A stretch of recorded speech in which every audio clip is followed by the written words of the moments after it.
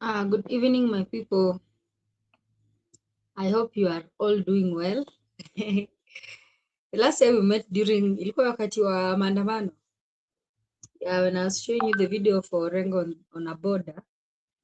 And the other day, I think something happened and it wasn't pretty. Where the police of Kenya have reached, penye wamefika sasa, it is not see fit. Sijui kama you all saw the video of that disabled guy akivutwa na polisi in a manner that wasn't nice, hadi mikongojo zake zikatupwa. Yeah, so the Kenyan police have gone too far. They have gone too far. When I just looked at that video, vile huyo jamaa alikuwa anavurutwa chini, mikongojo zake zikatupwa, it was very very bad. Anyway, let me just paste the link here so that we continue. Yeah, so apart from that, today I have seen Ndindi Nyoro amekuja to the public na aka make apology na akajieleza. Amejieleza pale, I think nyote mliona.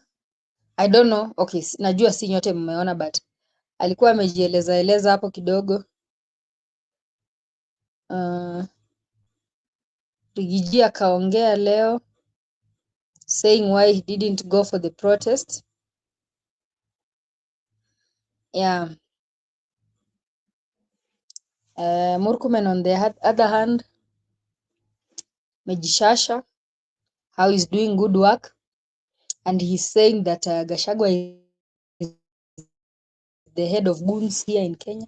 Sasa, like, mimi this can't just confuse me. The opposition saying the government is the head of goons. The government saying the opposition is the head of goons. And then at the end of the day, these goons aren't arrested. Sasa mimi nashangaa, like, I'm really wondering, to whom does these goons belong to?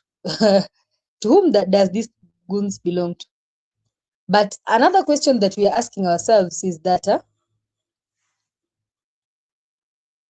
I'm asking myself is that if the government is saying that these goons belongs to the opposition, why isn't the government arresting these goons?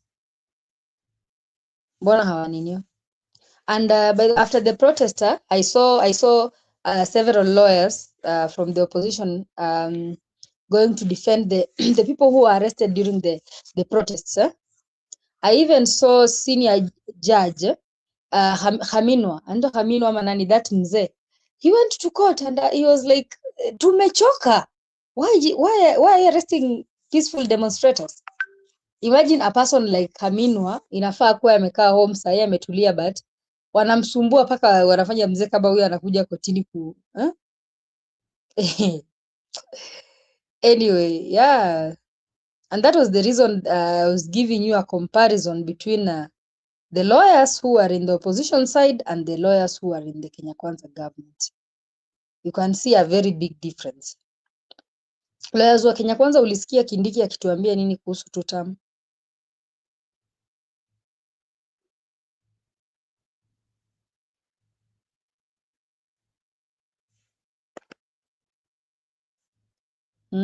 Ulisikia Kindiki akituambia constitution inasema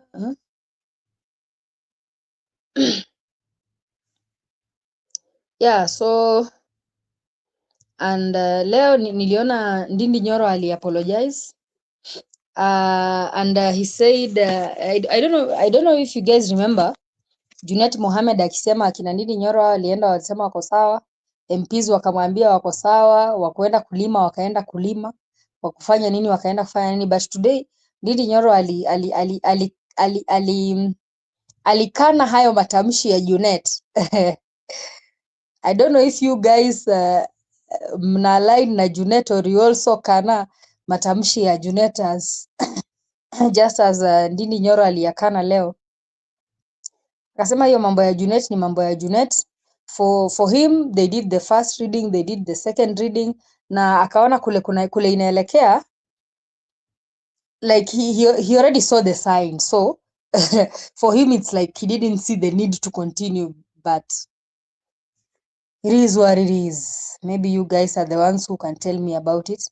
Na akasema mumpe 3 to 4 weeks atakuja awaambie his political stand, because he's been saying that most of the people are asking him, are you with this government or are you out of this government? You've not given us your political stand.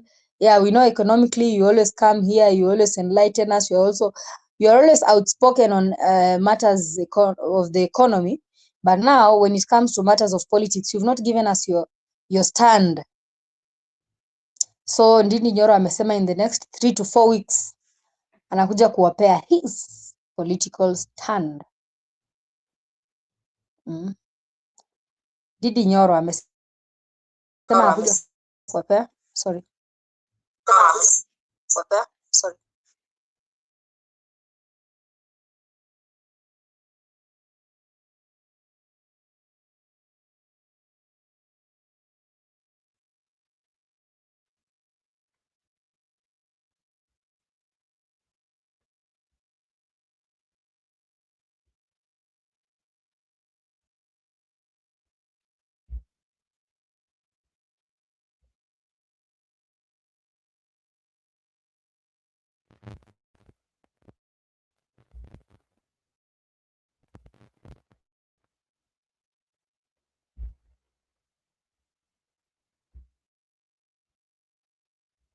Yeah, so sijui kama mnanisikia vizuri. As I was saying, Ndindi Nyoro amesema in the next 3 to 4 weeks he's coming out to give you his political stand, na amesema he will learn to do better because people learn from mistakes, na amesema yes he did a mistake, but now alijiexplain hapo akasema alikuwa kwa all the debates which were linked to the finance bill and everything, and due to some reasons he already knew where it was headed.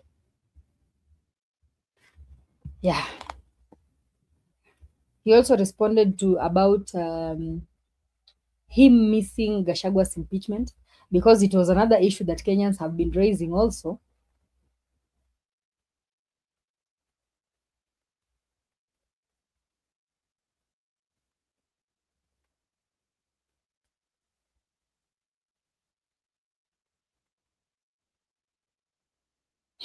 Yeah, because it's another issue that Kenyans have also been raising. And I've also seen in Olkalau, like the way Wanjiku Muhia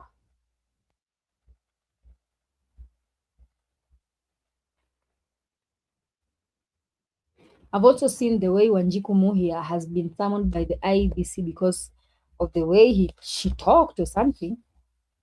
But people have also been asking that.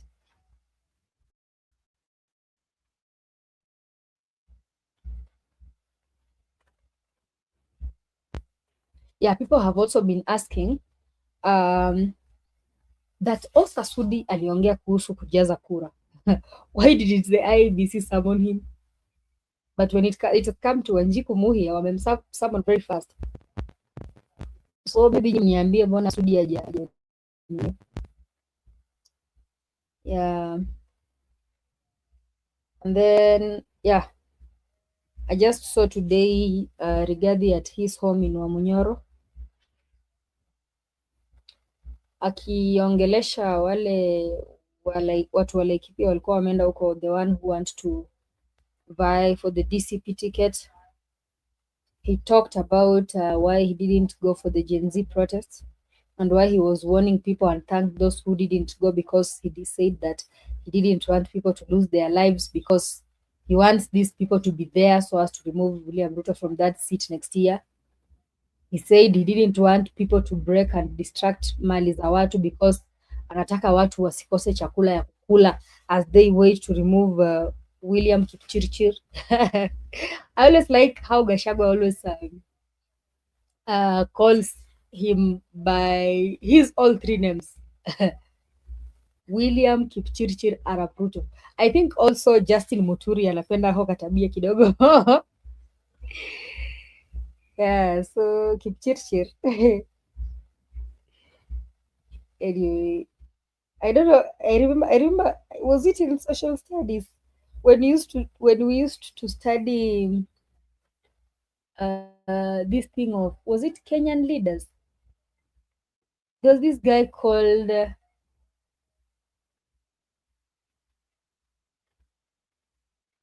somebody Arab Samoy. He was the leader of the Nandi or something. Okay, I don't remember. Maybe people can tell me, but this guy was called something Arab Samoy. Are they related to this Kipchirchir Arab Ruto? William Samoei Ruto. Okay, might they be related or something? Because for him, he always says that he's a nobody. And like I've just looked at the fight. It's like the fight between him and the Standard Media Group. Like, alafu ukiona venye ana tweet hizo tweet zake concerning the Standard Media, it's like sijui, you can just see the caps. People are really saying that the president is very petty.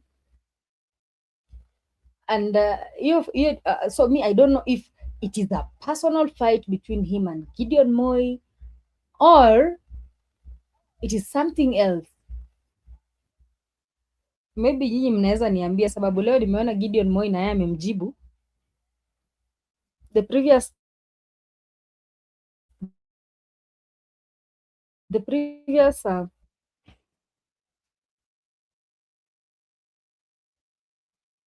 the last post about Gideon Moi tweeted by Ruto was like alikuwa anamuita sijui you billionaire hiding behind sijui debts or something nini nini, but now I've just seen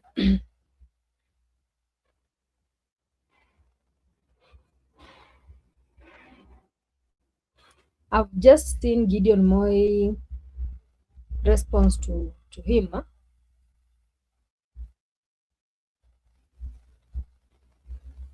nione alikuwa anamwambia nini, na on the same thing tena nimeona Kasongo pia amerespond. Where is it? Give me a second. Gideon Moi amerespond, amemwambia Kasongo, why pick a fight with my media house? We haven't exposed you. We have only reported on the promises made but have not been delivered to Kenyans. If you push us, we will produce a documentary on who killed George Ogola, Raila Odinga, Johanna Ngeno, and others not mentioned. Stay guided.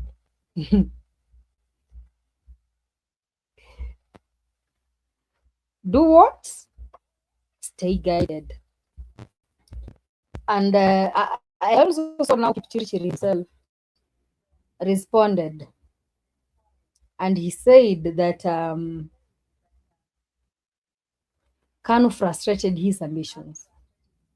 That is what he was saying. He talked.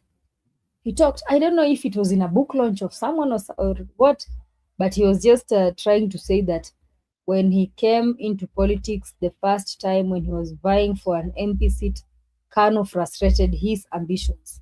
And he was like, during those first times, Moi didn't want him.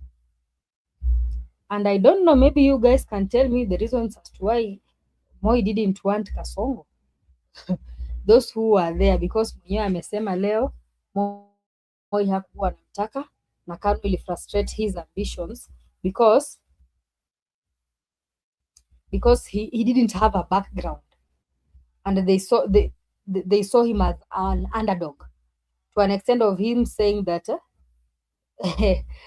when Moi came there in that area, when where he wanted to vie as an MP, Moi told the people that elect people who are known. Meaning Ruto was not on that list because he was not known. He was not from a known background. because he said that the only thing that he used to tell people was like, I come near Boit. I don't know Boit. I think that there's a school that is between Eldoret and a place called Tarbo. It is called Paul Boit, as I know it. Paul Boit when you're passing there. I think it is associated with somebody who was called Boit. So alikuwa anasema ati every time that he used to go and talk to the people, because he was a nobody and he was from he didn't have a background, he could say that I come near Boit. Yeah, and I think that Boit is near Sugoi. Hizo areas, I think a place called Juakali, something like that. Akasema that Moi told the people to be very careful. And then I saw one person there was like, Moi knew you. Moi knew that you are not good for the people. So I was like, well, anyway, why? Why was that new? Anyway,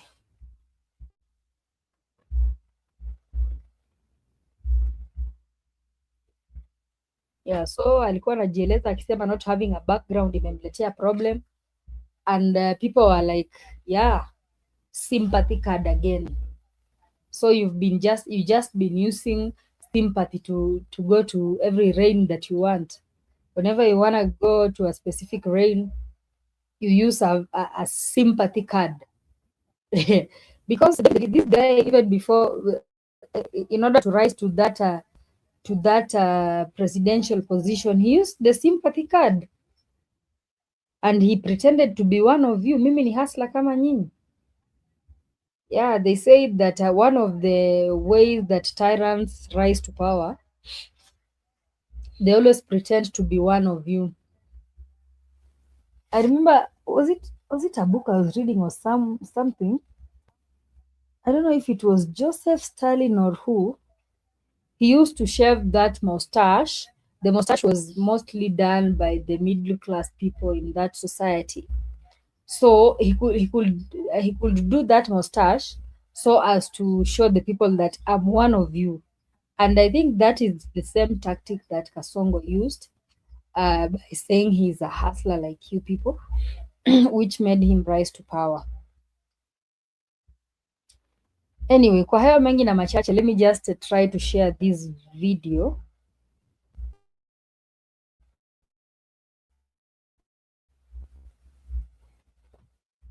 ya ule, like before I go into my main topic today, ya wale polisi waliokuwa wanamvuruta that guy with disability to an extent of throwing mikongojo yake.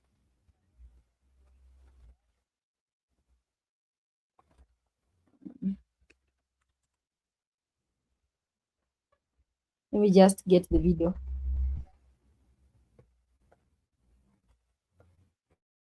Muone kama nchi tuko sawa ama tujiangalie.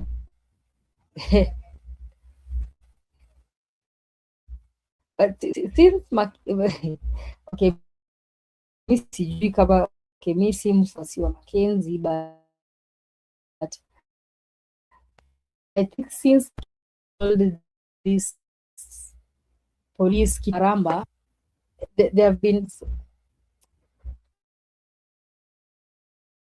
just look for that video.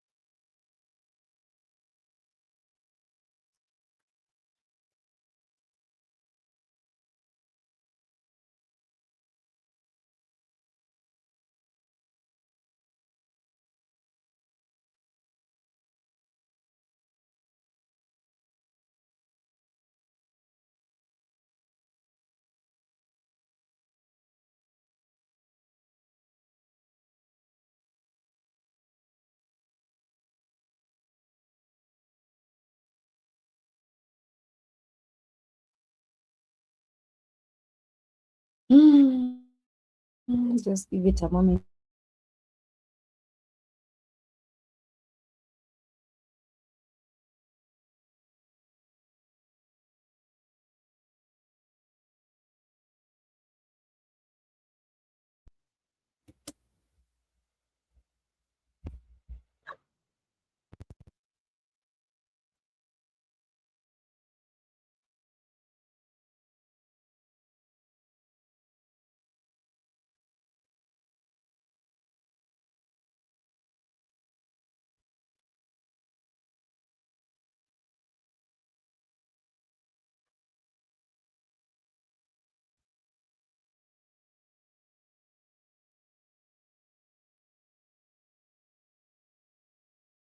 Oh yeah, found it. Let me just share. See what Kenya has become.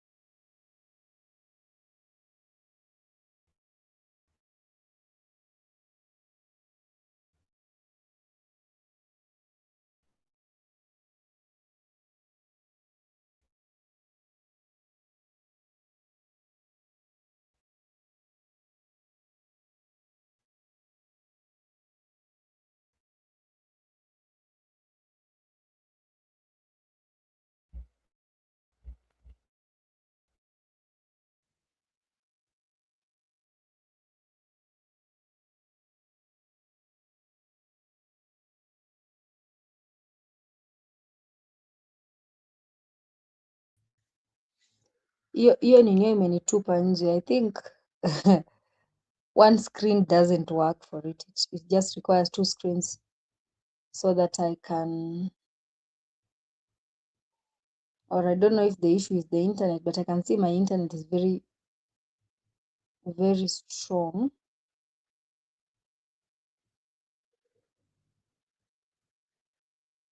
I think the issue is just my machine, so I'll have to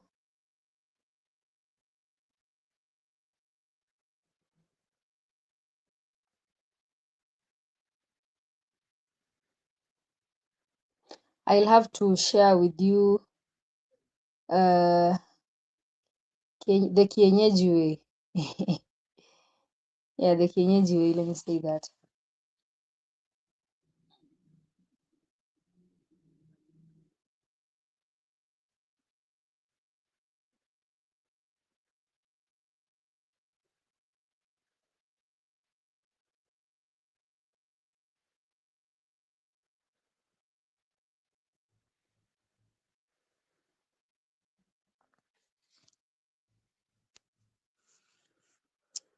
Yeah, it's loading. Just give me like few seconds.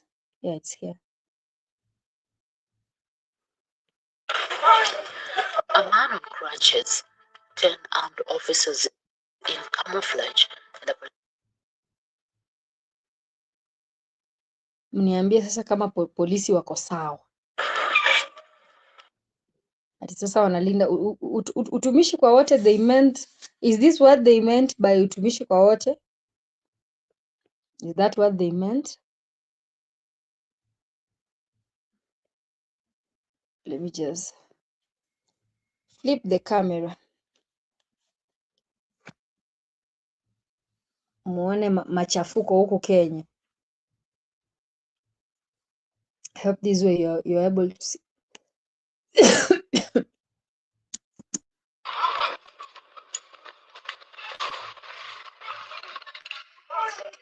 Among crutches, 10 armed officers in camouflage, the police Land Cruiser. That is all you need to understand what Kenya became on June 25th, 2026. They did not arrest him. They discarded him, threw his body into the back of that vehicle the way you throw a sack of maize into a Koteni, his crunch scattered in the tarmac, his dignity gone with it. And then the officer leaned in and said, "What? Kwani ndio wewe unaanzisha maandamano in town? Wacha mchezo yako." This is the Kenyan police that captured a video in broad daylight on the anniversary of the very protest that was supposed to change all of this.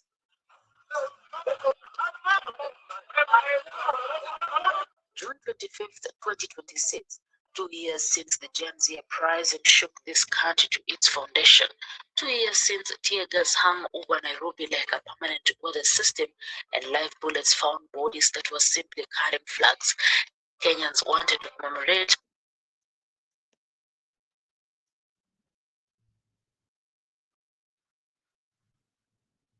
The state had other plans. From Nairobi to Nakuru, the government deployed its heaviest security machinery, razor wire, concrete barricades, plainclothes officers in unmarked vehicles with faces obscured, not in uniform, no name tags, no visible identification. All of it in direct defiance of High Court orders from 2024 and 2025 that explicitly mandated visible identification during public assemblies.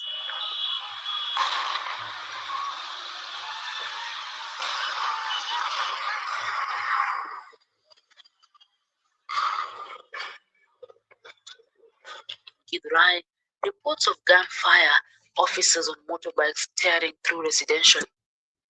Yeah, so I hope you've all seen. You've all seen how the police now in Kenya, what the police now in Kenya have become.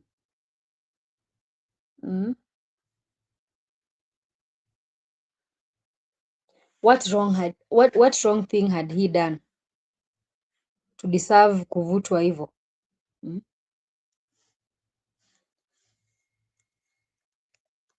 I saw it brought a lot of ninio online. Wakenya walikuwa wamekasirika sana about that thing.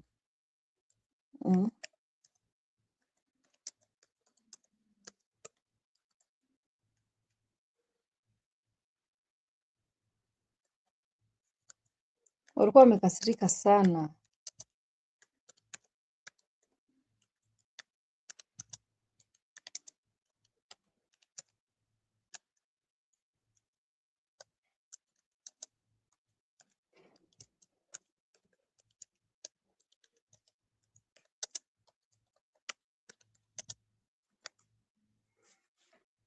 Yeah.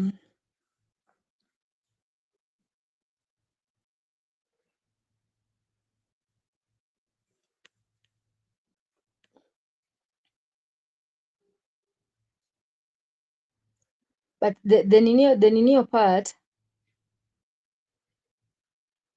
was that the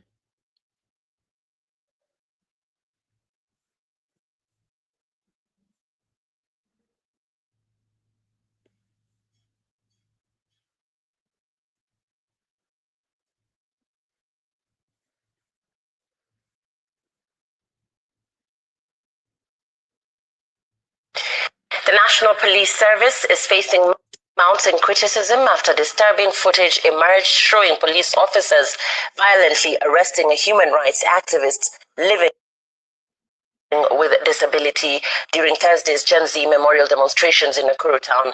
The activist, James Dokumbugwa, Saa hii naniyo inafaa kuwa ameongea. Anaitwaje huyu representative wa the disabled person? Anaitwa nani? Is it Ole Sankok or someone? Has he even talked?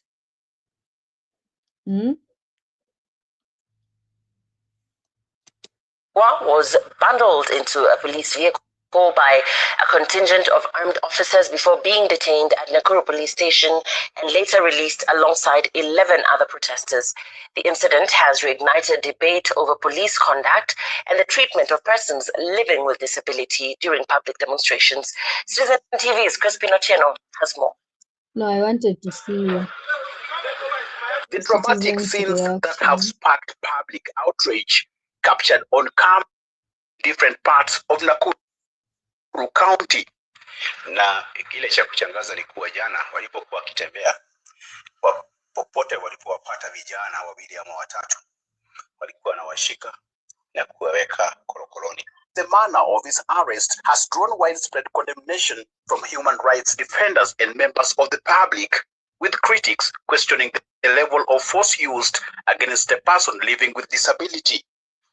Alipatikana na polisi, akashikwa, akaangushwa, akawekwa ndani, na leo vijana 12. Yeah, so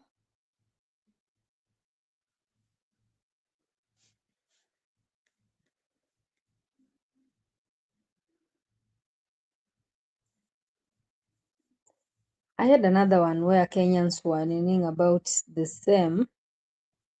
Thank you, Samira. Meanwhile, police in Nakuru County have come under renewed criticism following the forceful arrest of disability rights activist James Mbugua during demonstrations commemorating those who lost their lives while protesting. I think I'll have to throw this thing away one day. Yeah. Anyway, acha tufike kwa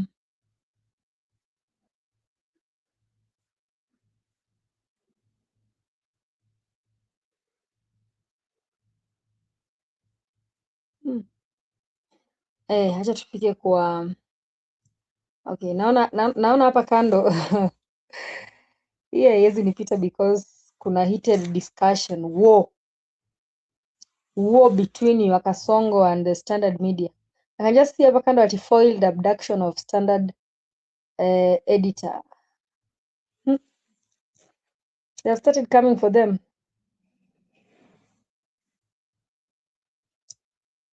They have started coming for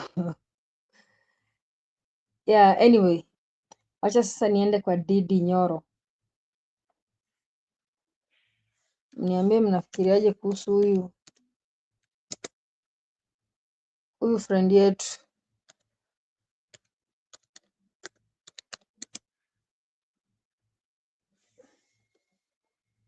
After ame boycott that process.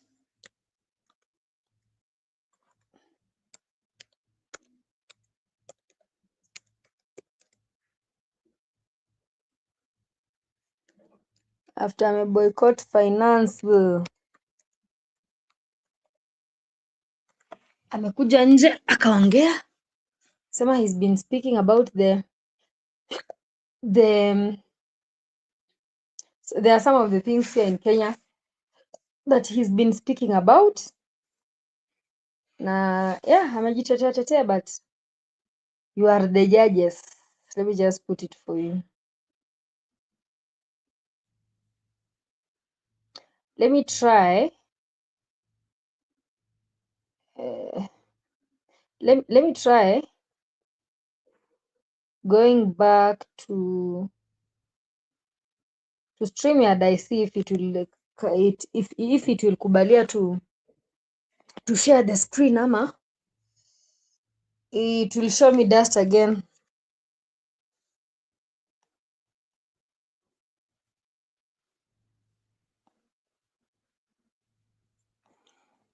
Yeah,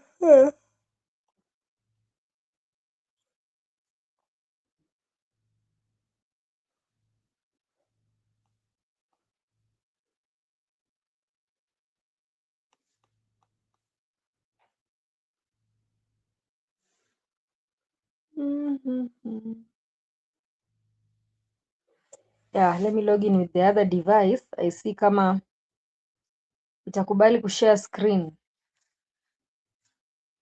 Because the last time I tried nilishangaa tu nishatupwa nje ya StreamYard.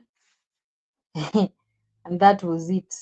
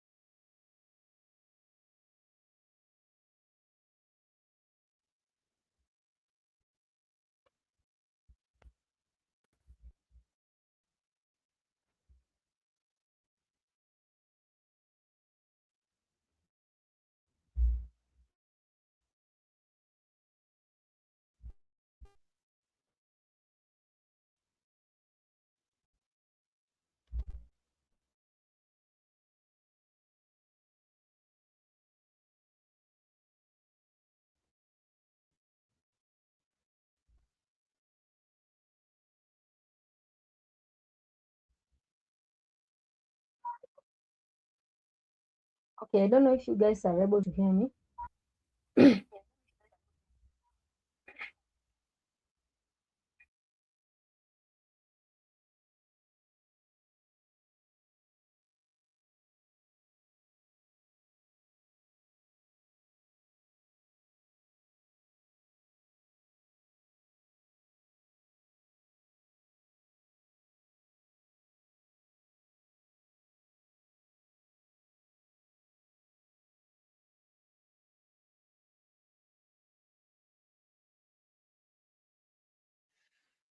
It's like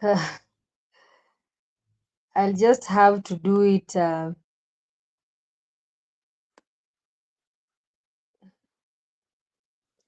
Nitawachezea tu Ndindi Nyoro, bora tumsikie na tumuone. That thing has kataa kushare screen, inashinda ikinitupa outside, which is wasting a lot of time for us.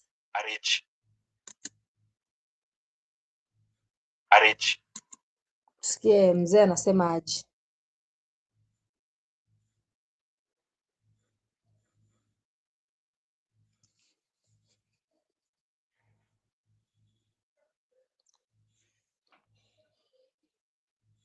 Yeah, because people had said huyu ni mall.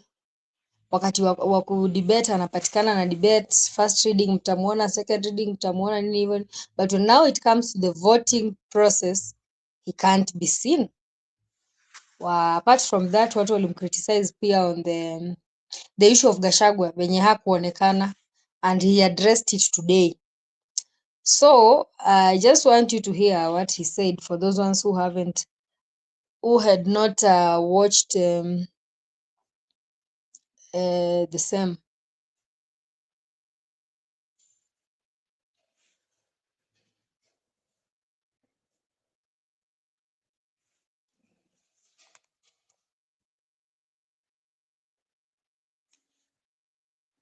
You make a full screen.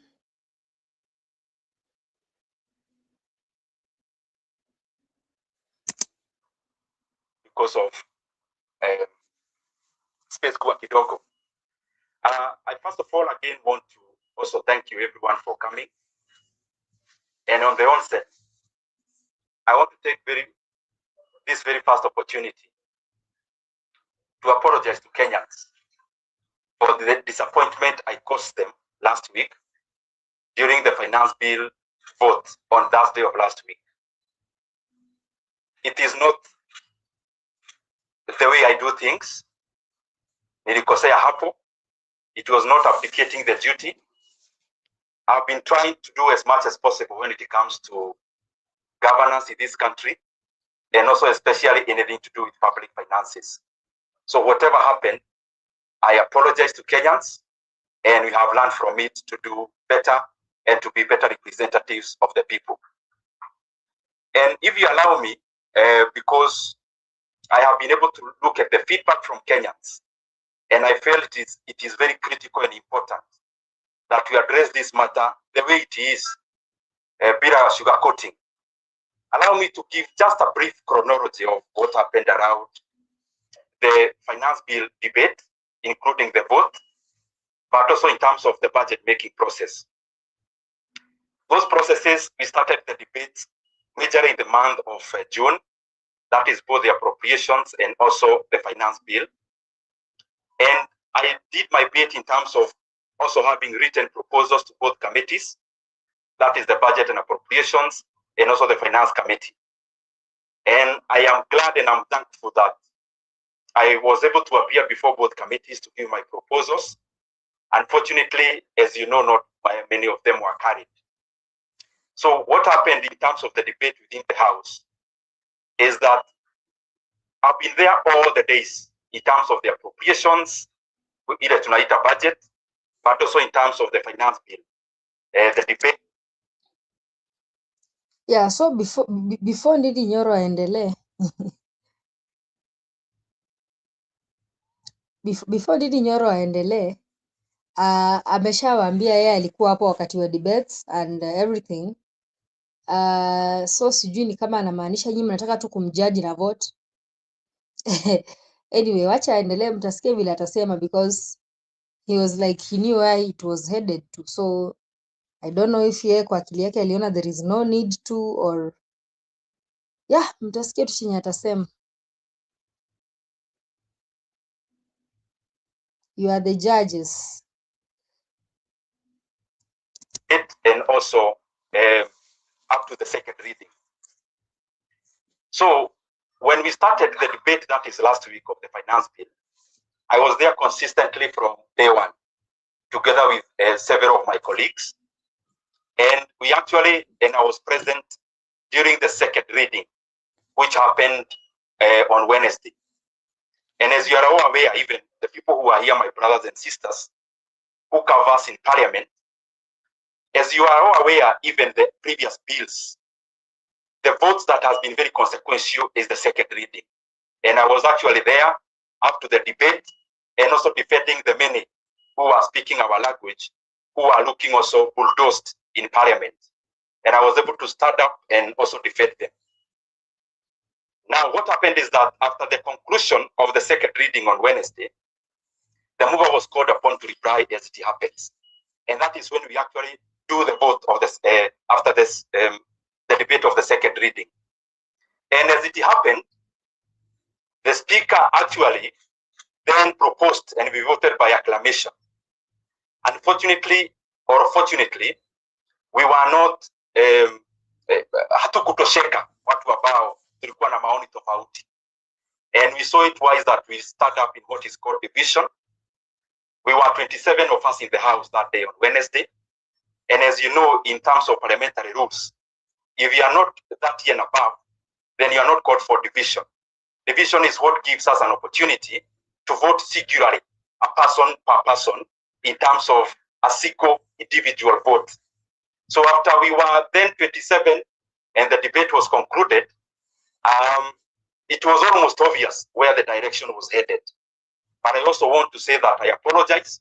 We could have waited up to the end, even of the third reading, and therefore no amount of explanation, even the one I'm giving, should absolve me of the blame that I ought to have done better, and I wish that I'll be a better representative of the people of Kenya, and especially also through the lesson learned in this whole process.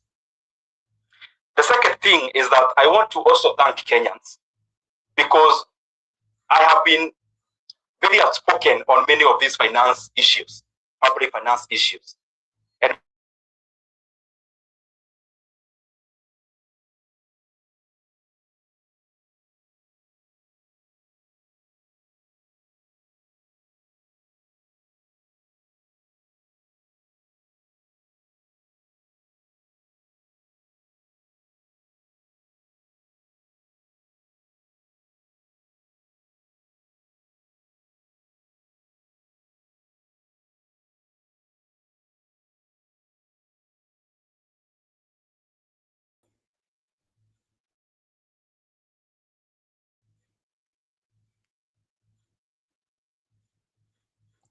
I don't know if there's an issue with this internet today.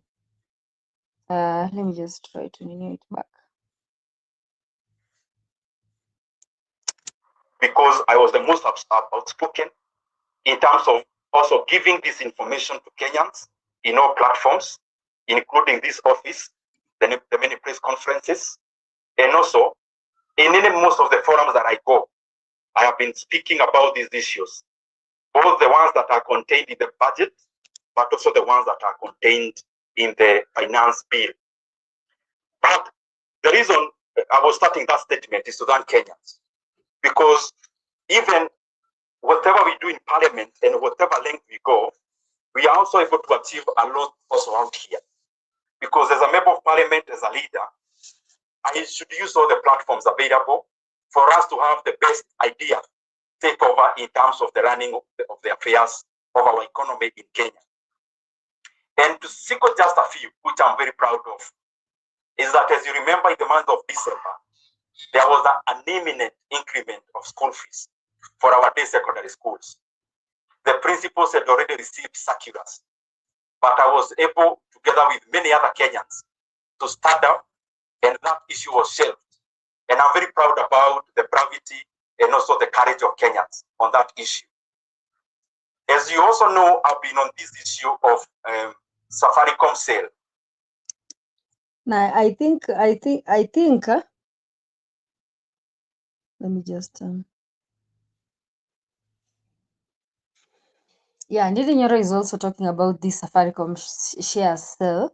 I think today mumeona news about what the Court of Appeal, the kind of the decision, let me say, of the Court of Appeal about these Safaricom shares.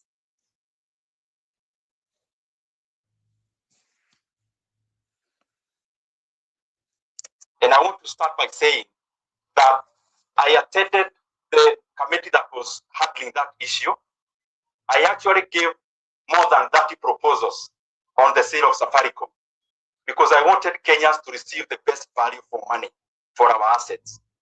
As you all know, the issue came to Parliament, and because, as you are aware, without hiding our faces in the sun, about the nature of Parliament as it is, the issue passed. We were actually just a few of us in Parliament debating and giving contrary views on that issue. It passed, and after passing, I am glad that many other Kenyans took up the same points that we have given and went to the judiciary, and the judiciary temporarily halted. But I'm disappointed that even after giving so many glaring areas that we could have corrected, that our judiciary actually gave a through pass yesterday on the same. But we had done our bit, and I also thank the other Kenyans who took the same issues that we were raising in the National Assembly to pursue it in the judiciary. Many issues we've been talking about, I also cite about debt. We've been very outspoken about debt, because one of the single issues that our country faces is the issue of the national debt. And it will come to bite us soon if we do not rectify our trade, and especially of borrowing. And I am glad that other institutions, including the IMF and the World Bank, have taken up our voices, amplified them, and they are telling the government that we cannot continue to borrow, and especially outside the book, what is called of the book borrowing. And I'm very glad that even in the recent Washington meetings, called spring meetings in Washington, the Bretton Woods institutions amplified the same voice, and the government was put into order that they have to include every borrowing into one book. The same thing we've been speaking, because if we do it now and we don't correct, it will come to hurt us later in the future. However, I also want to face some issues head on some of the feedback that I've received from Kenyans. And I want to start by saying, as you all know, it has been a very bitter pill for me to swallow for the last 1 week. But most of the bitter pills, many times, they also give us reprieve and they make us learn and become better. And I want to appreciate all Kenyans for all the overwhelming feedback. One of the issues that I saw raised was about previous absence in matters that touches on matters that are important to our country. And I want to say that, to my recollection, in terms of all the finance bill debates and votes, and I'm not trying to prove anyone wrong, I have been participating in all the debates and votes, including the year 2025, the debate about finance bill. The other issue that has been raised is the issue of impeachment. And I have seen, of course, that being attached to what is currently on the table. And I also want to give my view on that. And I would want to request anyone to tell me whether they have actually ever heard the second deputy president complaining about that impeachment vote. And the reason you don't hear is because, as you all know, and majority of you in front of me have covered other impeachments, including for governors. Any vote that requires a two-thirds majority, you do not win it by voting. You win it by denying the two-thirds majority in the House. That is what you have seen all the governors do. If you have 30 MCAs, you make sure they do not turn up, and the agenda collapses. And the reason they do that, and has been happening, is that there is still a huge possibility that a person who actually came to save you will be both along the way, as it happened even in this particular case. So whatever I have done and tried to do it in all good faith, because there is actually nothing to hide about that. But I thought it is important that I address it at this particular time. As I go to the close, and we'll say a few things in Swahili.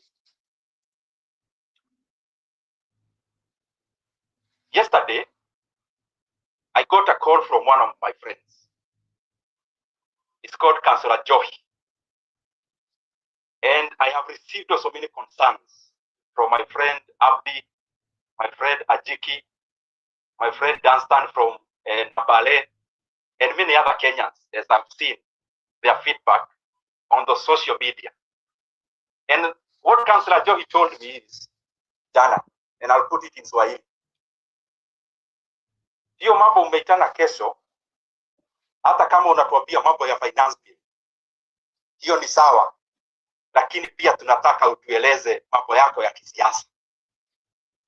And I have seen that feedback, overwhelming feedback from Kenyans. And I want to appreciate that there are many Kenyans who would want to hear our view on that. And on the same call, before I address the main issue, another person, actually not that one, another person called me. I've been having many conversations with Kenyans. One Kenyan concerned told me, you need to clear some of these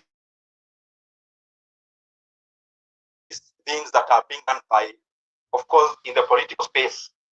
Because as when you are vulnerable, the way I've been vulnerable for the last 1 week, even the political competitors, of course, they get a field day and they want to maximize on it. So one of them told me, hey, you heard what Junet said? Then I asked him, what did he say? He said something in effect, then I went and checked, maybe you have seen. Then I ask the same person, did you believe Junet? The person told me no.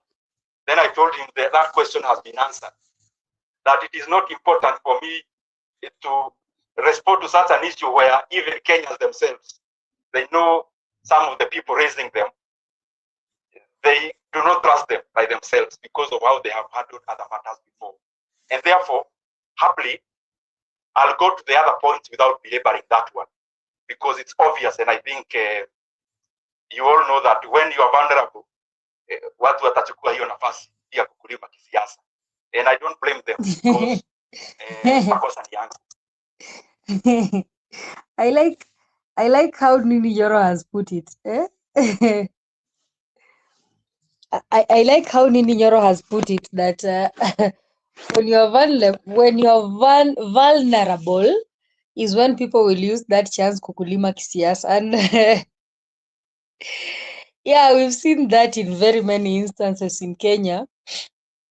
Yeah, a lot of people use that chance. So Junet saw there was a chance and he didn't waste it.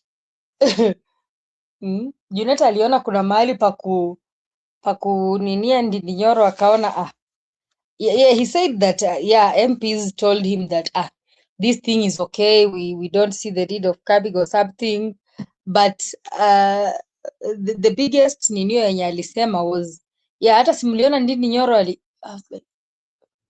so I don't know if you guys still trust Junet on what he said the other day, ama mnaamini what Ndindi Nyoro is saying on the vulnerability of them using his vulnerability to kumlima kisiasa. Kama walikuwa wamemngojea hapo.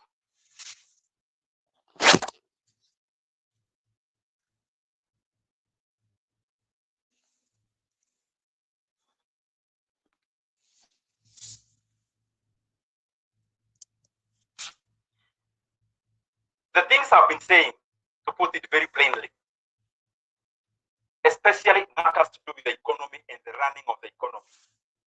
There is no way you can do those things when you are supporting the government. It is obvious. Because if you are doing that, then you just give them your views.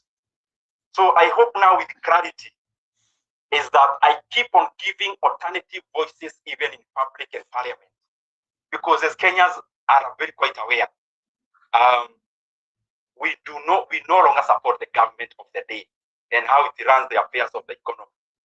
But of course, people would want more, like some of the calls I've been having.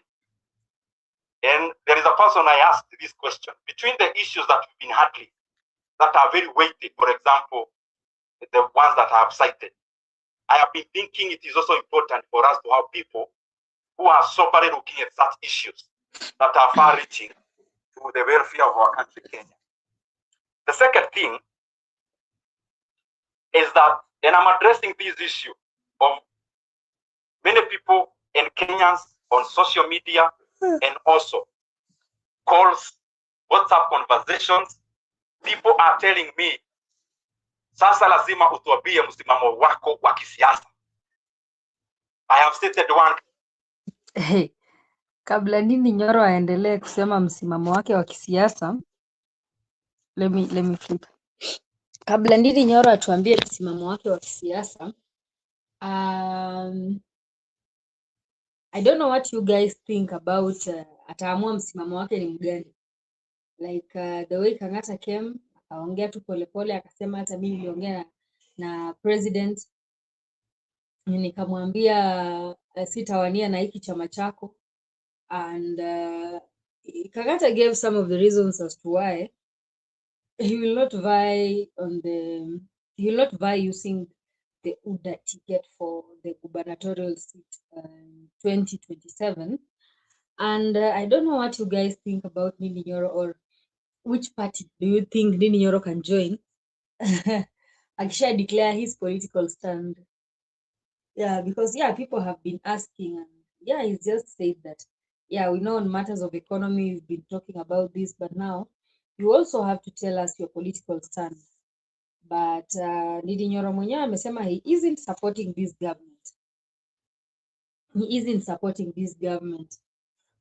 na watu wengi walikuja wakasema oh he's a mole just because of this one thing of him not going to vote for the finance bill. Yeah, many people here in this country walisema yeye ni mole.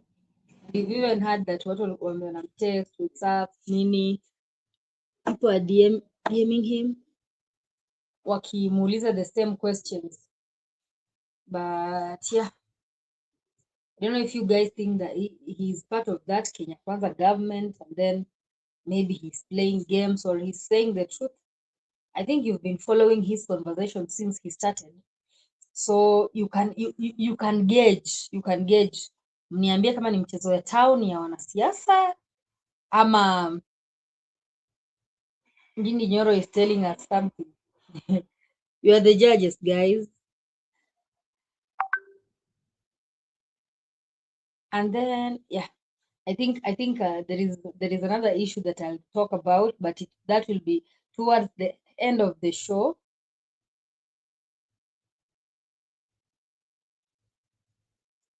Yeah, that will be towards the end of the show. In the meantime, wacha tusikie what this man what this man is saying.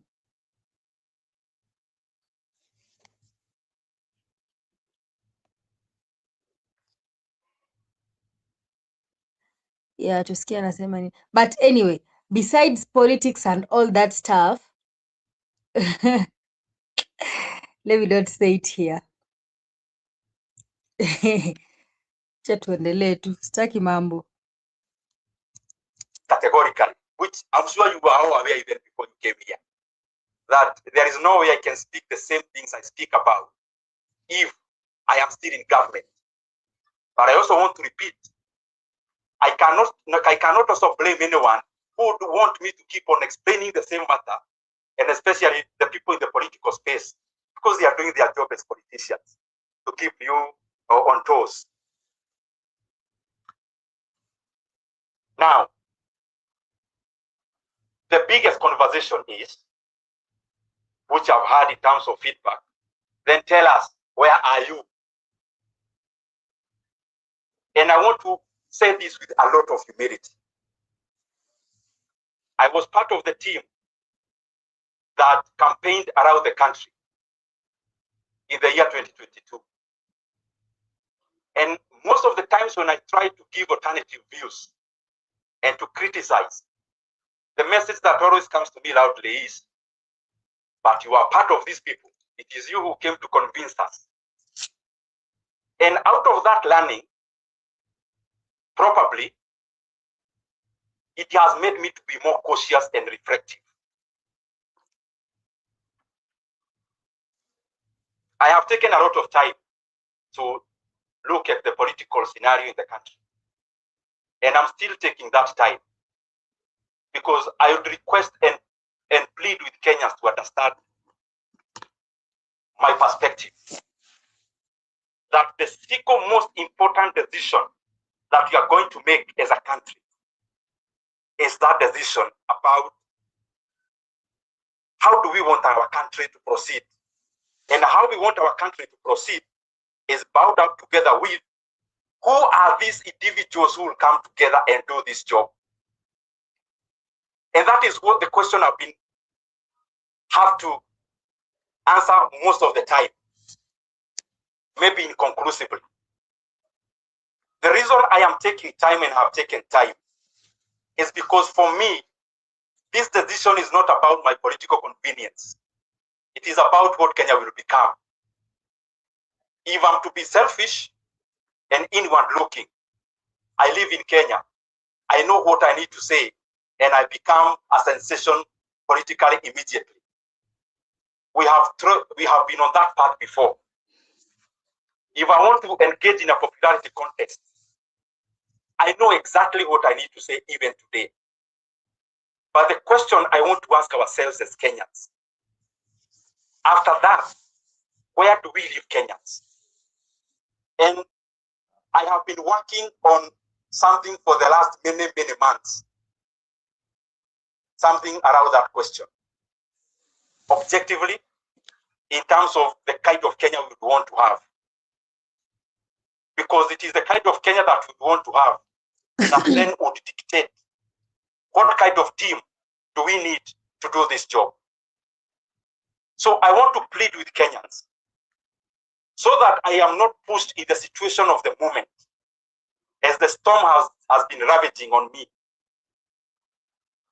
It is too weighty a decision to make, and especially when there is a storm. Not that I don't know what we need to do and who we need to work with, but in terms of the deliverables to the people of Kenya. And I would request, so that I do not get into the same ditch I've been into, where I speak and I'm reminded that I was part of a certain team back then.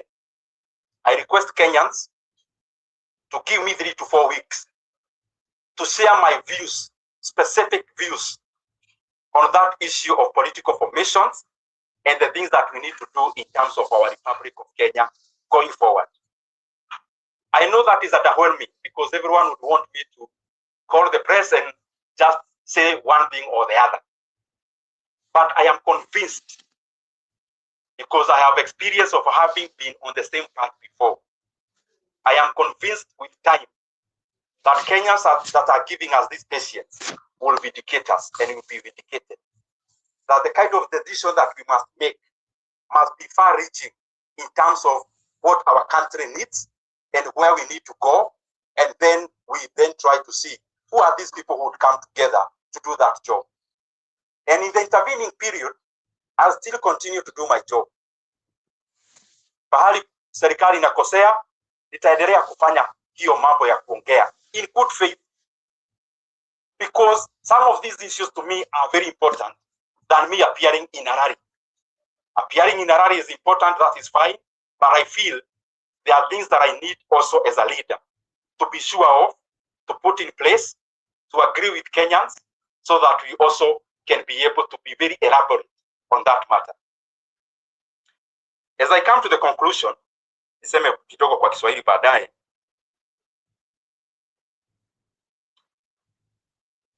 Kwa bahati ni kwamba viongozi wengi Kenya, hata wale wako katika opposition, and especially those ones are my friends. I talk to almost all of them, basically almost all of them. And the majority of them are my friends. But I'm also convinced that the decision that I should take must never be based on friendship to this person or the next.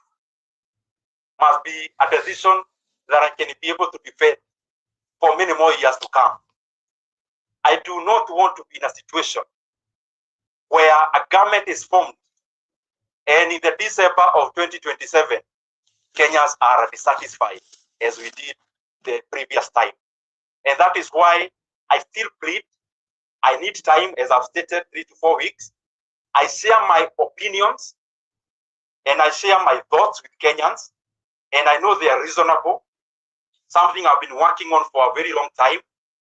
And I know Kenyans will appreciate that my silence has not been in vain.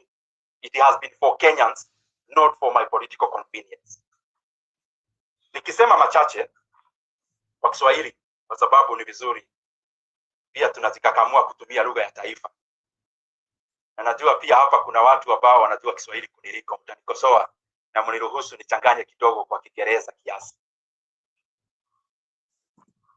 Nataka nitumie fursa hii ya kwanza kutoa msamaha kwa Kenya kwa Yeah, I think he's just repeating the same message that he has been talking about, but now in Swahili. And it's like jamaa wetu hapa anajaribu kuambia kosa si kosa, kosa ni kurudia kosa. And that is why he's saying that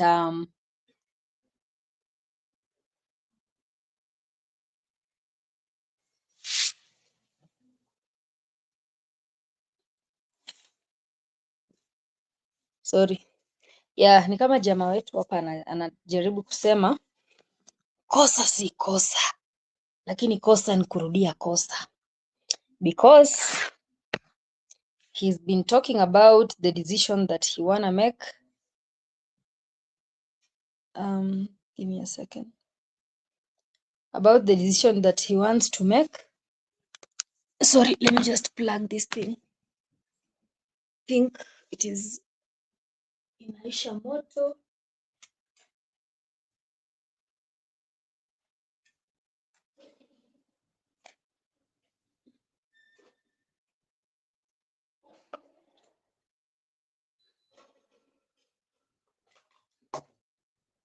Kidogo nisishtukie tumezimiwa huku na power.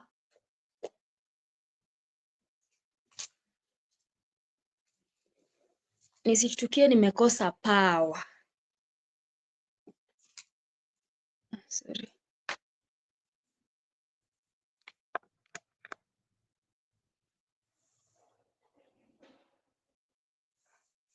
Yeah.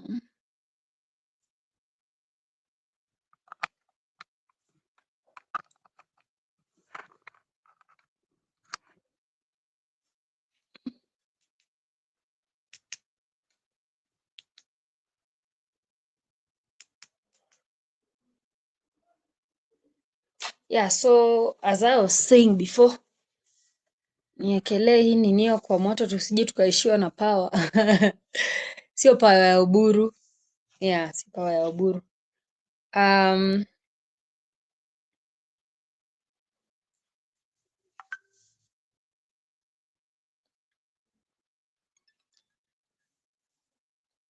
Jamaa wetu anasema kosa si kosa, lakini kosa ni kurudia. And he doesn't want to find himself in a situation like he is now, whereby he will participate and convince Kenyans to elect to elect a person, and then at the end of the day, Kenyans end up crying like the way we're crying now. That is why he's taking time, and he's saying that he doesn't want to make a decision just the decision that he want to make is not for his political convenience. Yeah, it's not for his political convenience, but it's for what Kenya will become. And by doing so, ameongelelea what kind of team can do that. So yeah, it's like his decision will be influenced by many people, by many things, not only his political convenience, but the convenience of where Kenya wants to be, and pali hataki Kenya irudi tena. Yeah, because yes, hajakata, he was part of the team. He was part of the team, na amesema yeye hasapoti government. So wale wenye walikuwa wanasema ni mall, sijui kama watabadilisha mtazamo wao ama will still remain the same. I don't know what they'll say about this. Yeah, but yeah, anyway, obviously in politics, as I always say here, sorry, in politics, watu wanasemanga mostly ni mchezo ya town, but we don't know what Ndindi Nyoro, kama if and I mean what he's saying, kama it is just the normal thing of the circulation of elites. The lion and the foxes. The fox is cunning. When the foxes are out of power, they'll definitely tell you the lion is bad. They'll tell you the lion is bad. And then when the lion, when they end up convincing you, you remove the lion, you bring the foxes into the ring. The foxes now turn and develop the lion's behavior, the lions that they've been warning you about. And also there is this kuna hii ingine yenye niliona, there was a lion who wanted to be elected And he was telling the jungle that once you elect me, I'll become a vegetarian. Which we are kind of seeing with the current regime. And I think that is what Ndindi Nyoro is saying he doesn't want. Yeah. He wants to maybe team up with people that will have an impact to this nation. Yeah. Hataki tu kumake decision yenye itakuwa ati nitachaguliwa another term as Kiharu MP, but yeah, yenye itasaidia Wakenya, something like that. Hey, yeah. Naona Acacia amefika hapa. Acacia, today you've come late. Where have you been? You've been on a date or something? Acha nikusalimie hapo. How are you doing? How are you today, Acacia?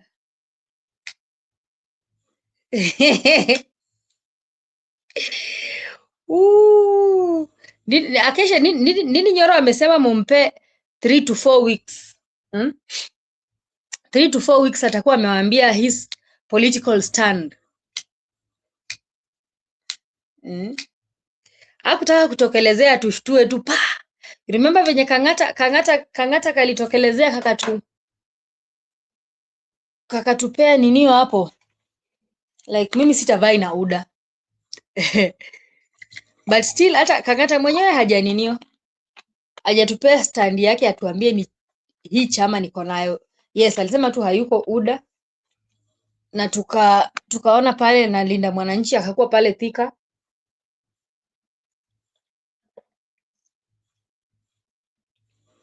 But Ndindi Nyoro amesema mumpe 3 to 4 weeks. Atakuja kuambia his political stand.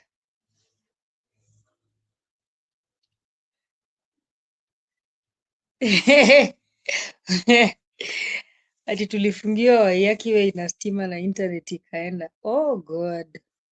Yeah, they decided to barricade the roads. Waliamua.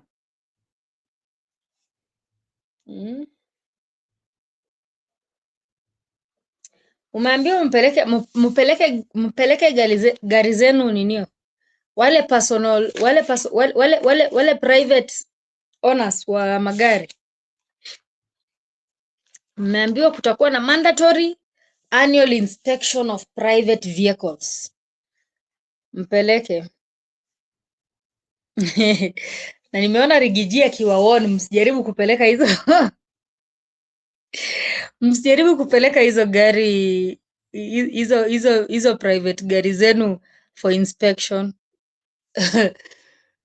Because it's for the benefit of William Ruto na kampuni ya mtoto wake. That's what he said, so I don't know. Bwacha niwatafutie hii ya leo ya Rigiji. I don't know kama Acacia umeona leo Rigiji akiongea. Ndindi Nyoro umesema uwezi msikiza na stories zake za yeah, so apart from ninio nimeona Rigiji akiongea explaining why he didn't go for the protest. Na on the other hand nimeona Murkomen ameongea. Murkomen anasema Gachagua is the head of goons. Sasa hii country by the way, who is the head of goons? The government behaving the opposition to be the head of goons. The opposition telling the government they are the head of goons. Who is the head? Who is now the head of goons? Juu sasa mimi sielewi, ya watu wananichanganya. Labda nyinyi mniambie. I've reached a point where I can't understand.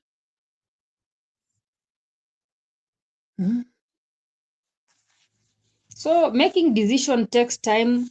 Mngojea hiyo 3 weeks ya Ndindi Nyoro. Rigiji pia aliwapea 45 days. Mnafanya countdown. Zimebaki siku ngapi hiyo ya Rigiji?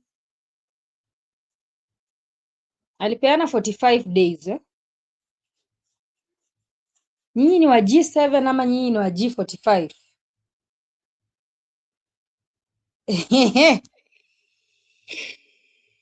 Hey, Murkomen. Yeah, acha nitafute hiyo.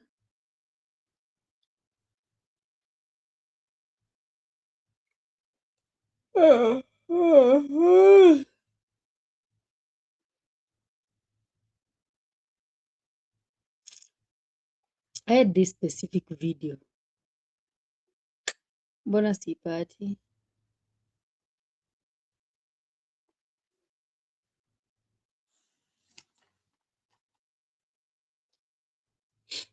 Acacia, I don't know. I don't know if you've been following also hiyo ya Gideon Moi na Kasongo, because latest nimeona ni Gideon Moi akisema hata baba yangu alitoka. I respond to President Ruto akamwambia hata Moi alitoka.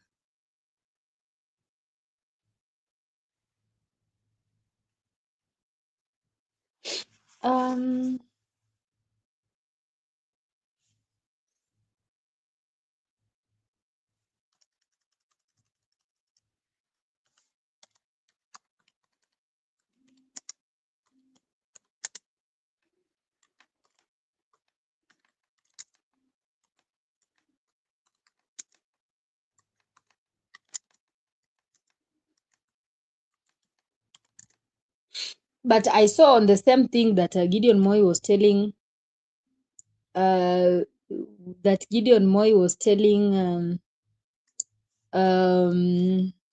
Kasongo hata baba yangu hata Moi alitoka. People were saying that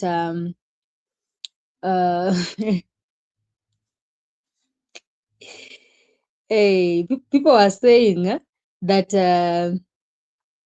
it is now time for the dynasties and the wannabe dynasties to go home, like their time is over.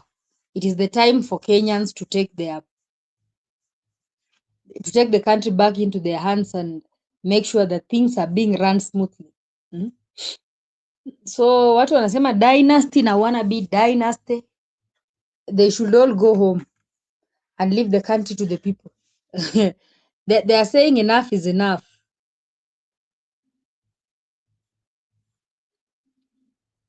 Wanasema imetosha.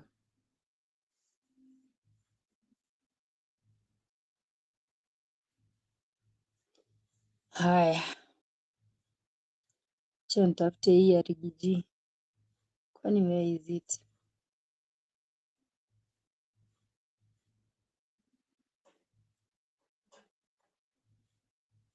Guys.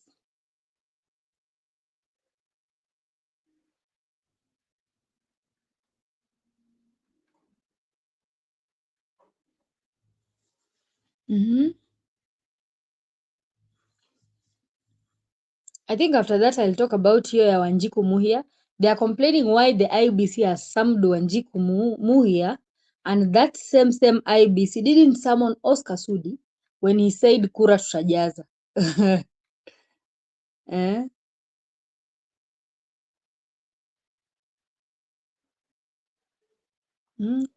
Nani waliposema kura tutajaza, no one went for him.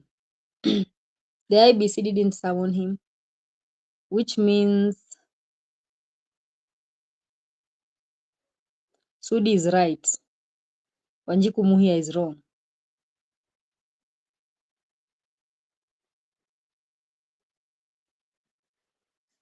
Sawa.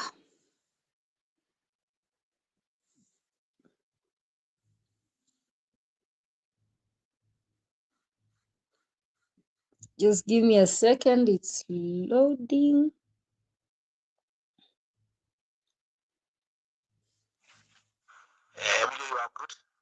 Asanteni sana kwa kufika hapa kwa Nyoro, kwa mwaliko wangu.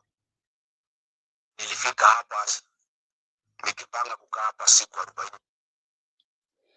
Rigiji amesema ataambia Kenyans wasilipe kodi, wasilipe tax mpaka William Ruto apate akili.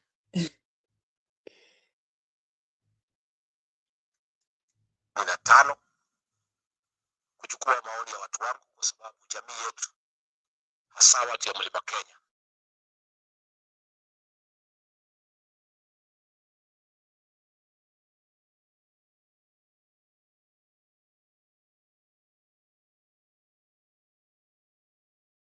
Sawa. You're good to go.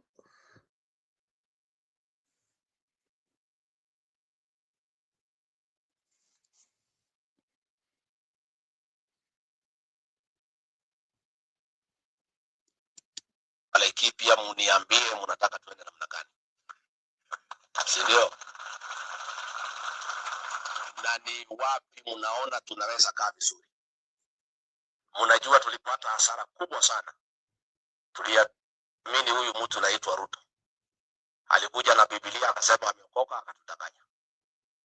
Kumbe alikuwa ni fisi amevaa ngozi ya nini? Sasa tukapata shida kabisa. Sasa lazima tukue waangalifu kuendelea mbele. Na lazima tujadiliane tukubaliane vile tutakaa.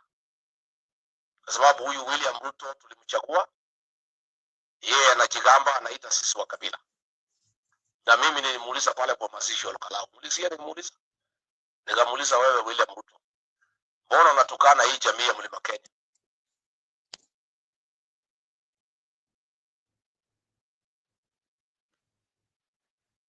Umeharibu. Kila kitu umeharibu. Alafu umeanza kuhangaisha jamii ya Mlima Kenya. Niliposema iko hatari msiende kwa barabara, ukanisikiza. Nataka niseme asante. Nilipoambia wafanyikazi wasifungue biashara zao, imepangiwa vile zitaharibiwa, wakafuga maduka, nataka niseme asante. Nilipoambia wafanyabiashara waandike vijana walinde mali yao, wakaandika vijana wakalinda mali yao, nataka niseme asante. Nilipoomba watoto wetu wa Gen Z wakae nyumbani, wakanisikiza, nataka niseme asante. Huyu William Ruto na Kipchumba Murkomen walikuwa wamepangia sisi vibaya sana. Walikuwa wamepanga karibu watu 10,000 wauawe hapa mlimani. Walikuwa wametaka kuharibu biashara zetu zote. Ati ndio sisi tumuinamie, tuinue miaka 5. Kwa sababu walikuwa wanataka kuuzia watu wetu uoga. Waue watu ya mlima. Unajua huyu Moses Kuria alikuwa advisor yake ya mambo ya uchumi. Akajifanya ametoka kazi. Akabadilishwa kazi. Moses Kuria is the advisor of William Ruto on how to persecute the people of the mountain and force them into submission. Do you agree about this about Moses Kuria? The last time he appeared in State House with a Corino Kiremba. Sasa ya polisi ambayo waliniambia siri ya ile maneno tumepangiwa.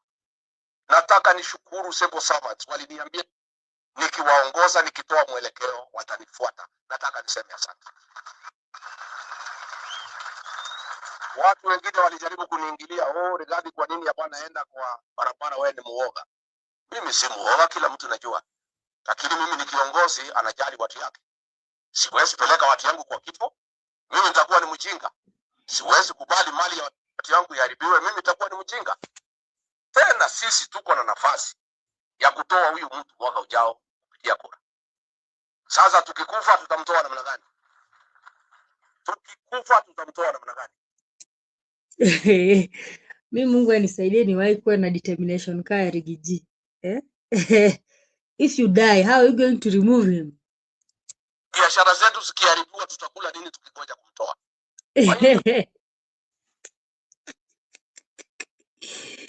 Wait, let me just flip. Lazima tupate kitu ya kukula tukingoja kutoa Kasongo. Chakula isijaribu kupandishwa hata kidogo because we will lack what to eat, as we wait to impeach him. So we have to make sure that everything is working. The system should continue working so as we make sure next year we remove him from that seat.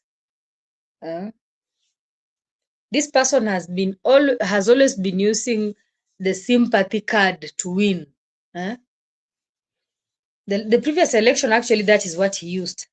And he got the sympathy votes plus the Bible and crying. and pretending to be one of you, a hustler like you. Hmm? You can now see where bottom up is headed. Hmm? You can see where the bottom up is. It really bottom up? Hmm? Is bottom up working? Ama tutakapitia tu hivi? Hmm?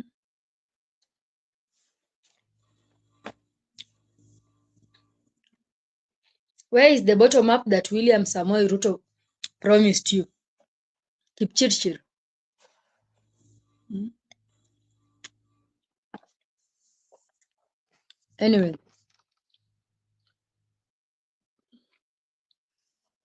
to make sure tuko na chakula ya kutosha. Tukule tukingoja kumtoa.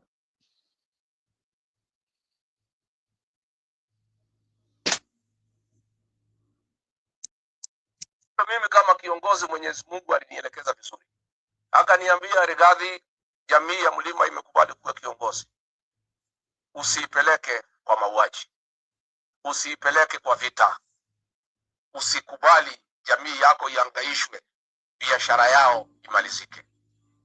Mwenyezi Mungu akanielekeza ya kwamba kujikinga sio uoga, lazima a good soldier must live to fight another day. Na kwa hivyo watu ya mlima Kenya, msione kama sisi ni waoga. Hakuna haja tungepeleka watoto kwa barabara wakauawe. Hakuna haja tungekubali tufungue maduka iporwe na mali yetu iishe. Katiba ya Kenya imetoa nafasi ya kumuondoa William Ruto mwaka ujao. Mimi nataka kuanzia tukiendelea mbele, tujipange vile tutamuondoa katika uongozi wa Kenya. Na sisi tutamuondoa na njia ya amani kupitia kura zetu. Na kura zetu ni mingi. Sisi watu ya mlima ndio tulimweka William Ruto akakuwa rais. Sisi ndio tutamuondoa tukisaidiana na Wakenya wengine. Si ndio? Sasa ameweka magari zote. Ako pale NTSA ameleta kampuni yake na mtoto wake ambaye ndiye itakuwa naokota pesa. Amesema ati magari yote ya mwaka 4 atipelekwe inspection, kila mtu alipe 20,000. Hiyo ni zaidi ya shilingi bilioni 10 ambaye William Ruto anataka ya kufanya siasa.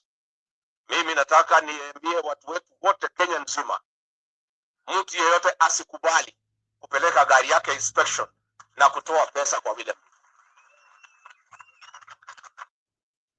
Akesha na wenzako mmesikia? Ama nyinyi mtapeleka gari? Wale wa magari ya? Na mimi niseme pia, tukiendelea mbele, huyu William Ruto akiendelea kuhangaisha sisi na vita, akiendelea kulete fujo na kuua watu, sisi hatutapigana yeye na fujo. Mimi nitatoa agizo katika Jamhuri ya Kenya, Wakenya wasimamishe kulipa kodi mpaka William Ruto akuwe na adabu. Tukisema hatutalipa kodi itakuwa namna hiyo? Yes. I am telling William Ruto, stop violence, stop persecuting people. And since we cannot match you in violence, we are not violent people. We are very peaceful people. If you continue with what you are doing, goonism, destruction of property, kuua watu, mimi Rigathi Gachagua nitauliza Wakenya wote, we suspend the payment of taxes until you come to your senses. And it will happen. Juzi pale Gikomba, 2 days before,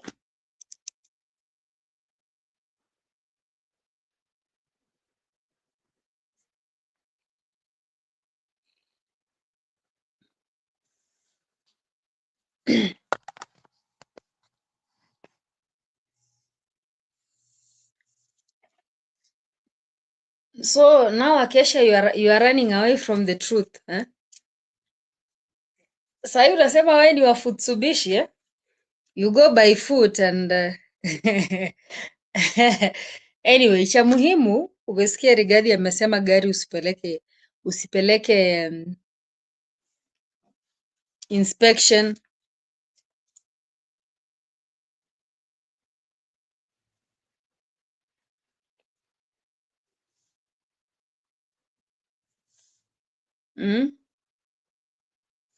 Mmeambiwa gari msipeleke inspection. Na William Ruto akiendelea hivyo ameambiwa Kenyans will suspend the payment of taxes hadi apate adabu.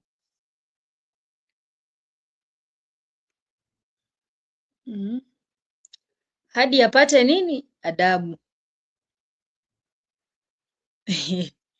President wa Kenya kaambiwa kwamba adabu hana. Adabu hana.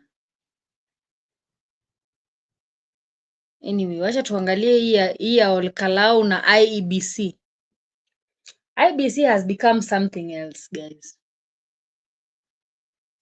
Do you really have faith in these people? This so-called Independent Electoral and Boundaries Commission. I think even the name independent should be omitted from that that whole statement.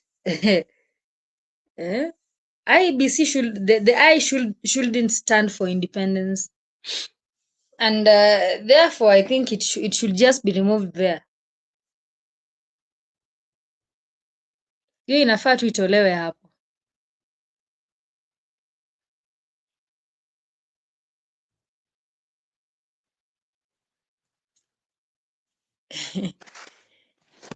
Yo, and you clearly saw the other day when kina Justin Muturi were going for the same IEBC launch their plan for the elections.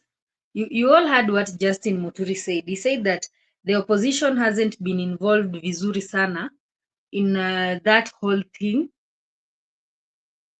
and even the minutes that they were being given to talk, you even saw Justin Muturi mwenyewe ndiye alisema sitabanwa na the 3 minutes, I'll have to talk, whereby alienda ku represent Kalonzo, think so.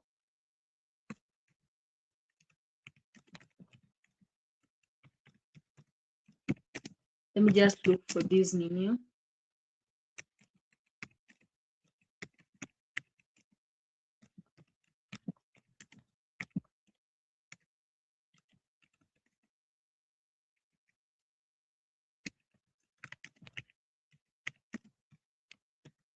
Let me just look for it.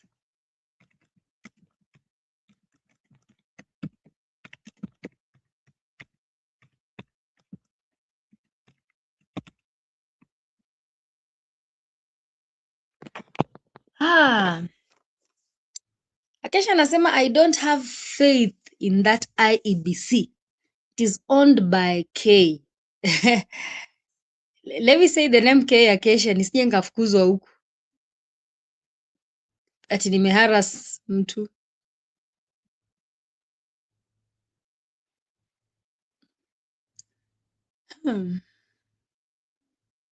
Yeah, so wacha tuangalie kwa hii mambo ya Olkalau na IEBC na kina Ndegwa.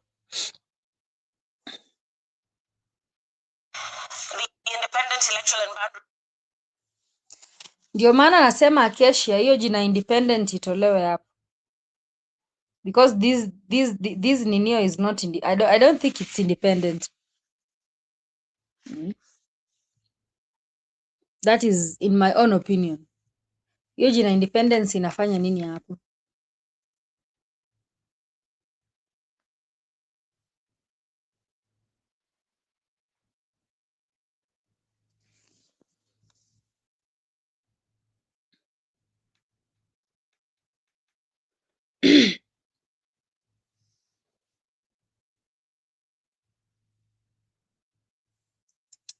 Commission clashed with lawyers representing Kipipiri MP Wajiko Muhia, who was summoned over alleged violations of the Elections Act and the Electoral Code of Conduct. Lawyers representing the Kipipiri lawmaker staged a walkout during the IEBC Code of Conduct hearing after raising a preliminary objection, arguing that the Commission's Enforcement Committee was not properly constituted and therefore lacked the legal mandate to hear the matter. Muhia had been summoned to appear before the committee over remarks she allegedly made during a public rally in Olkalau last week, which the commission says breached the Elections Act and the Electoral Code of Conduct. The IBC panel dismissed the objection, maintaining that it was lawfully constituted and had the jurisdiction to proceed. Busy man, the vice chair is equally busy, and that the chair had nominated, and underline the word nominated, Mr. Talala to proceed with the functions for the day. This is a committee which has predetermined the outcome. You could see the hostility of this committee. You can see how they're determined to proceed on this matter. You'll be surprised that we were here at exactly 10 o'clock.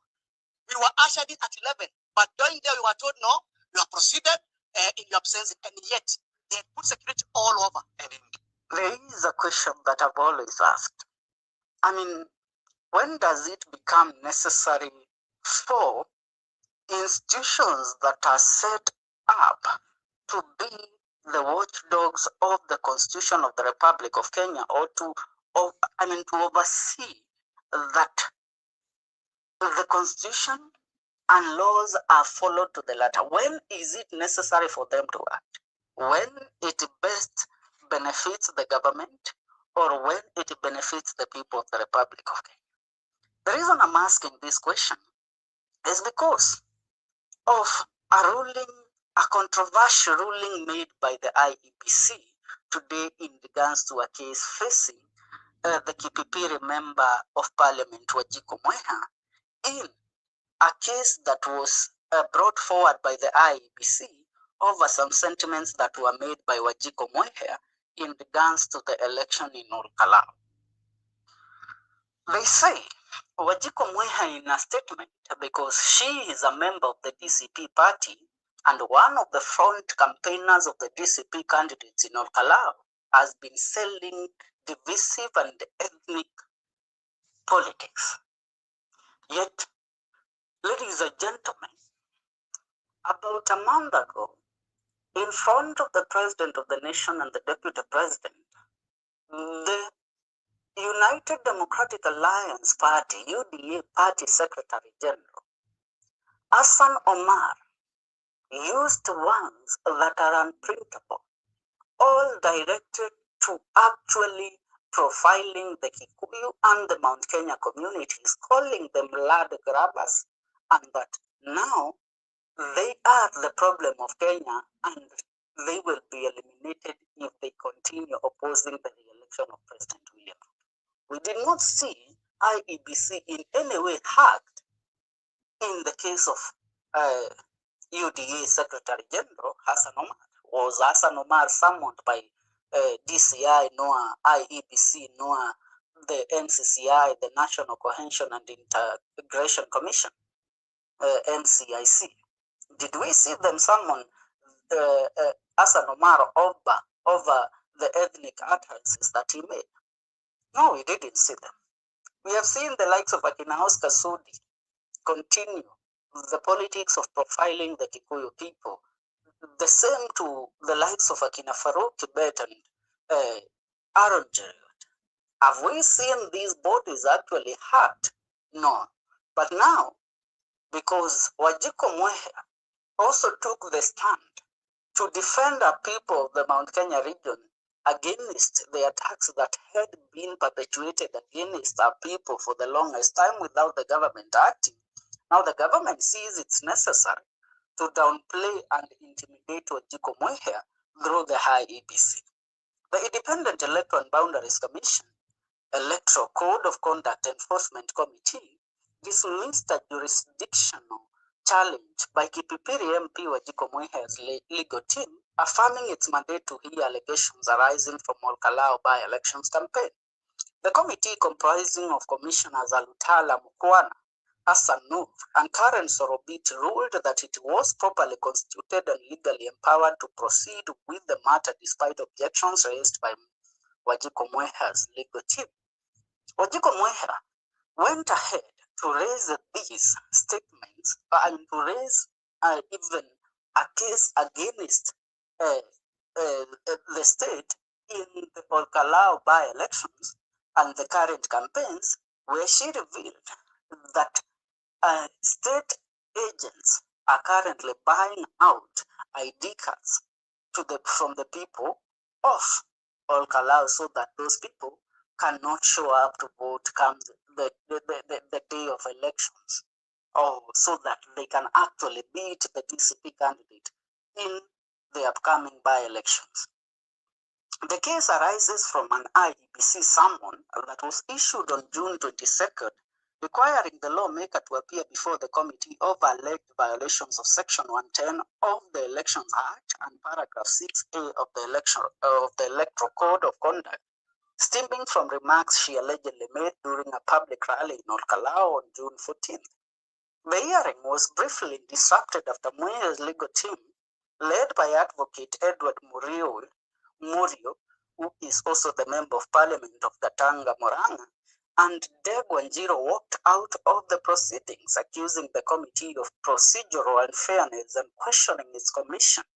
The lawyers argued that the panel was not chaired by the gazetted office holder, and sought an adjournment to allow them to move to the High Court. Yeah, so umeona kile IEBC inafanya. Haioni kina Hassan Omar, haioni kina Oscar Sudi, haioni kina Ayub Savula and the sentiments that they have been making. It is not seeing them. Wanapata tu macho when it comes to UDA supporters. Lakini ikikuja hiyo pande nyingine, basi hiyo ndo shughuli yao.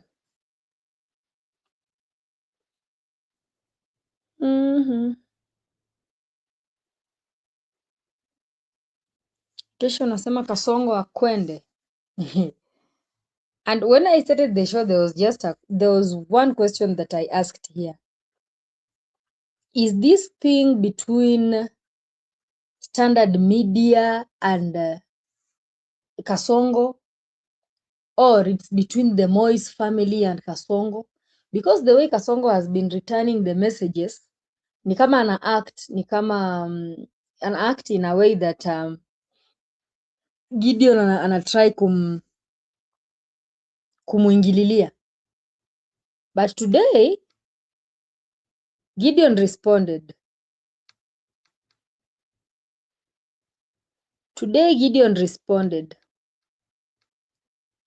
Akasema Kasongo, why pick a fight with my media house?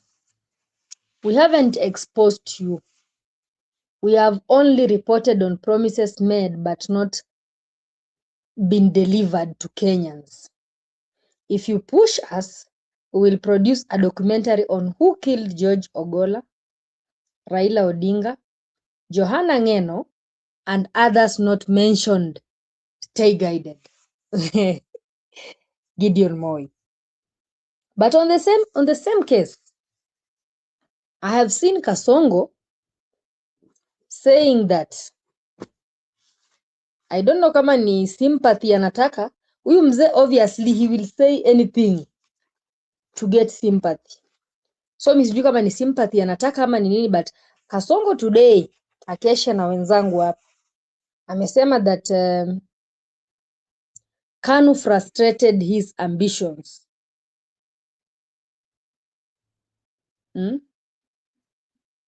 Ruto amesema Kanu frustrated his ambitions. So yeye ametoka sasa hapo kwa Standard Media Group, ameamua sasa kubeef na Gideon Moi directly. Sijui ni sympathy anataka ama ni nini, because amesema Kanu ilimfrustrate when he wanted to become MP at that time because he didn't have a background. Alisema hadi venye alikuwa ameenda kuvai for that seat, MP seat. Moi said, Moi alikuwa anaambia hao watu elect people that are known. Msi-elect someone from the bushes, an underdog. And akasema Moi alikuwa anaambia watu ati be very careful. and then I was like, yeah, I wish Moi was also there to tell some people in 2022 be very careful, because I think maybe Moi read him from the start, or I don't know, me kama alimsoma, me I was not there. na sikuwa najua how Moi used to dictate things. But alisema Moi alikuwa anaambia watu be very careful. Kumbe watu walishaanza kuambiana tu be very careful about Kasongo kitambo. Me I think haikuanza kitambo, but yeah, I can see ikiwa Moi aliambia watu wakuwe careful, it means Moi had seen something. Moi was not wrong. So amedecide kujibu leo huyo Kasongo akisema ilianza wakati wa KANU, Moi hakuwa anampenda at first. Akisema him not having a background brought him a problem when it came to asking for ninio. So nikaona bro has been using sympathy card to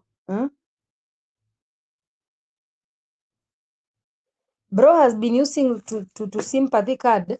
So leo amekuja kwa media kuambia watu this is what happened here and there.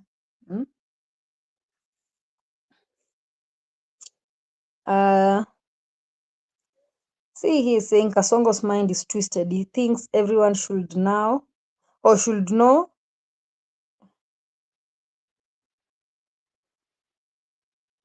Kasongo mind is twisted. He thinks that everyone should bow to him. He has some grandiose delusions.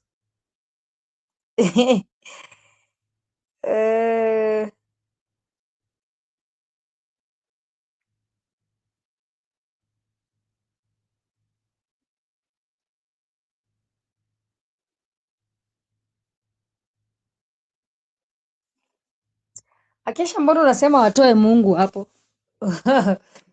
There was someone who was telling, there was a time that Ruto was saying he was talking about God or whatever, and then people were like, God is not a voter in Kenya. Ruto aache kutumia Mungu vibaya.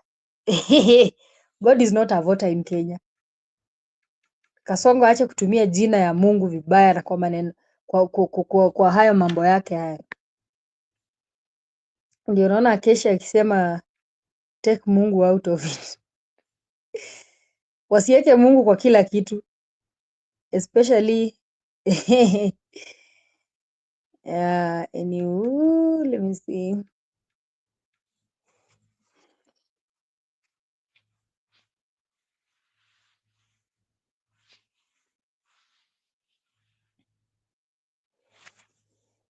Hiyo countdown ya Gachagua imefika days ngapi my people? Hiyo day 45 ilianzanga date? Was it 2 weeks ago?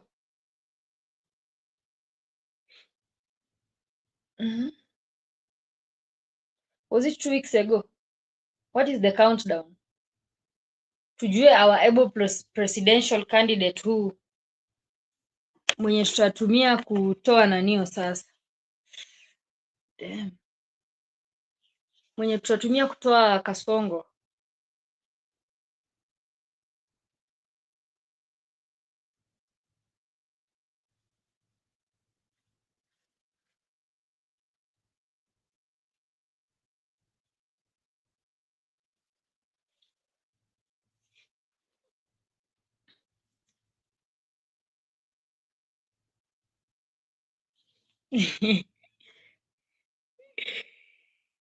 Yeah. Si unaona Akesha Ruto ali involve God alafu at the end of the day tunapata Satan ndiye anatoa notes kwake. If Satan is copying notes, he's copying it now from a person who was telling us about God. Mbaya, it's bad.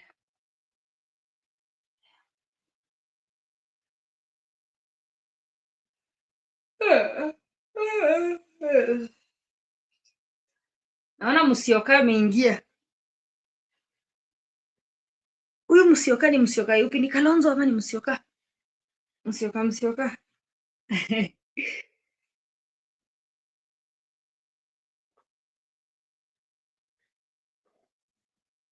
Yeah, so tunangojea huyo one candidate is it next month mwisho? Maybe next month mwisho tutakuwa tutakuwa tunaongelelea tu huyo candidate versus Kasongo. Tutakuwa tushajua the way forward. Amekuwa anajipiga sana kifua huyu mtu. Hiyo kifua yake sasa anaenda kuona. Hiyo kifua inaenda kurudi ndani sasa. Alikuwa ameitoa nje.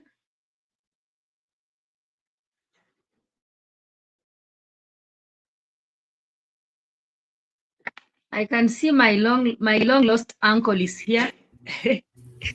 My long lost uncle is here. Acha nimkaribishe. How are you, Roba? Niko sawa, labda wewe. Niko sawa, labda wewe. I am fine. I'm hearing some echoes as well. Let me say how is it? Now it's better now. It's good. Siko sawa. Umekuwa umepotelea wapi ama ulikuwa abducted? Ni kitambo nikikuona. It's possible. Busy, a little bit busy. Okay. Yeah. And our politics in Kenya is boiling sometimes. So he took 45 days off. Maybe you also took 45 days off, but the Canada wasn't that is okay. Niliona Gashagu akiuliza watu nyi mko G7 ama mko G45. Then I was like, oh, we've got something new, G45. Yeah, that's true. That's true. So he's an interesting guy, the way he does things. So yeah, I've been a little busy. But I've been watching your show anyway, almost every day, daily. So it's not like I'm missing it physically, yes, but I've been listening it. Whenever you have your show, they've got nice cases sometimes. Yeah. So. Karibu sana. Naona unasalimiwa hapo comment section na Keshi. Kabla uanze kudadavua masuala yetu ya siasa. Yeah. So let me get my phone. Maybe it can just give me better. Yeah, Kesha, thank you. Yeah, I see. Yeah, I see. Nimeona hiyo. Sijamuona bado.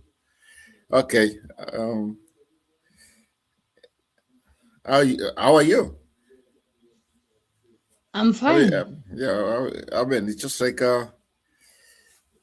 now you look relaxed. Now you're better, becoming better and better for the show. So I don't think the show was there yesterday. I think the previous week nimekuanga tired. Nilikuanga hadi almost niko karibu kulala kwa show, nikasema Njiru siku moja karibu apigwe mawe hapa because of sleeping in the middle of the show. Let me not turn into that. Yeah. So I've been listening to you. The few minutes I listened to you, you asked some questions about. I think you remember, I was one person who came here and said Ndindi Nyoro will be the vice president candidate, VP candidate for Sifuna. So then from there, I got a big disappointment when it came a financial bill, when it disappeared. So nobody knew. Najua people walikuwa wanamuangalia hapa katikati ama huko. I remember Stony PK alisema ule when I said, Ndindi Nyoro can be a good VP. You know what he said? He came here and said, yeah, that guy is a more. Then I think we pushed him a little bit. We said we don't know, and he has said nothing. But unfortunately, he kind of qualified, or he kind of proved himself. He did the financial bill when he went, or whatever he said he was out of the country. They always said he got out of the country. Can you imagine that they can only find a ticket the day before? One could be couldn't the day before I was outside the country. That's the excuse. And now he came up and he said that he will give us what he wants to, I think he said a month, about 4 weeks. That's good, yes. But I hope the Kenyan people will forgive him because I still feel he will be the right candidate for Sifuna as a VP because of his the way he has been talking about finance and other things. But the problem I have with him, he's not consistent in terms of anakuambia hivi, it's just like it's somebody that unajua mtu ambaye is just like yani kama ajijui yeye, it's just it doesn't want to it's not one side, it's just on, it's just like now that's in Kenya Reo. If you want to tell me you cannot see between black and white, between our difference between Kasongo and somebody else, then I think you have a problem. And that's why we have a problem with him. And say, okay, as a citizen, he has a right to say what does he want to do with his future politics and But go ahead. Oh, but Roba, he has said that there is something that he has been planning and cooking it for months, but now he just asked Kenyans to give him 3 or 4 weeks. He will come and declare to the people of Kenya his political stand. So something for months, and anakuja natuambia he started his own party. That's what he wants to tell us. If he does that, he's finished, because at this point, people don't trust him. He trusts himself, but our people don't trust him anymore. Okay, there are people who buy when I'm trust, yes, but just people feel like it's part and parcel of Kasongo. But I think he gave a very good explanation, even myself. I think that one kind of, when I heard what he said was, remember 2002, I was, they're doing the campaign. I was part of this so-called, this current government.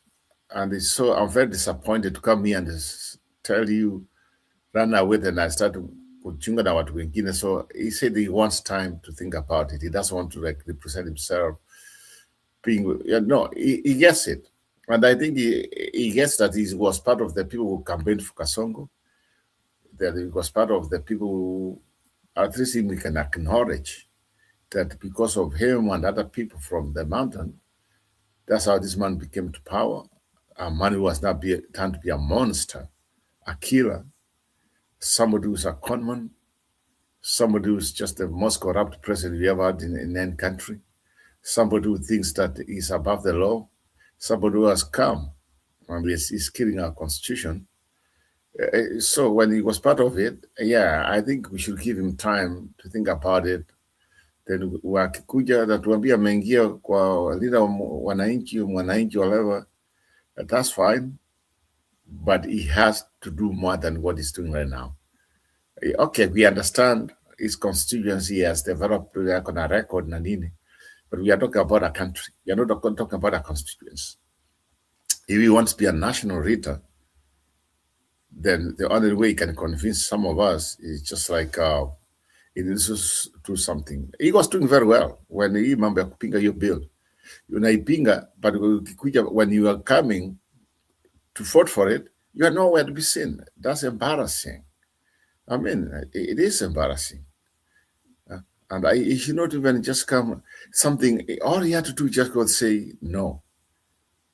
Then from there, he'll be somewhere. Instead, he created this something. I don't know who advised some of these people. This Jewy, I don't know who advised him. It's different. Why is advising Mr. Nyoro compared to some of these guys? I mean, sometimes I don't know. Because he was the one, he was behind it, and people were paying attention. He represented what he was representing in parliament, how he brought some of these things. Then he was nowhere to be seen. So then from there now, even the way people who thought that he was a mole, and he kind of proved it, like he's a mole, because he didn't know which side he belongs to. So even though today he just said it, the way he does things is not part of the government. We get it, yes. Then he prove it. You had a chance to prove yourself. You are not part of the government. when the big thing came and you were nowhere to be seen. What about if you're not part of the government? Yes, you could afford it. No, maybe some of them, even if Mukeshindo Afadal, he said, I fought it against it, but not to come here and say, oh, so from nowhere, think about it. Just because what I say from my mouth, I'm part of the government. You can't trust him until he has to prove himself. And by the way, I think one way he has to prove himself is by him to come out and say what he wants to, is he going to join the other opposition, or is he going, like I said before, to start his own party, which I think it's not going to work. And at this point, I think he has a very good chance. Maybe they are working with Sifuna. Maybe Sifuna now, this is the right time. Maybe it will be now. He has a chance. When they start this thing, he'll be part of it, because I think Sifuna might start his own party. If he doesn't start, I think now we are all dead, because I hope around these young men here, Sifuna, more especially Sifuna. And the more we go, the more we get disappointed. Why are you going to appeal him or DM ambaye mekufa? Why are you going to appeal it? Just move on. Start your own party. People will fundraise for you. Come up with whatever you want. And within a month, I'm telling you, Sifuna's party will be the most popular party in the country. Somebody has to tell him that. Somebody has to tell Sifuna it's time to move on. And I think for Ndindi Nyoro's case, he has a chance to redeem himself within whatever Sifuna wants to start. They said, oh, we started this thing as the young people, as the tax. The so-called, now they can call themselves whatever. He has a way to redeem himself when it comes, if they want to form a party with Sifuna, Kuja, Seven, Najua, Nina, then from there people will start trusting him. Even though he came and said, you know what, it's not necessarily you have to go for these meetings so that you can prove yourself that you are fighting for the Kenyans. So, aliongea kuhusu wa kuenda rally, akasema wenye wanaenda rally waende. And he thinks that he has his own way of reaching to Kenyans. So one way he reached to us is financial bill, and when we followed him, at the end, to EPA. Are the people there in Ushago interior, are they on YouTube to listen to Ndindi Nyoro? What is the best way to reach? What is the best way to reach the people in the grassroots? It's by rallies and other things, and other means. He can just go there, but if he thinks that he can, maybe now he's going to change himself. He has realized that Kasongo is going nowhere, and that's a fact. And whoever thinks that Kasongo is somebody who's going to win the election in Kenya, if you see it's good. Kenyans will realize what's real. We can see from the Roko, and I think also in a clip by Safuna, the assistant, the governor, is a conman. He was very good when he used to be with Papa, but now he's a conman since he became the assistant governor of Kakamega. So Safula. Yes, Safula. That is he's my former MP. Anytime he is being seen in the area akienda matanga, kazi yake inakuwa kuambia watu panga laini. He was the MP after Jirongo. He did nothing. Zero. Safula. Zero. There is nothing that he did as my MP. I would never trust him, and he looks like he's somebody who's just he can talk a big mouth, but he doesn't perform anything. Because if you look what he was doing there, he was shocked. He was surprised. He thought that by mentioning Kalonzo, Matiang'i, and other people from the beginning, then Amalisie, now William Ruto is going to cut the day.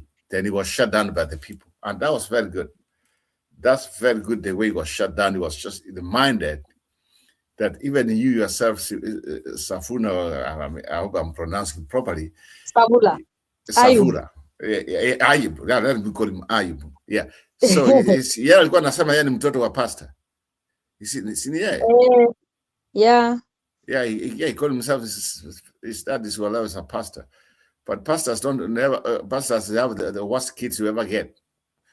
I can tell that from my experience as some of the pastors we know. I remember there was a time when uko tu home penye Savula ni MP. Baba yake kama angali hai, he was running and telling people like sinao Savula had a chopper like ati endeni mfungue gate Savula anakuja. So I don't know if you thought that the chopper is passing through the gate. Anyway, yeah, carry on, Yeah. Roba.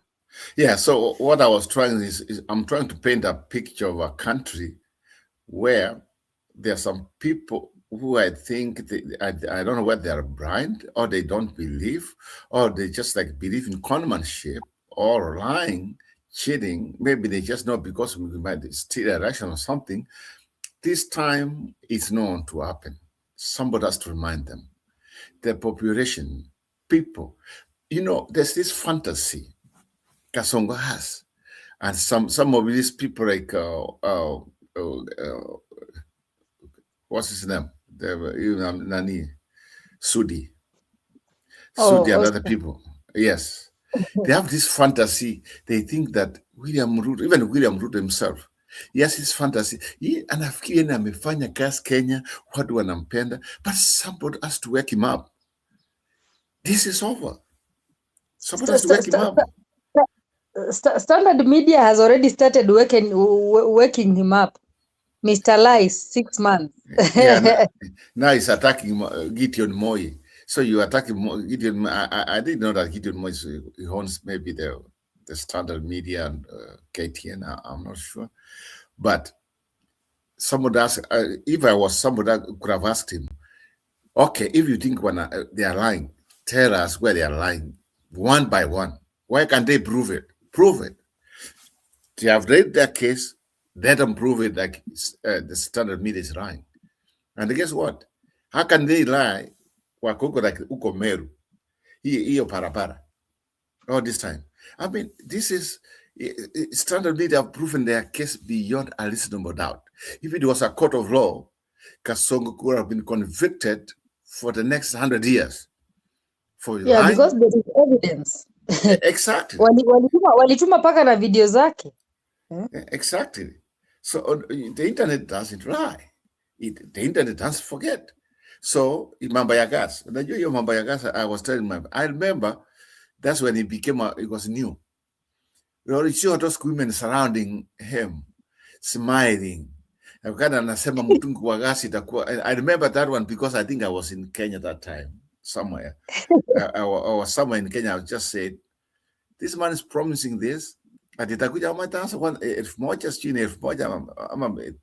It's 5,000 to come 3,000. Now what will go on sangria nini? Guess what happened? Nothing. Then the Standard is lying. That's the kind of politicians we have. They don't differentiate in between reality and what they're doing. As long as they have the money, they think they're above everybody. And that's something which I think Kenyans should be waking up. Even if it means some member of parliament the first time ambaye kuwa na pesa, he got the opportunity. Sasa akiwa na pesa atakukanyaga. Hiyo ndio ubaya wa Kenya. And that's a fact. When somebody has money, they will just, I was about to use another word, I don't want to go there because it's a show of respect. It's a family show. So the reason why we are facing all this and Kasongo thinks that he's doing a good job, it's because reality has not started coming home. But very soon, even if he thinks that he has money to buy all the Kenyans, that's what from the beginning alikuwa nafikiri. I go there, I steal this money. And in fact, by the way, I like the way you put it. That was so nice. Wannabe what? Wannabe dynasty. Exactly. It is time that the dynasties and the wannabe dynasty go home. Exactly. And remember, that's what he campaigned on when he came in. Yeah. And atuambia yeye alikuwa anauza chicken ama nini, chicken sera. Yeah. Na this guy is always seeking sympathy. Leo nimeona akiongelelea akisema mimi vile nilianza career yangu KANU walini dominate wakaniona like I'm a person who doesn't have a background. Moi was warning people against me to be careful. Then I was like, Mbona kila mtu huwa ana warn everyone to be careful about you? Kumbe it started kitambo. Yeah, that's the problem. Unajua, these men came in, and in fact, if you see at the campaign first, he thinks that we forget. Remember what he was telling people bottom up, and they said his cabinet. Unaona yule mama aliambia yule mama ati cabinet yake itakuwa na nini? Wenye wauza mboga, yeah, mama mboga, Boda boda. no, boda. Sasa, my question is, so Musalia Mudavadi mama mboga, somebody of what of 4 billion and plus, ndio mama mboga? Yeah? Seriously? Musalia kazi yake ni kukula na kutravel. If that man would ever represent me as a member of parliament or whatever it is, that's the worst. It's so stupid. That's somebody I don't like him. It's just like I even don't know whether if he could have made a president, and that's what brings me next. Him and Kalonzo Musyoka. They're the people I have a feeling, even if they get presidents, they will never change nothing. They will never change nothing. Do you know why? I wanna eat it. I call the next gear. You know, sometimes when I cheat, they are very soft. No, not they are bad people. We don't. It's not like they are bad people. I don't think they will ever change whatever it is. Like you go there, you go. No, just like that's one thing I like Matiang, by the way.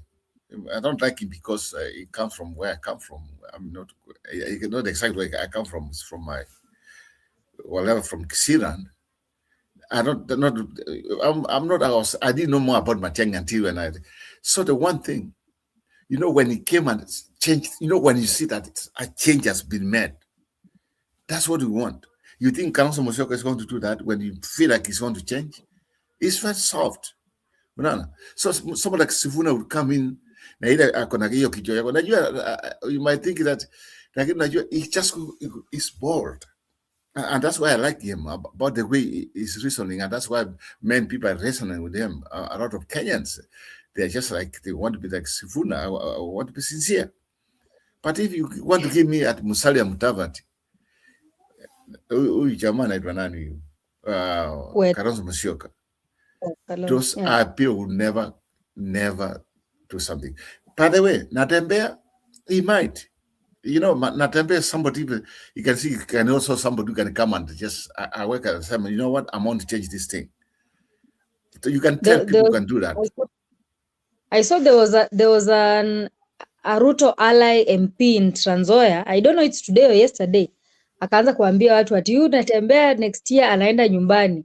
That guy was being heckled in that funeral. Hata kuendelea kuongea. That conman MP, that man has been a liar. He's always a UDA, whatever you can call him, a kisser all this time. And I talk in the constituency, and it was Trans Nzoia. There's a constituency comes from. That guy has been from the beginning, since he has been in there. I think this is a second term. He's a very bad guy. And what happened to him, that was so nice. It failed because for a long time I've been having somebody to get that guy because he gets away with a lot of things in parliament. By emotion, you cannot even touch William Ruto. You might think William Ruto is, I don't know, his protector. But this time, those people, they did very, very well. Yani, William Ruto, all the people that he is associating with wako tu na, I don't know, sijaona mtu mwenye ana associate na yeye mwenye ako tu sawa. Sielewi. No, here's the problem.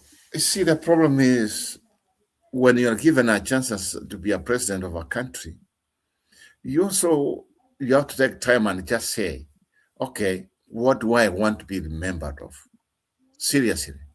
Father, if I ask you right now at this moment, let's say William is president, today ends by him dying out of office, or you overthrow him, or whatever happens, what do we remember for William Ruto? Seriously, you don't just think about it. What do we remember about him? Something he did. Yeah, other than lying. I'll remember the tears that he caused in this country. Mm-hmm. Tears everywhere. In fact, And it's time for us to say the truth here and we stand the facts. Anybody from Kalonzo Musyoka or Nyoro, anybody who has been serving in some of this government before, somebody we have seen how they have done it, and we should not allow them to be a president of Kenya. They are not going to make changes. Now, wanna be. Even Kalonzo atakuja hiyo barabara aliambiwa hawezi kuchanga kwenda kwao, na yeye atakuja na yeye aanze kufanya. Unaona? So time has come, we have to change leadership in our country. I don't believe in anybody. I don't believe in the so-called the Kalonzos, the so-called Matiang was never a politician. We can give him a chance because of what he did in education and Mambi Orinsi. Sifuna is a new kid in town, a new self in town, and somebody about we are relying our life on. We can give him that. Gachagua is very good. He can be a battle leader and everything, and I like him, and I like the way he does. Anaonekana kuna advisors wengine ambao yasio na walipia mafanya nini. He has a lot of information, but will he make a president? No, he become a dictator like Moi, because he has that kind of, it's my way or a highway. That one you can see, even Ol Karao. Remember that time when he stood up, was given a chance to speak. I said it here. I didn't like the way anakuja anafanya commanding language. Nimewambia msifanye kitu mwe. I mean, it's just like, wait a minute. So you breed it's just like whatever you say now, that's a problem. Okay, then now he controls Mount Kenya, which is very good. And I told you he's my party leader too, because at this point, there's no other party I can join other than his party. At this point, I don't know what happens, because I've been waiting Sifuna, because I'm also Sifunanized right now. I'm just like, it reminds me of Obama. When Obama became a candidate, people were crazy. Every time you wake up, you want to know what he did, how the day ended. That's how we are. Some of us, we are following Sifuna. Okay, go ahead. But now Roba, like we were trying to say that Sifuna achare na hiyo mambo ya SG wa ODM. I move on.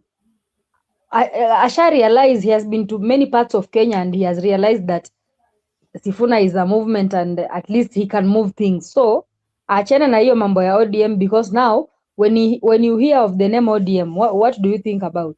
Mi nafikiria tu Oburu, Wanga na hiyo group yao ya kwenda kulinda tumbo. So I think for me, Sifuna should leave that thing ya SG wa ODM and move on.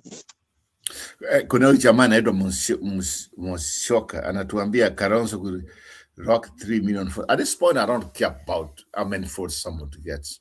He can get that million, he comes a president, and he could be a very bad president. Avatari, somebody goes there, I got defeated, I move on.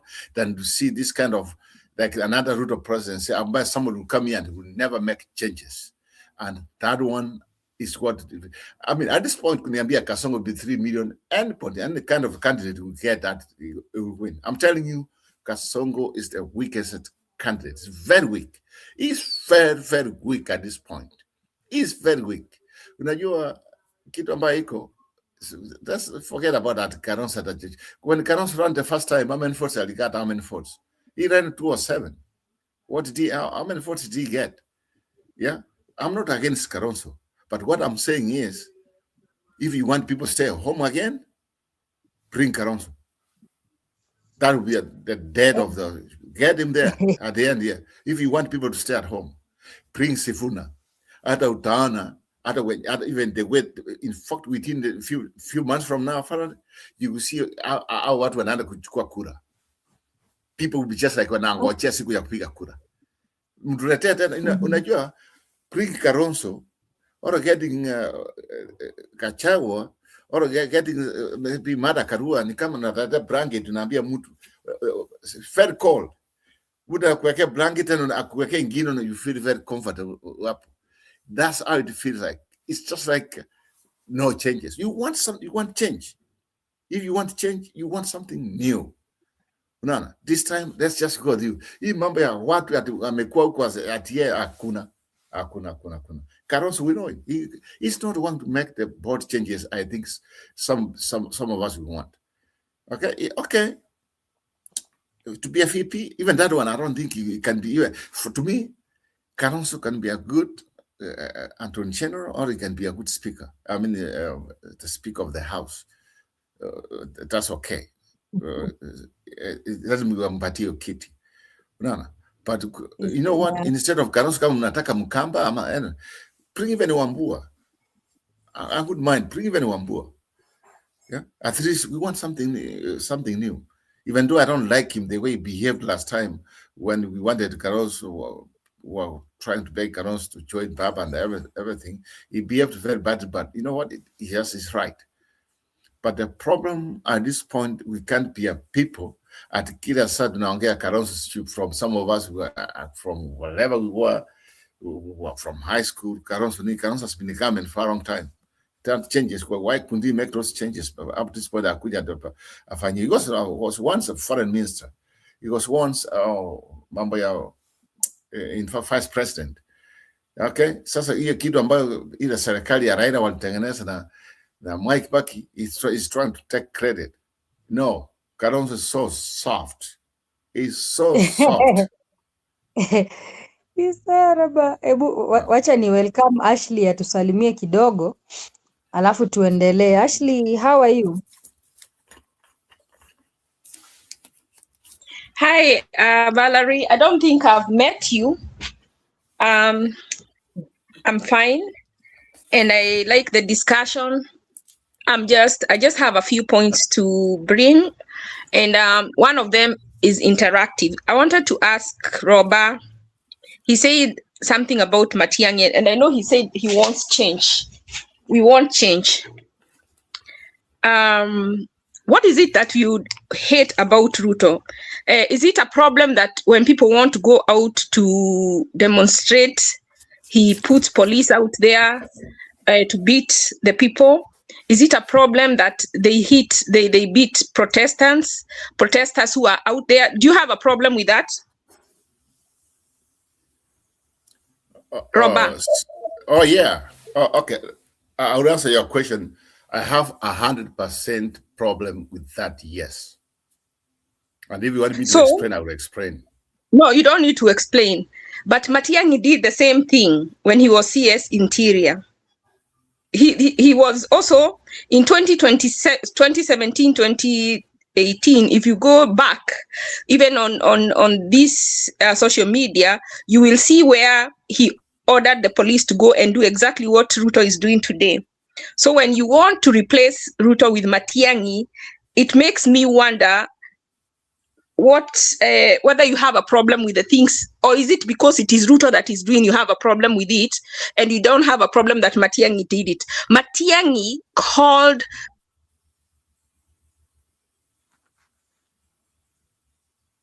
amepotea ama mimi pekee ndio simsikii? No, amepotea. Let me just say this to you. So, maybe internet connection iko na problem. Yeah, I see. I don't know why I'm having a problem. I saw it go away. So I'm saying if Matiang'i already disobeyed, he showed a disregard of the constitution as a CS Interior. Can you imagine if he gets the instruments of power? Yeah, actually, let me also ask you a question on that one. So when you choose somebody, you don't choose somebody because of one factor or whatever this about when Matiang'i was Interior or what he did. Okay, remember what I said? I said I was at the beginning, even this show here, I was not Matiang'i, but because people came to realize how much he had done when he was that ministry where you're talking about in terms of education. And when he was in security sector, some of the changes he did, then I said, you know what, we are tired, and he was never run for office. So I might give him a chance for that. But you and the way you see things, you are just focusing on one thing, only one narrow thing. That's fine. The problem is right. What I'm focusing on, what I'm focusing on is very important, because the main thing that we have with our presidents is that they don't respect the rule of law and the constitution. So okay, let me finish. Okay. Go ahead. You have time.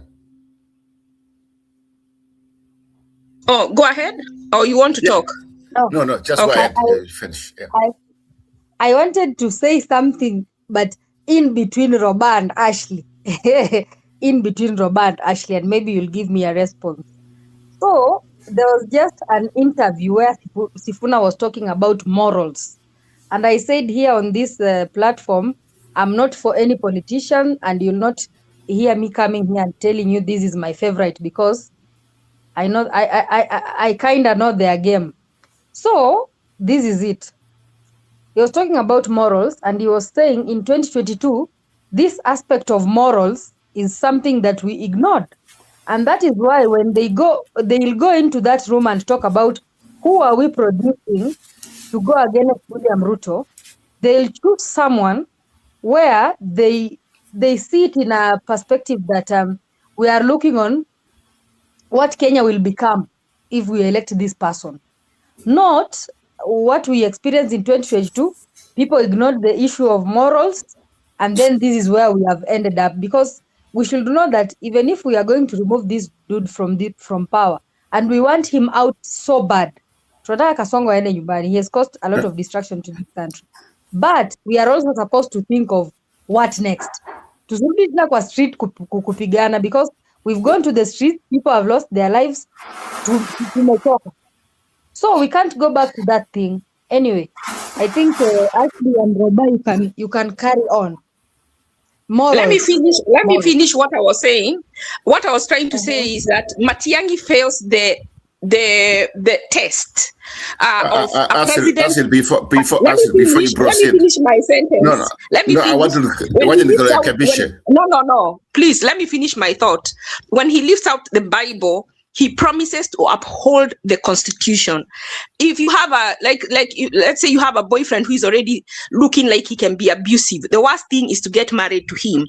If these things that Matiang'i, we are not looking for an angel, but there are things that cannot be in the next president. We cannot ignore, because when we ignore, this is a problem, this is a red flag, and we have so many other people who can be president. We cannot ignore someone who has called that it's a court order, anasema they are pieces of paper, not respect the judiciary when he gets into that office. If he could be so emboldened as a CES cabinet, a mayor cabinet minister, can you imagine him as president?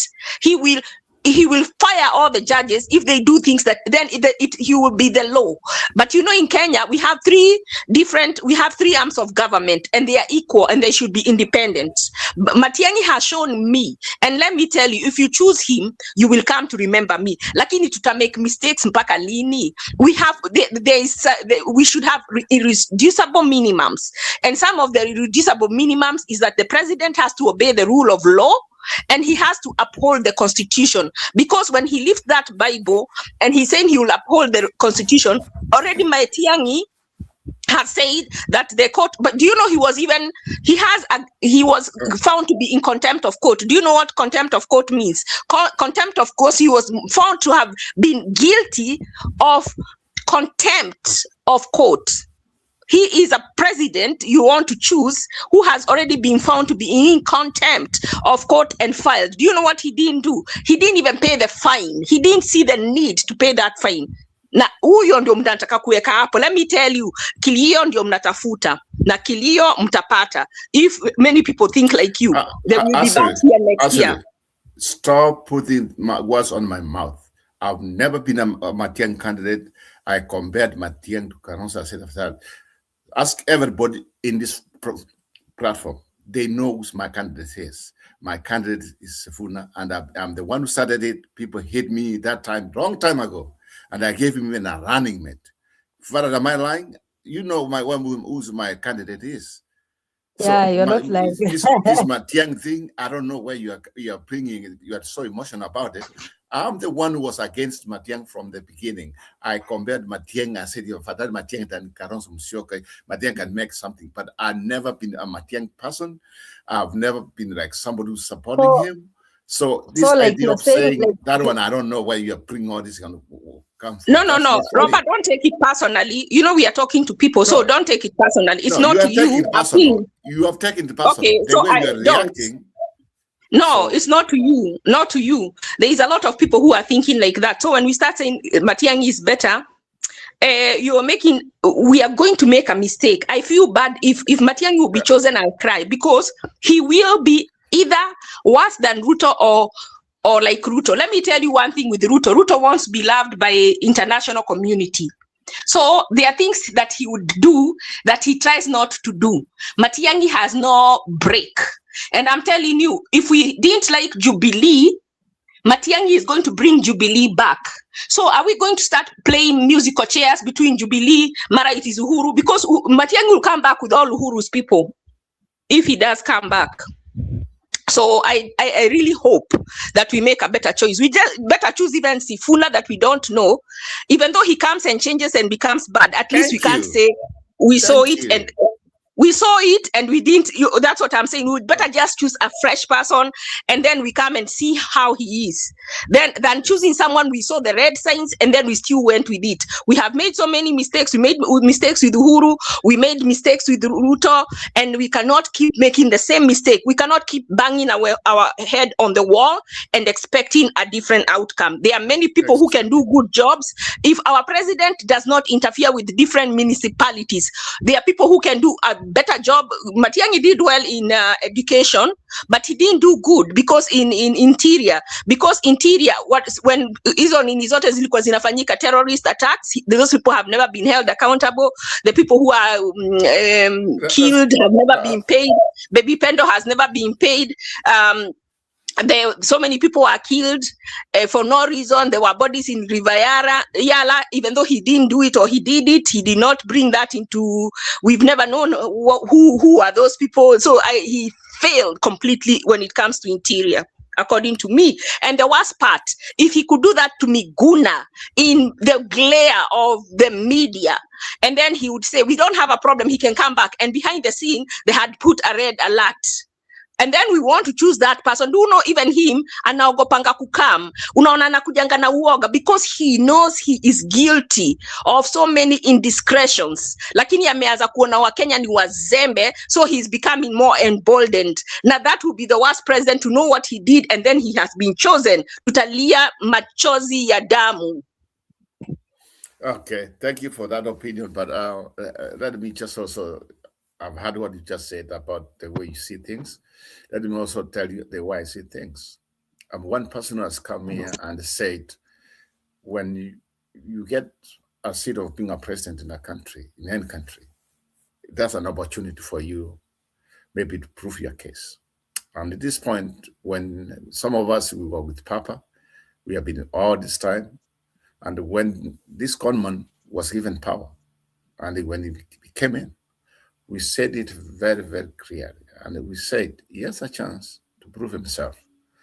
More especially, and what I've come here, and the father can always say, I'm one person who has come here and said, I don't care what they come and do. The one thing I always care, number one, is the economy. Because at the end of the day, everybody wants to be happy. We want a working country. We want somebody who comes in and produces jobs. That's a priority, because economy is something which is equal. It equalizes everything to everybody. Even I've been once saying, I wouldn't mind, like, even if it was Kasong, I didn't like him, but if he came and performed very good in the economy and he created jobs, and then he respected the constitution, I don't have a problem. He can go re-election and everything. But this man has proven to be the other way around. And at this point, what Kenya needs to start from scratch. We need to start the economy. Our young people, who are most of them educated, they're being wasted. And that's why I was one person who said, any person who's a president, to come and tell me, oh, you know what, I'll come here and I want to create new jobs, taking people overseas and what like Kasongo did. Ako na kazi huko Germany, sijui ako na kazi wapi, sijui wapi, baada tuambia alienda sijui Italy ama alienda wapi. Nikamwambia how comes hao watoto wako hujawachukua huko, unachukua na watu wengine? When some of us we just like, I wish I would be right now. I'll be in my country where I wake up every morning, do my job, the way I'm doing, earn my living. I don't care. But it's very difficult. It's very, very difficult. Some of us, our life will never be the same. It will never be the same because we never had a chance to work in our home country because of the people who have been in power who come in and they want to sort everything instead of them creating an environment good for jobs, good for everything we expect in any kind of government. And it has been proven that the only person I can say, who I'm not a fan of, is the coalition government. That's the one who kind of worked a little bit. But the rest of them, they all failed. If you came in and you never changed the economy of a country, then you are a failure. Because with the economy, that's where everything comes from. With the economy, you can call yourself a country. So, Musyoka has told you here, Roba, it cannot be an economy without obeying court orders and citizens' rights. No. The thing is, when it comes to that one, that's why we have a constitution and we have members of parliament. We have the whole parliament, and they can come and impeach that president and they get them out of power. So what I'm talking about here, I'm talking about outside, the most important thing somebody has to do. I don't care about other things. Other things, it just comes in. Then from there, that's why we have institutions. I think, Roba, I'm getting what you're trying to mean. Whereby, like, when it comes to matters of a country, like when it comes to prioritizing matters of that bring development in a society, number one pillar should be the economic pillar, then the social pillar, and then the political pillar should come number 3. Like, exactly. When you have the economy, when people are making their money, then you grow. That's even how revenues will come in. That's how you even get some money to develop. Sasa mnakuja hapa, you are borrowing. Everyone anakuja ni kuborrow. Everyone anakuja. Okay, borrowing is not a bad thing, but how long are you going to borrow? Why can't the money which has been borrowed before, you grow the economy? The economy will make everybody be happy, so that a working country, when a working country comes in, other things follow. So when the economy is good, other things will follow. Other things will go the way it was designed by the constitution, because the constitution of Kenya does not tell somebody what he's going to do in office. So it tells you how you want to behave in the office, what you can do. So when you come in and you put your priorities as economy, and if somebody comes in, or she or he is somebody who's just like against let's say, you commit crimes or misdemeanors, the parliament is still independent. They're supposed to come and impeach you. Or that's why we have prosecutors. That's why we have some other checks and balances. Even the EAC, if the president is corrupt, something they're not doing. Even the DCI, something they're not doing. That's why we have even the Supreme Court. They are independent. So I meant the judiciary, the judiciary, that's our overall. So if someone comes in, the first priority is to create the economy of a country. Economy creates wealth, and wealth makes a country to develop. Why do you think a country like the United States it has made a superpower for a long time? It's because of the economy. You can't be a superpower when your economy is collapsing. There's nothing. To be a superpower means, I don't mean Kenya is going to be a superpower, but what I mean is, you see how everything comes because of economy.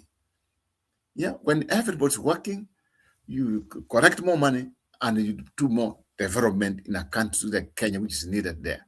The problem with Kenya is this. We have money, and when that money goes there, it goes to individuals, and nobody is holding them accountable. From the governorship all the way down, there's a lot of money we just put for development. But the problem is we don't have an umbrella which holds accountable for what has to be done in a county level, then from there to the national level. And that's a big problem. And that's why, for remember, also some of us came here and said, even our elections, the way we take elections, our elections, it should be local, constituency level. We should have IBC, but they should have been like in the constituency level, and everything there. We have what we call checks and balances. The governor should be faced with a balance checking, which is superior, super.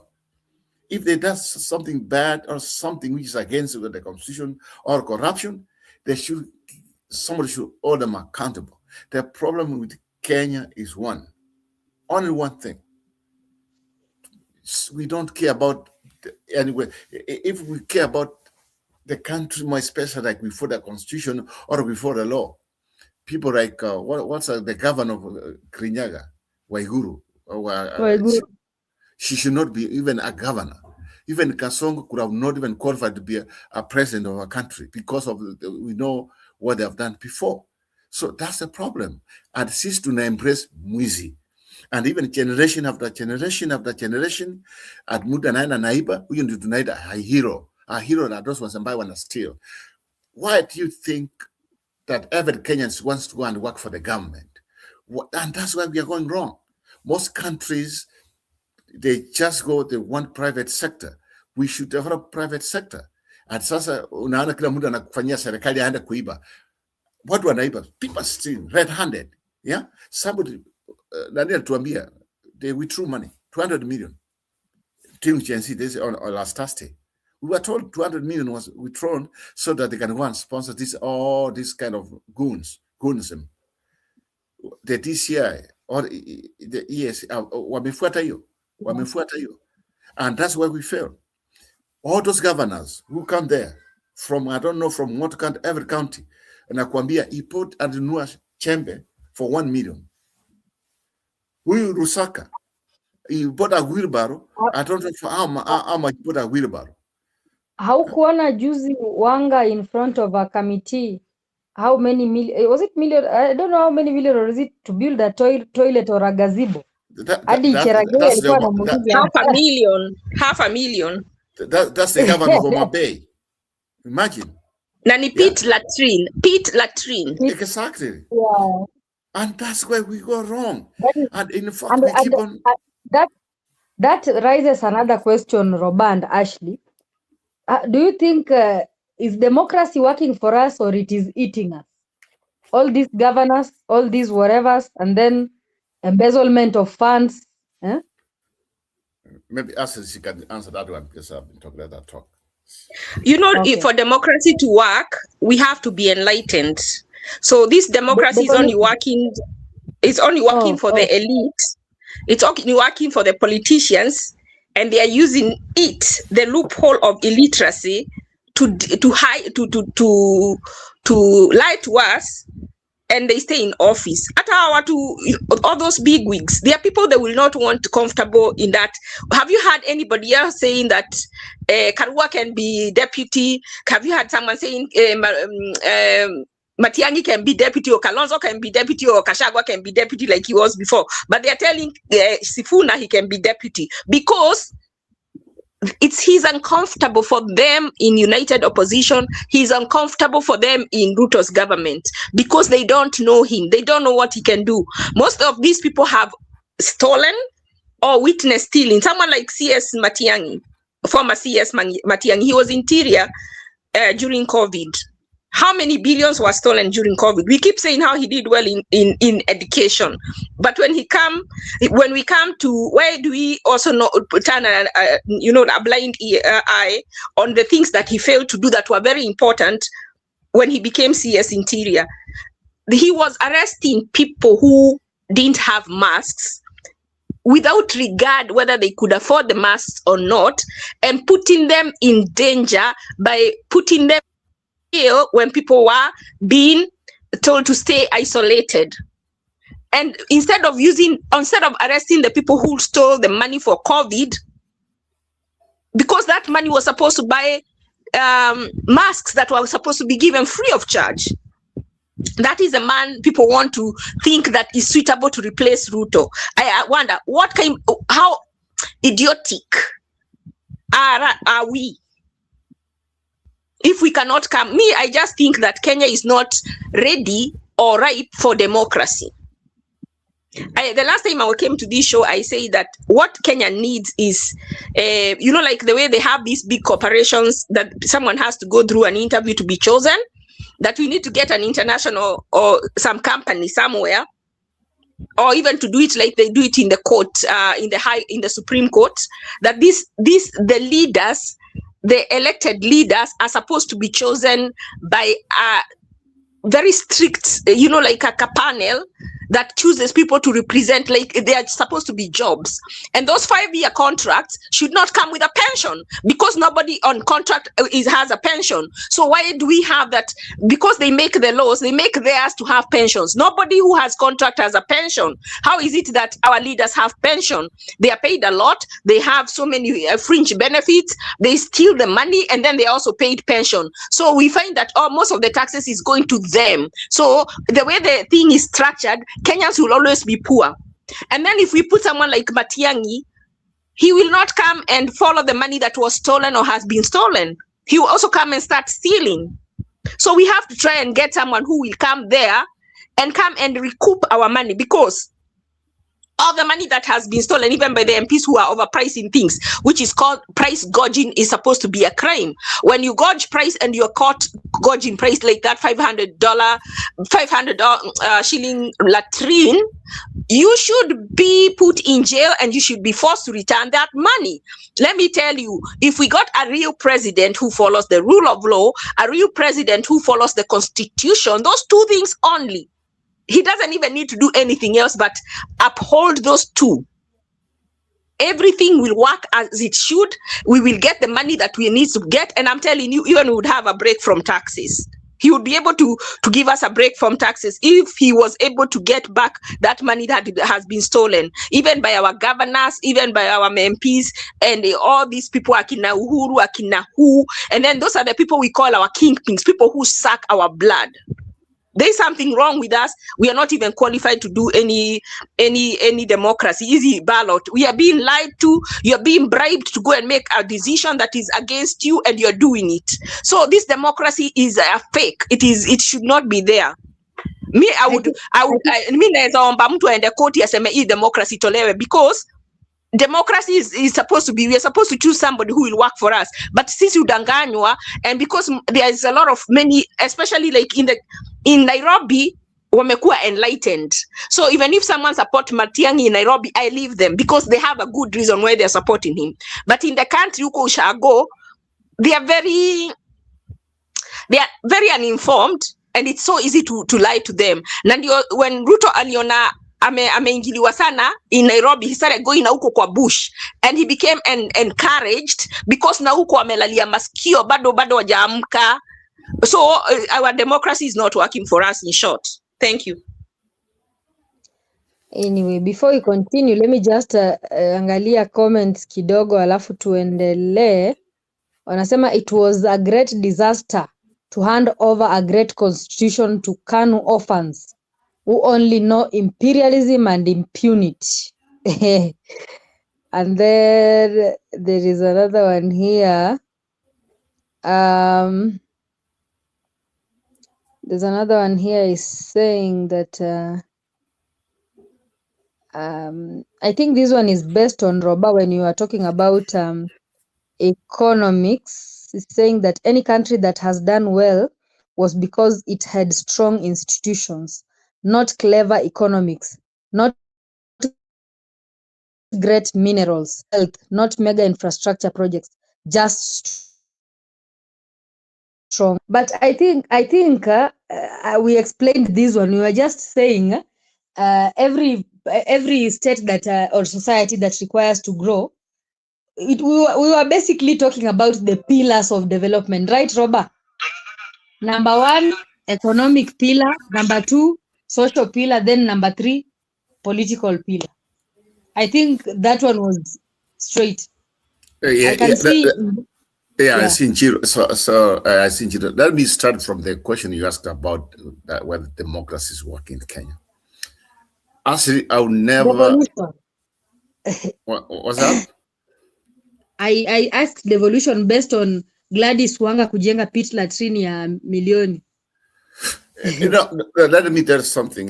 So the problem we have in our country is to have a will to work for what's right. The problem we have in our country is when we get a chance to serve the people, we take advantage of them. And by taking advantage, I mean going in there, trying like what Kasongo is doing, just trying to maybe like our friend Asa just said, to enrich themselves. And that's a big, big problem. To answer somebody who was in a comment about, I get it, what he's trying to say about institutions, strong institutions and the economy. Yeah. We cannot have strong institutions if the economy is very weak. That's a problem line. Everything depends on the economy. So in Kenya, the problem we have is this. We brought a constitution, which is a very good constitution, but the people who we have to implement it, or the people for that constitution, they are not there.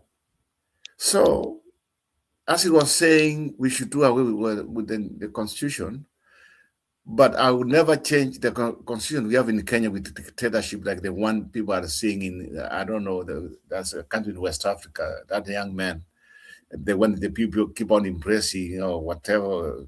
I'm not want to substitute that one. Those dictatorship is the worst enemy. We have the right constitution, but we don't have the will of the people. And I can tell you for free, a country whose people come in and say, you know what, the constitution was there because people came in, they voted for it, they accepted it, and now let's do as the constitution says. Here's a problem. Politicians, when they come in, they use that constitution to acquire money. And when they get money, they think that they are above that constitution. They want to be, Farad, you know who's the wannabe? They want to be. They want to be dynasties. Yes. They want to be, that's Ruto. He used that constitution. He came in. Was he for the constitution? No. He was against it. He was for more dictatorship. But because of that constitution, he has got a chance to come to be a president of Kenya. Instead of that, now he goes back, he's taking back people to during the Moi time. The way he has been governing the country. Unaona? Atujue ni nani? Yeye anajita amjui ni nani? Yaani unaona, that's the words of a dictator. Yeah. So somebody who's not scared of people right now, he thinks that because him is a president and because of his dictatorship and Guanai before, he thinks he can use that kind of dictatorship even to remain in power. That's the problem we have. From IBC, from all the institutions, ESC, DCI, judiciary, name more of them. The problem is we are not executing the way our constitution was laid to be. We are just doing it personal. We are the worst people. We have failed because if that's the case, imagine how many people by now have stolen. Unajua wameiba pesa. They cannot even allocate. They cannot even say where the money went to. But if you for that money, you can get it. How many people have been arrested? When this conman came in, he said it's going to end corruption. He said it. Corruption will be the key. And that is what has killed our country. Corruption. corruption. If corruption could have ended, we build the economy, we build the institutions, then we can call ourselves a country of the rule of law. I heard somebody saying about Matiang, what he did and what have you. I don't know what he did about when it comes to, I know the case of this guy was come from Canada, trying to come in. Okay, I get it. And that's why I said from the beginning, Mr. Nyoro, welcome. We are all here, Sifuna, I think Sifuna, but it looks like Asri, he really hates Matiang, and that's a fact. She really hates Matiang, which is, I have, that's a feeling, and in fact, she has a right to do that. Oh man, because I was just listening. Every 5 words, Matiang, when you bring, but you know, actually, as a lady, ladies are allowed to hate. Exactly, that's what I'm saying. That's ladies are allowed to hate. Yeah, so if you want to. Yeah. You know what? Let me defend myself. I wanted to wait for you to finish. I don't hate him because I don't know him. I'm just concerned that a lot of people are mentioning him, and I'm worried that we are going to make the same mistake. Hate is a very heavy word. And hate comes from when you have a personal relationship with somebody, and then you know them, and then you have a reason. I don't know Matiang'i, but what I know, I have followed this politics of Kenya since 2017. So I can almost recite for you. When I oppose him, I come with facts. One after the other. I was watching when Guna was put in the toilet. I was watching when he was dragged and sent to Saudi Arabia. I was watching when he went to Canada. So I know Matiang'i from what I watched, not to be told, not any propaganda, something I saw with my own eyes. I saw when Baby Pendo was killed. I saw when a school in Kisumu was bombed, they threw tear gas in the school. I saw how COVID people were locked in their houses, how they were demolishing and it was under lockdown, and some people don't have friends in Nairobi and they are locked down and their houses are demolished. They cannot travel to up country. So I have reasons to oppose him, but I don't hate him. I don't. Let me react to that kidogo. Wacha tu ni react kwa hiyo. Unajua, I usually like unajua Madam Ashley, in this era of mtandao, hata ukiona wamama wanachukia watu hata wakiwa kwa TV. So that one is okay. So, and it is okay to hate. So I'm not trying to say that it is bad to hate. Ukisikia huyu mtu upendi, unaweza sema huyo mtu sipendi. That one is fine. So we are not here to massage the ego of anyone. So ukisikia huyo mtu upendi, kuna vile yani your shoulders cannot be. So, but I have a question for Ashley. Kidogo, validate. I have a question for Ashley and Yereze. So, Ashley, according to you, do you want to tell me that zile vitu zinatendeka wakati wa Ruto, they are in a way similar to what Matiang'i was doing? Because nimesikia umesema vitu zinasema, so are we seeing the same things in a different regime? Ama, how is it? Can you compare for me? Ama, you are Ruto is doing things on steroids. He's doing what yani anafuata nyayo za. You see, even let me give you an example that what you have asked me. He's doing it, but he's going an elevation higher. Like even like the handshake of Raila and Uhuru. You know that the reason they like Ruto is because his handshake didn't just come with just handshake. He gave them positions. So Ruto is doing what Uhuru was doing and taking it a step higher. In most things, like that one of Raila, he made the relationship better than the one Uhuru offered Raila. When you look at other things, like these things that the way he's selling, let us ask people. Can people come, like Uyu Muhammad Ali, can he come and tell us about this, the SGR? I suspect the SGR is what Ruto is trying to do with Adani at the airport. And that is why Uhuru will not talk. Nobody knows what happened to SGR. It is private. It has been sealed. That contract is sealed. How do you know whether that was a copy? And that is why na sasa Ruto anataka pia yeye kukula vile Uhuru alikula. That is why he wants to insist on doing the airport Adani, maybe similar to what Uhuru did in SGR. So yeah, they are similar, but Ruto is going above and beyond. So based on that, do you think so those are the right intrigues which you feel like Matiang'i does not form the right candidate? Let me ask you a question. Do those people form or connect to his character, or they are things which can change within a regime? Is it like touching his character as a person? Because if it is yes, it does. Character as a person, and that would be very disastrous. So let me give you an example. And I told you, for Matiang'i, I have examples. I don't hate him. I just come with facts. Let us take COVID billionaires. He was the CS Interior. Imagine Somalia had the same scandal at the same as the time we had that COVID billionaire scandal. Theirs was solved in 3 months, and those people were jailed, and they were forced to return the money. Imagine Somalia. And Kenya did not do it. Now, let us take Sifuna. Sifuna has refused to do what, the reason he's been removed is because he refused to conform. Even when Raila was there, he was refusing to conform to join in Ruto. He said even in 2027, if ODM decides they are going to vote for Ruto, he won't. That is what Matiang'i would have done. So we can't say he was under the instructions of Ruto, because even when you're under the instruction of someone, you can stand if you have integrity. But if someone tells you to kill and you go and kill, then you're part of the problem.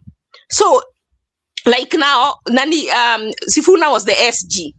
He could have done and say, what could I do when I was the SG? I was just doing what they told me. So it is easy to give an excuse. But when you have integrity, when you have character, you cannot, there are some things you say, no, I can't do this one. It is against my moral like conviction. But Matiang'i didn't say that. So he was part of them, and that is why Uhuru really, Jubilee and Uhuru by extension, really want Matiang'i back, because they will be safe. So Asil, let me ask a question on that one. So okay, all of us, let's we agree Sifuna as the compromise. I mean, as the candidate, all of us just like agree on. So from your opinion, you have Sifuna. What do you think should be his VP if you want to turn Kenya around, to your opinion? We know we are still forming the thing, and we are still evaluating people. Tomorrow we might learn something about Sifuna, which we didn't know today. Need him. And that is why I think that this leader should say who the candidates are early, so that the voters can do scrutiny. Because when someone springs you someone all of a sudden, that is something, it is not going to help us. It is going to help them. They might bring us someone we don't want, like last minute, and what that will do is that when it's like getting people who go and just marry within 20 days or very short courtship, most of them end up having marriage problems. If we go into the marriage quickly, this marriage of Kenyan, and we brought a leader so soon, even though we see maybe when we start to see maybe they have faults, it's too late to change them. What will happen in the next government? There will be no time for national building, because there will be a lot of strife going on. So we need to know the person now, and then unajua vile mtu enda kwa river, you stir the water, so that we can stir the water and let it rest, so that it can be clean. We do it early, so that we can have a steady person who will go with, knowing this is the person. Lakini ya mwisho ni kifunga macho, and it's not for the best interest of the voter. Okay, actually, nimesikia hiyo. Let me ask you, okay, Annie ni sawa, saa zingine is not good to be serious. Let me not be serious for now. Yeah, to just make you happy, because nimeona umesema Njiro uko serious na ukacheka. So I want that laughter to continue. So actually, I want to ask you a question. At the time when we are saying there cannot be worse like Ruto, and you already know the candidates, the probable candidates. So hata bila kutajwa, we are not going to get somebody from the moon. You know, it will be Matiang'i, it will be Kalonzo, it will be Eugene Wamalwa. It will be out of those 6 guys, wale ambao unaona wale wanazungukanga hapo. So Out of those guys, 6 guys, or kidogo, out of those 6 or 7 guys, can't you be able to make an intelligent decision right now? Unaanzia kujiambia quickly hii team yetu, because we have been saying Ruto is the worst. How come? And we have been saying there cannot be worse than him. So unataka kuniambia bado hatuna mtu? On top of that, before she answered the question, what about if we have a situation where, okay, it's Sifuna, but you have the so-called Matiang now as the VP? How do you take that?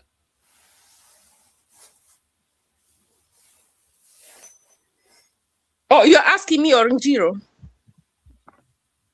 The questions are directed to you. When do you director? So wacha nikuambie, tumesema what we lack in Kenya is a president who respects the constitution. Na by the way, nimesema ati nilisema tutoe constitution. Hapana, nilikuwa nimesema hii kitu ya kuelect president, kama uko ushago na wajui anything, wanadanganywa wanaelect mtu. I think we should revisit that and see how can we do it to where, and that is why we need a president who will respect the rule of law, because our constitution is so good, but we need someone who will uphold it. Mtu ataichunga, mtu ataiprotect. Can Matiang'i do that? No, he cannot. So even if you make him vice president, anything happens to the president, he becomes the president. So let us get that. The reason our country is in disarray is because we don't have a president who respects the rule of law and a president who respects the constitution. Hizo tu mbili, tukipata tu mtu ule atazi protect, everything else will fall into place.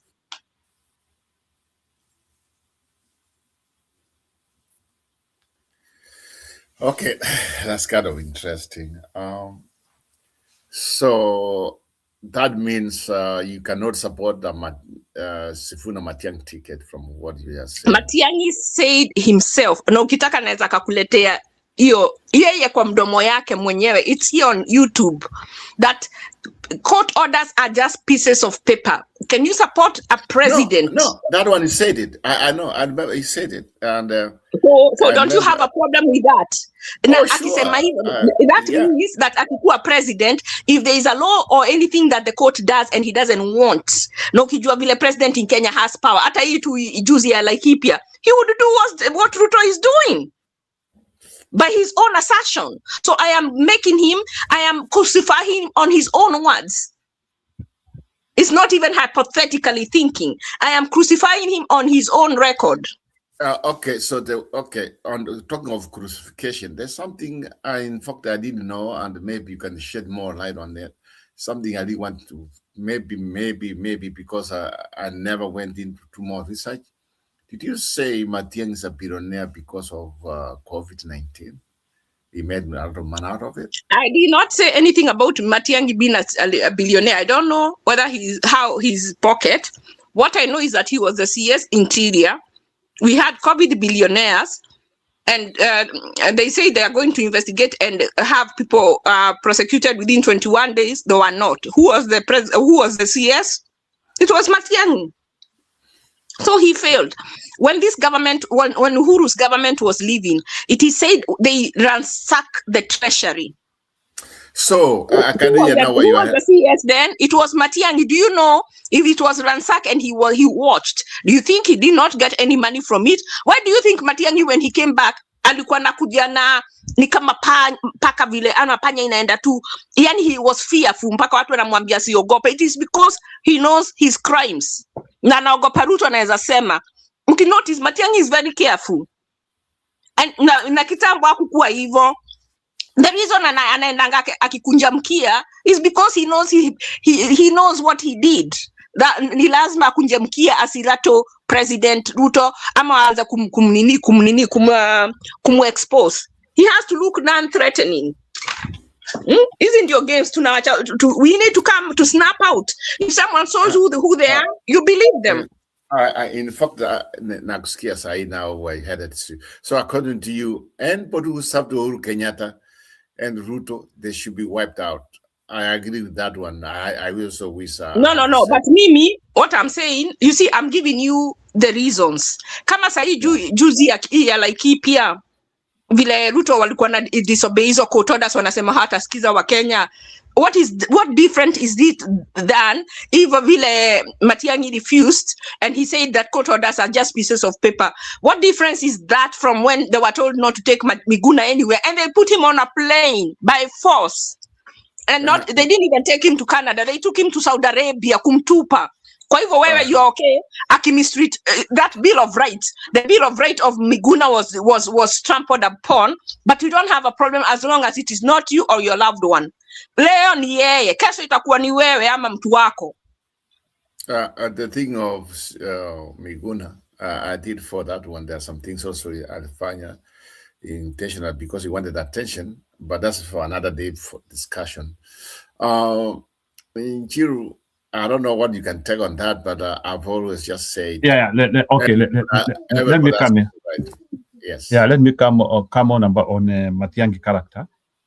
Maybe I will want Ashley, maybe after nimefanya presentation yangu, ningetaka Ashley aniambie kama if there is a place where Matiang'i has come out and talked about those issues in terms of what he knows about them, in terms of the reason why he did them, because also it's also good to judge humans based on their perception of why they did things.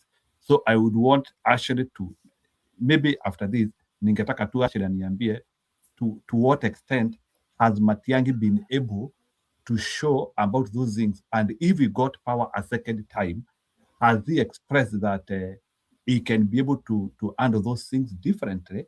And why is he still opposing Ruto, who is doing some of the things which according to Ashley ameniambia Matiang'i kuna vitu pia alikuwa akifanya. So that one she can hold a little bit. But for the purposes of moving forward, I want we put Matiang'i aside kidogo, na msiniambia kama yule jamaa yule content creator mnaanzia kuniambia we want that one which you have put aside. Sijui kama bwana Rombo umepatana, sitaki muanzie kuniambia, so nianzie kusema acha tuweke Matiang'i aside, ni alafu nianzie kuwauliza mnataka ni muanzie kuniambia we want that one which you have put aside. By the way, Njiro, Matiang'i was not even in our discussion until I mentioned it was comparing him and Karonsa. I said Batali, and from there Ashir came in and so and that I want history to explain. I wanted we talk a little bit because in any election, candidate matters, but unless but in Kenya to some extent, it's like the candidate does not matter. And nataka Ashley aniambie why is it? And Bwana Roba, unless if I'm not following this election cycle well, for the first time, because of the zile mashida tuko nazo, frankly speaking, maybe unless kama Ashley hajafuata siasa ya Kenya vizuri, it is like the candidate does not matter too much. It is my assertion and is what I'm saying. You know, like when you are looking at the election cycle, we look at sometimes you look at the policy, the candidate. There are so many things. And I can tell you that in this election cycle, to some extent, the candidate is not bearing a lot of heavyweight because of heavy association of Kenyans with opposition. So unakuta sasa, there was a time, and sasa muniambie hiyo story tutoka, there was a time when Wakenya walikuwa wanasema hata kama ni umbwa tutachagua. So I thought Matiang'i is better than a dog. Ilikuwa kama sasa at one time tulikuwa tunasema hata umbwa tunaweza chagua ama hata chura tunaweza chagua, and then mimi naona when we start this comparative analogy when we start now comparing, we will now start to say sasa that's where now we are giving Ruto momentum. And I would want Ashley to start telling us that this is my way of thinking. It might be seen as cruel or maybe as crude, but I'm very simple in making decisions. Unajua bwana Roba, maybe ni mentality ya wanaume unfortunately, but unajua mentality kidogo Roba utakuja, mentality ya mama iko hivyo. Unajua sisi wanaume we are very simple in decision. Mimi sitaki hiyo. That is why ukienda na mama kwa supermarket kuchagua nyanya, alafu anakuambia nichukulie nyanya, hizo nyanya atarudisha zote. Because mama anazungusha nyanya hivi, anaangalia hivi. Kwanza ukienda kuchagua budi, ile siku mtaenda kuchagua nyanya na usijaribu kuchukua. So, Robert, what I'm trying to say is that I think we have also to become basic. I think we are becoming complicated in a very simple exercise where Kenyans have decided hatutaki huyu, na mimi hiyo sasa ndio nataka muniambie in a place or in a level whereby people have decided hatutaki huyu. Why are we still doing comparative analysis? That's why I don't understand it. At a time whereby mtu amekataliwa. Staki, where are we comparing? On top of that, before maybe Asis comes in, I've been watching this thing of Najuu Jaman and another avid part of Kenyans asking people who they want to be president. Hii kitu ambayo imekuwa famous now, people are watching. Matiang's doing very well. So I was wondering, actually, ameangalia vitu kama hiyo, because last time I looked at it, more especially in Mount Kenya, Matiang, they love him. They love him there. He can win easily, a very good candidate for, I mean, something I didn't even knew about it. Paka nikana your opinion. I mean, even Embu, I saw they did in Embu. And they like him there. Then there was Kirinyaga, then there's some other places. So I don't know, maybe, but everybody has a right to say what they feel. But people are desperate for a serious person. One of I can tell you, like because I've spoke with the people in Embu, Kirinyaga, and Meru. If you look at those places, they want a serious person. In Mount Kenya, they want somebody serious, somebody who will come and deliver. And that's why, your opinion, Matiang is doing very well there. Something I didn't even know. So, but maybe in Rift Valley and some places in Rift Valley wanaweza kuwa kuna objectives zingine wanaangalia, but I can tell you because nimeongea na watu wengi sana Mlima Kenya, their number one check is seriousness.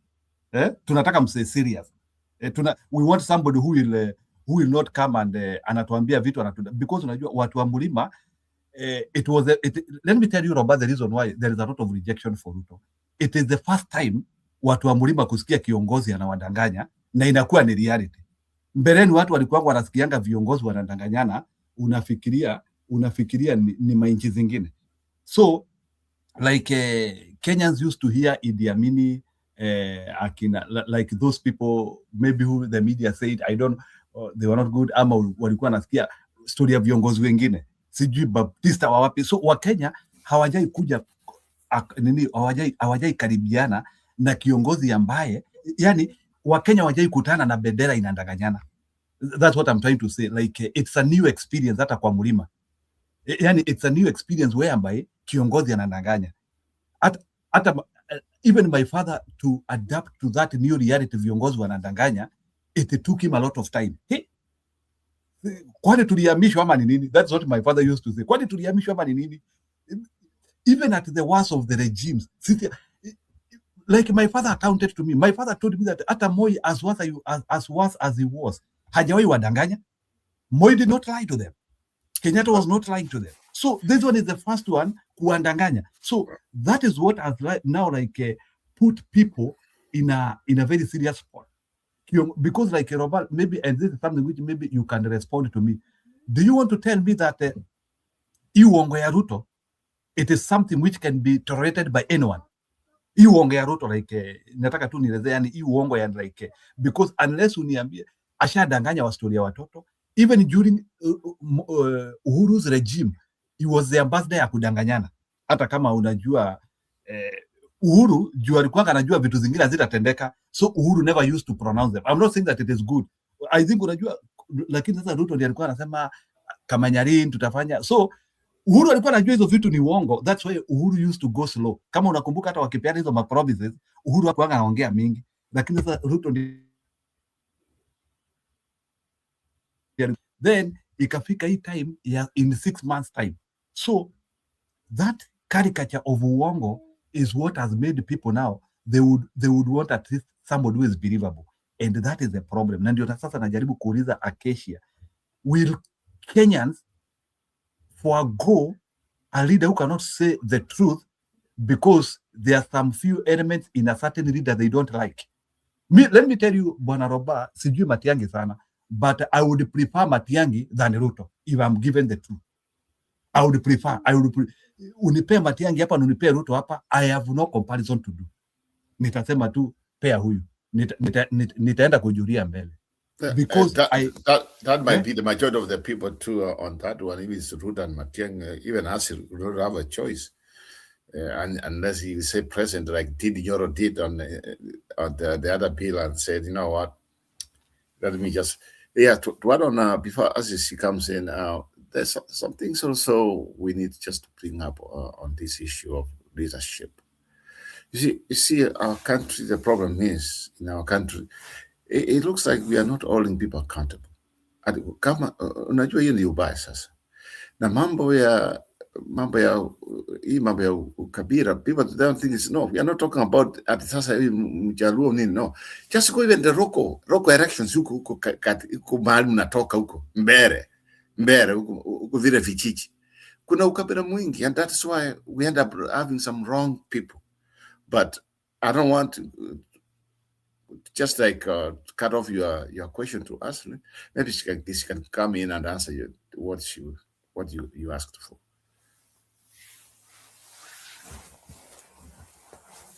Awandi, actually, go ahead. You can respond. I don't know what the question was, but there's something you discussed about how if the opinion poll is choosing favoring Matiang'i.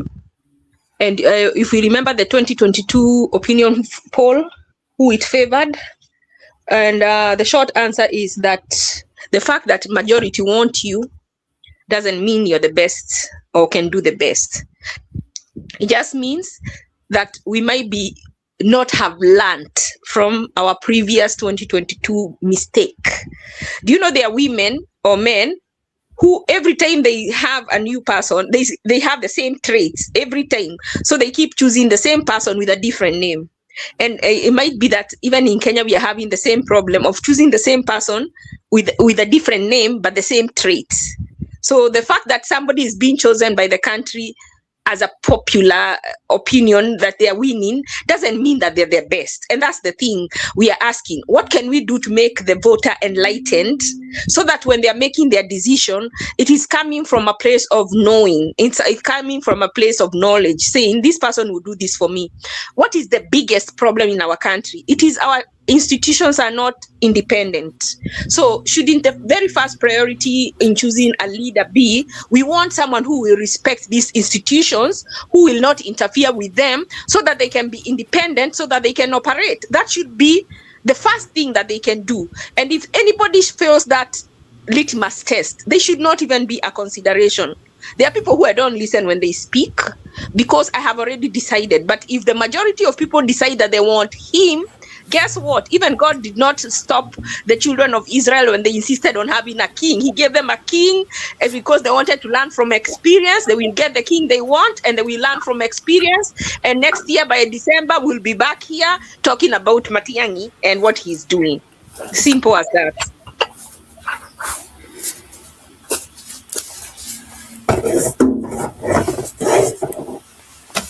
Matiang'i. Okay, that one. So, in Nyiro, to my opinion, she's right. So, when we are choosing leaders, we should also go to the background of what they have done.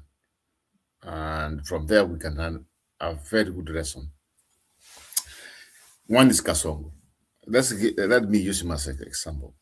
I'm telling you, some part of my family, I can tell you my own family. When some of us were papa, we tried to tell them, guess what? He's not going to do nothing. But hey, they kept on telling me bottom up, he's want to create jobs and he's want to do this and that. But now the same family members who are just for him, I'm telling you, even before I asked them, how are we doing? The first thing, they're just like, before you talk anything, huyu jamaa hapana. That's Ruto. Ruto has united our country. Maybe in a bad way, but we are still united against him. So I hope by us, because as a country we see what's going on, we will come and choose somebody like the Sifuna, somebody who's fresh. We don't mean it's going to be 100%, but something new. Maybe that's where we have been having issues. Also, something we cannot forget in Jiru. Let's not forget, since independence, let's be sincere on this. If we really want to take it, since independence, we have had only the mountain and the Kalenjin people produce the presidency. Maybe when this thing moves from these two, there might be a change, and because of that, maybe that's where we have been going wrong. So I don't know. Maybe, we are trying also to intersect this thing, like where have we, because this route of presidency has been very, very bad. To be sincere with you, it is very, very bad president so far for everybody. But also let me tell you. Wacha nikutusopisha hapo pa president. I think the people like Sifuna because haiko tribal. Na kama tuna choose leaders, if we look at tribe, we are going to make a mistake. Angalia hao watu waine waliwekwa na ODM kwa nini kwa CS. They're even worse than the ones who are there. Wanakuja na aggression nyingine na watafanya hizo vitu, alafu mkimcomplain unasema kwa nini hakumcomplain Uhuru akifanya? Kwa nini hamkucomplain so akifanya? Kwa nini hamko hata sisi ni time yetu sasa? So if we choose because of a tribe, then we are making another mistake. It cannot be about the tribe. It can be about this person. Are they qualified? That is very important. Tribe, angalia mtu kama huyu treasury CS. He is like alipewa opportunity, lakini anafanya bila kujali. And then Ruto had said his CSs will not be going into public to do politics. Let me see what I mean. What I mean is, so we had this cycle. When we have this presidency, we want to talk about Kenyatta talk Moya Kangia. Moya katoka, some of the Kibaki Kakuya. Then from there, so that's I'm just trying to say maybe that's what there's some circle somewhere. I'm trying to see where do we go wrong. What I'm saying is, what about the one thing civilized countries is going to bring, if that's him, there will be Israel in the making. That's what I had in mind also. That for the first time, maybe people want freshness. We were talking about freshness. That now we are moving from this recycling of this, from this, that's not being tribal. We have to be realistic of some of this thing here. Let's be realistic on this. And I see a situation where now Sivuna becomes like Israel in the making. For the first time, we want to do this. For the first time now, we have somebody from maybe the western part of the country to lead our country. That's not being tribal. So let me tell you something. Nani, sorry kwa kukata. Imagine me, I don't mind even us getting someone. In fact, I would like Sifuna and someone like Muhammad Ali from Nyali, like that.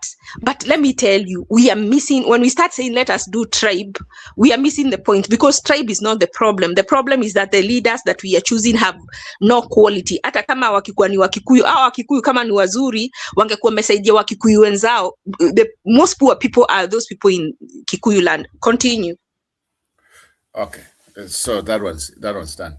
Okay, so for me, at this point, I think Kenyans, since now we are united and we think the country's on the wrong track, I have a feeling there's no way Kasongo will come and that PTE at the end and Najita. That makes me, somebody like me nasikia vibaya sana. Wakati anasema, hawa jamaa hawajui mimi ni nani. Yani unajua ni kura za watu.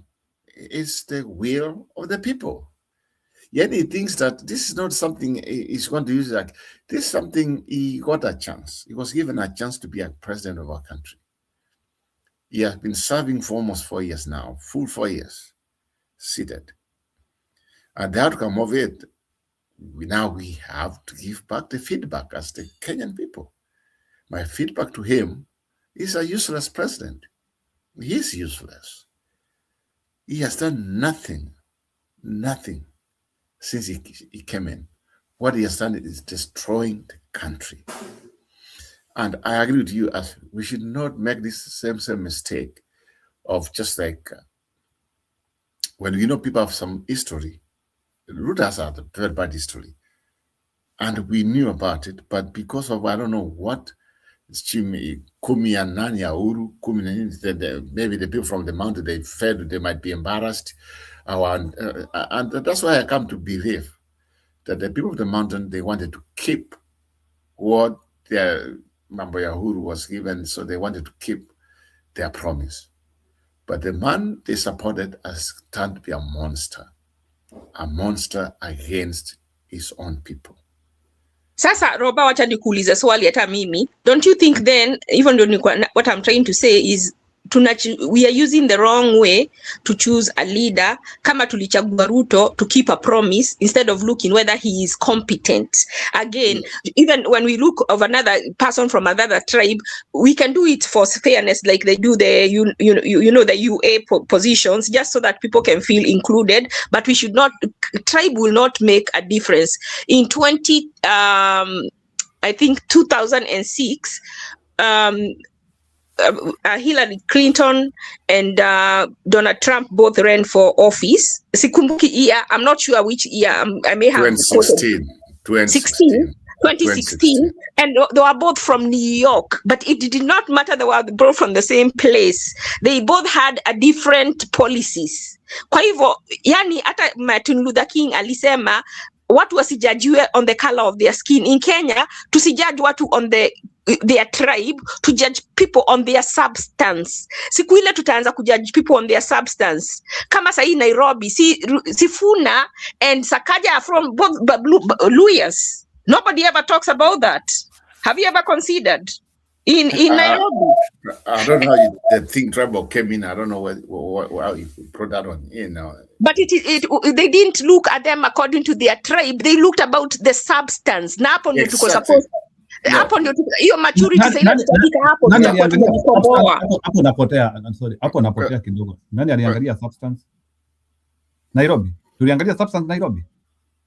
The people from them, I was even talking about not substance, at least tuliepuka kuangalia tribe, because if it was a Kikuyu and Kikuyu would be like Sakaja alikuwa anajulikana. I think actually you are losing the plot hapo. Nani yakuwa anajua Sakaja ni mkora? Sakaja tu no, not like that. What I'm saying is, at least in that case, atukusema ati ni Wakikuyu wawili wamesimama. I'm not going about their anything else that their tribe. They were both Luyas, both Sakaja and the senator and it's Nairobi.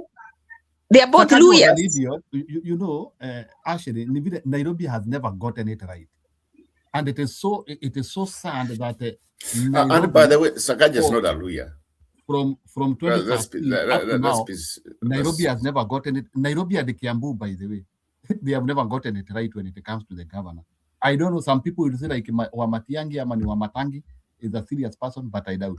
But he has never gotten it right. Sasa huyo Wamatangi, let me tell you, nilisikia ati sijui which country he was, and he was declared dead, and he even has a death certificate. And then you wonder, how was he able to get? How was he able to even qualify to run if he has a death certificate? Sasa wewe Roba, si ni Kenya bwana. Wewe, that is Kenya. You are loving that story. Do you see now why we need a president who wacha kufanya kazi anaweza uphold constitution na rule of law? Hizo tu mbili, akienda tu akae kama stooge, akaange tu kwa in the state house na ana uphold tu hizo mbili, the country is going to run. Don't you think that is what we really need? Those two qualities. If ask why we not even right for Sakaja went to a university in Uganda. And another thing they should say, the university that the person has gone has to be accredited, because hizi zingine za kununu, an accredited school will not agree to give you a certificate just like that.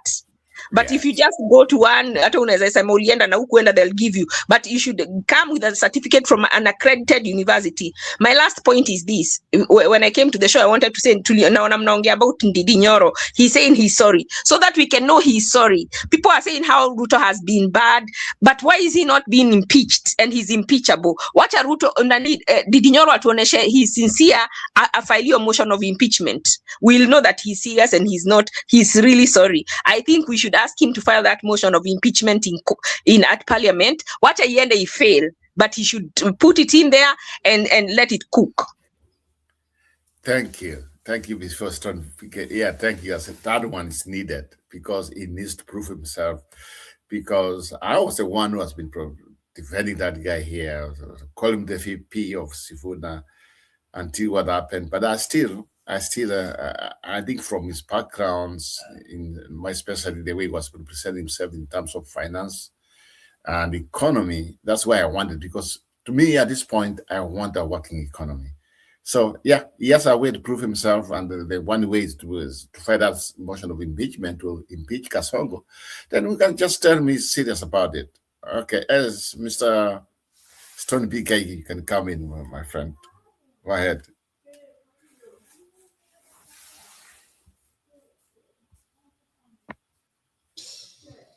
Wakiogia.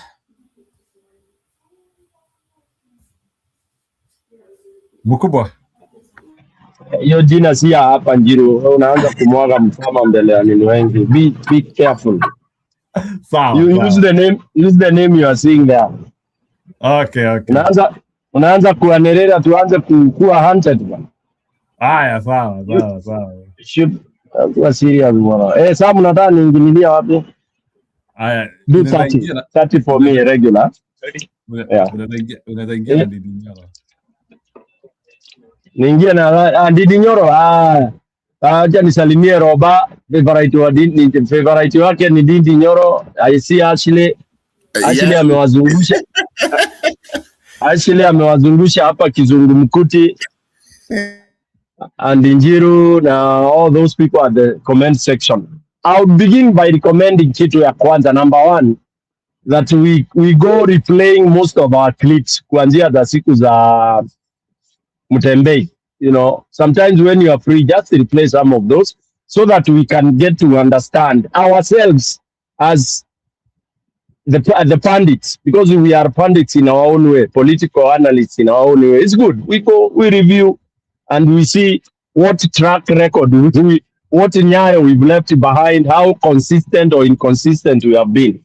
That's just a spanner in the works, because it helps.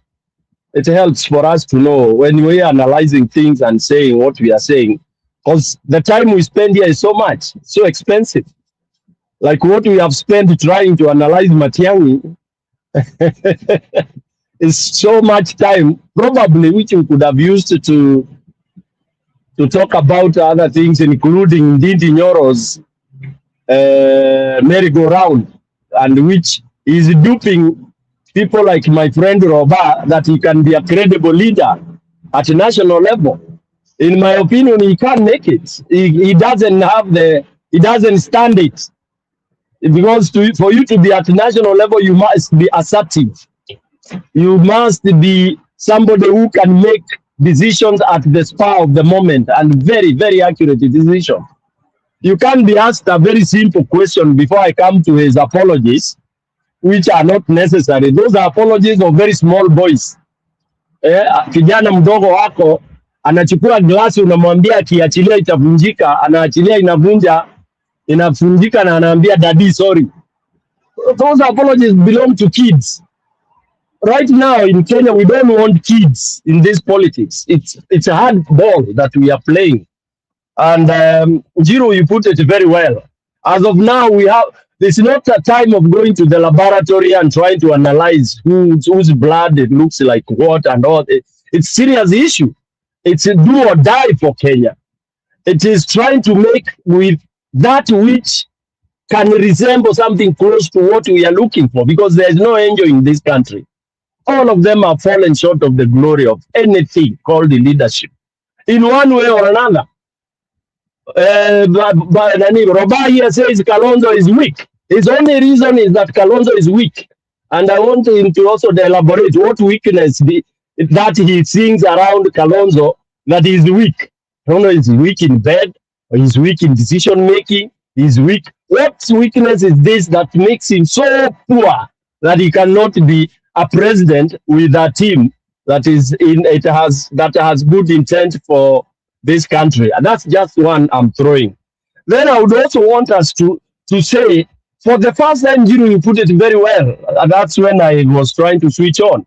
You said that the people, for the first time in Kenyan history, the people have made a decision.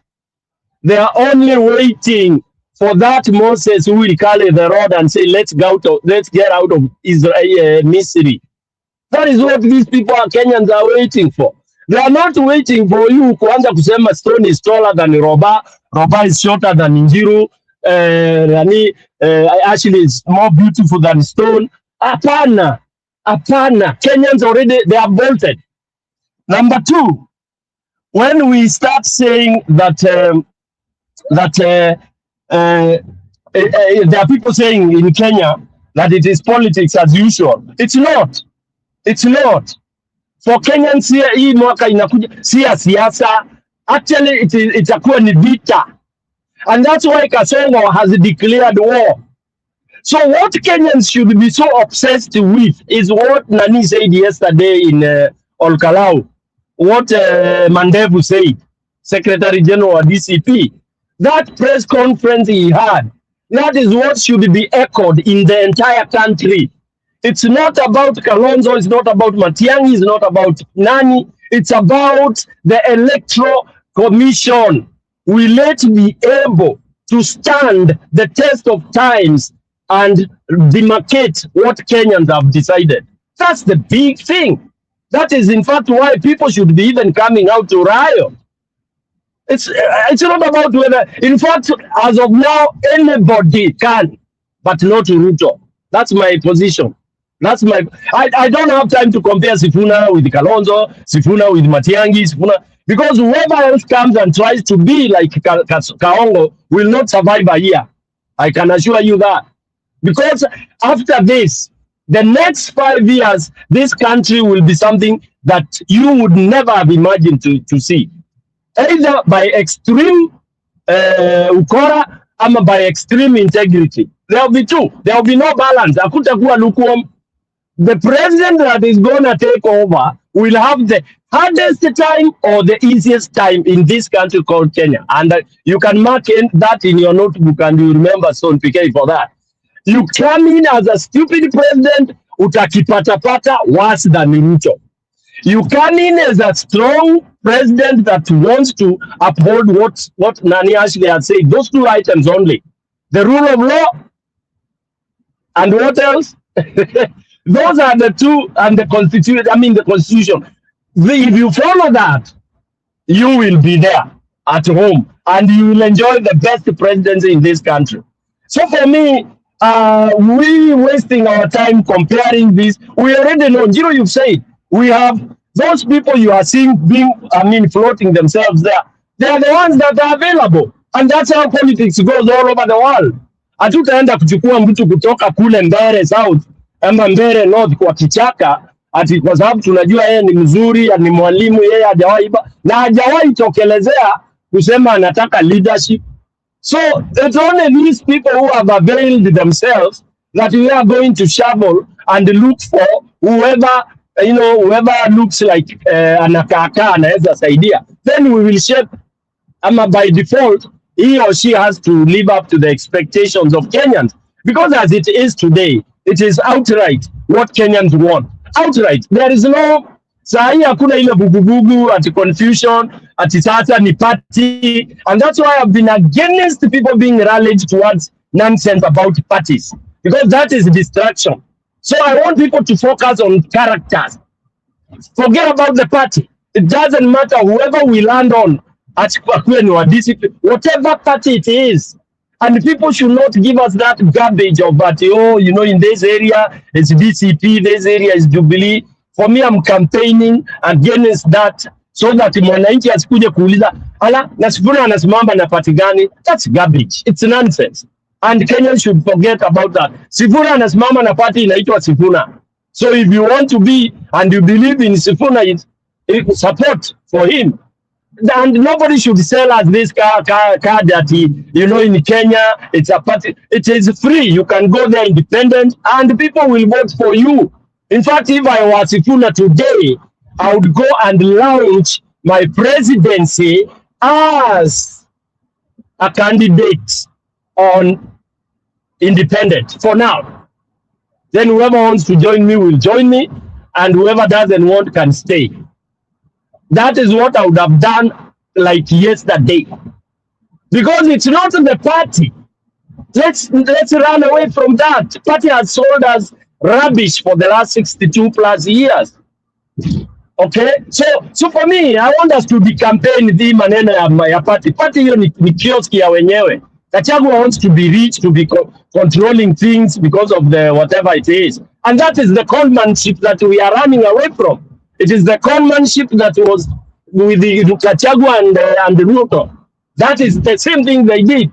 Lastly, let us not again be swallowed into saying that Kenyans mandated Ruto to be the president. When did we agree that Ruto won?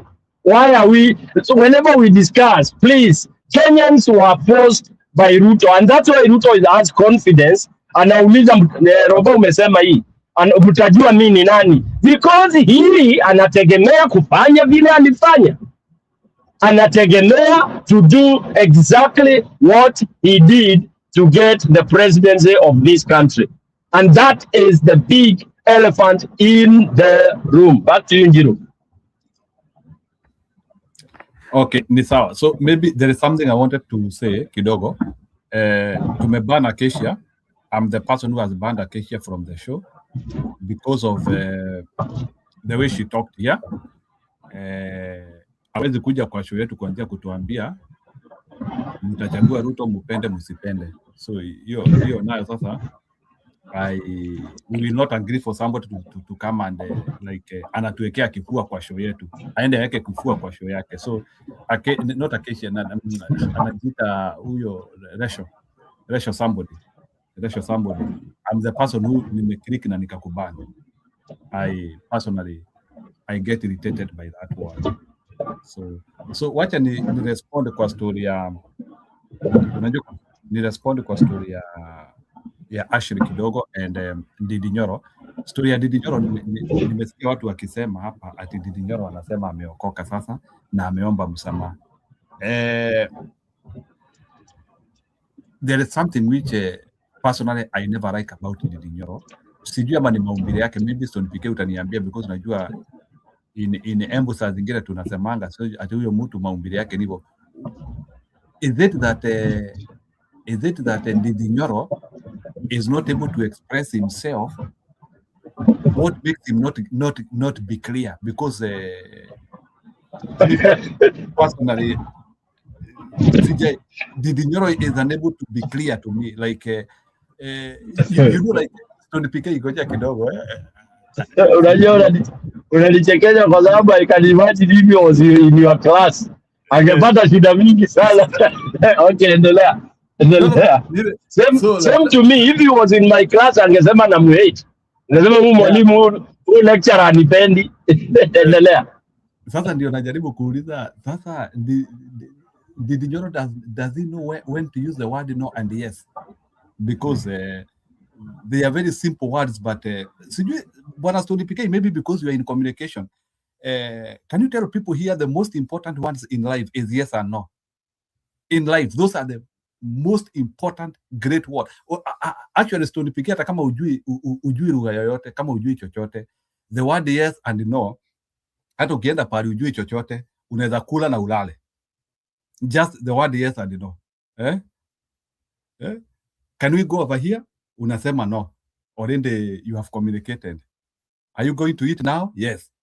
You have communicated. So just Stone PK, if people have known the power on yes and no, and I don't see Ndindi Nyoro maybe he is too much into finance, ama hiyo mambo anafanyanga. He is not a communicator. I struggle with Ndindi Nyoro when it comes to and Bwana Stone PK in this life. If you are not simple to communicate, you are too poor. Unajua kuna watu wanaangukanga mitihani sababu anazunguka ansa. Unajua Stone PK bwana, nimemaki mitihani bwana. Unaona mwanafunzi ni kama alikuwa anaelewa concept lakini vile alisako around the answer and inabidi umpointie, you are almost in the answer at this point but you left the answer and went elsewhere. Tukipanga makaratasi tunajioneaga mambo, yani unaona ama unaona mwanafunzi unamwambia explain the character of this and this person, unaona mwanafunzi alikuwa ameelezea vizuri, then suddenly akakuja akatoka hadi inabidi unazia kumwambia the answer was here. Nimekuachia Stone PK, wewe ni mwalimu wa literature sasa deal na. I wanted to make you help us understand the Nyoro in terms of that. Now go ahead. Now I'm trying to gauge out stuff from you. Endelea. Uko mute, sir. Uko mute. Thank you. You are very right, Njiro. Describe anytime you now, you know, these are things like Njiro, the day you want to go into politics. I hope one day utaingia, because Embu needs people like us. You know, if we sit back here at Tahoza, anytime you will decide to do that, you should have self-discussion sessions. Alone, umejifungia kwa room fulani, mahali hakuna watu. All right, these days is so good, una record, then just decide to talk, and when you decide to talk, you try to even emulate somebody. All right, and then try to explain like simple things. You're explaining simple concepts. You listen. The moment you find yourself having to struggle to understand what you are saying, ujue iko shida. And if you do that 3 times and you are not able to therapy yourself, just know you have failed in communicating. You cannot deliver a message home. For example, in his apology, before I come to the apology, but one of the worst statements he made, with all the time he had for that press conference, if you are a communicator and an intelligent, you always know kwa hii conference yangu ile msumari watu wanangoja ni fulani. You understand? Unajua ile pini tunaitanga pin. Ile pin watu wanangoja ni hii. Okay? So you can go round and round sugarcoating, but you have to land that pin and close your conference. The pin has to drop and then close your. Sasa unaenda unazunguka unaenda. Number one, you are giving an apology. Yani, the apology you are giving, and you are saying you've been an experienced person in that parliament. You know how things are done.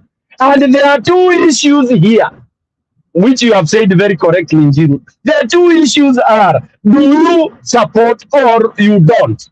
Are you for or against? So, do you need 60 full caps to explain why you are not for and you are not against? Yet you have been asked, are you for it or not for it? Alafu unaanza ku explain why you are in between. Who asked for you are in between? Nani alikuuliza? So that is the flop number 1. Flop number 2, unakuja unasema that hii apili, which was very very irritating. Which side are you? Amesema anaulizwa na watu, his friends.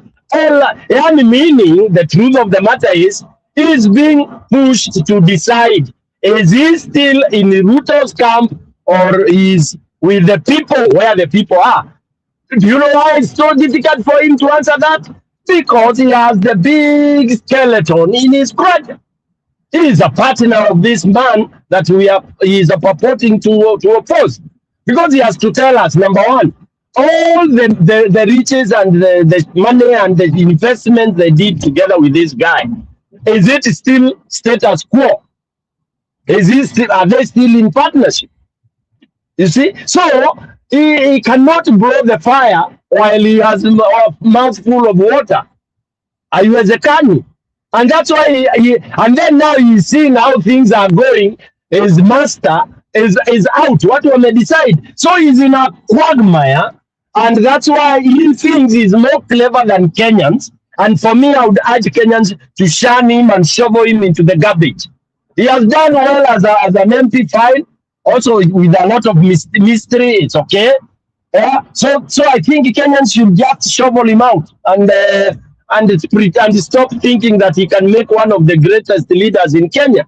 We have millions of leaders. So these are some of the people I would say we should not waste time trying to discuss, waiting for them to come and make decisions. Ati sasa watu wakae, I wish Roba was here. Ati sasa tumekaa chini, tumemwekea kiti ya deputy, mpaka siku ile ata decide, come on Kenyans. Tokeni huko bwana. Hata mpatie Stone PK huko akuja aende akames kama atames. I don't want people to encourage those debates that he is a probable candidate. Come on, you have to be very decisive. You have to be able to say it. Alikataa kusema ati anasema there will be an opportune time. Which opportune time, Njiru and Ashley, are we waiting for when Kenyans, I say this again, know what they want? I mean, they know what they don't want.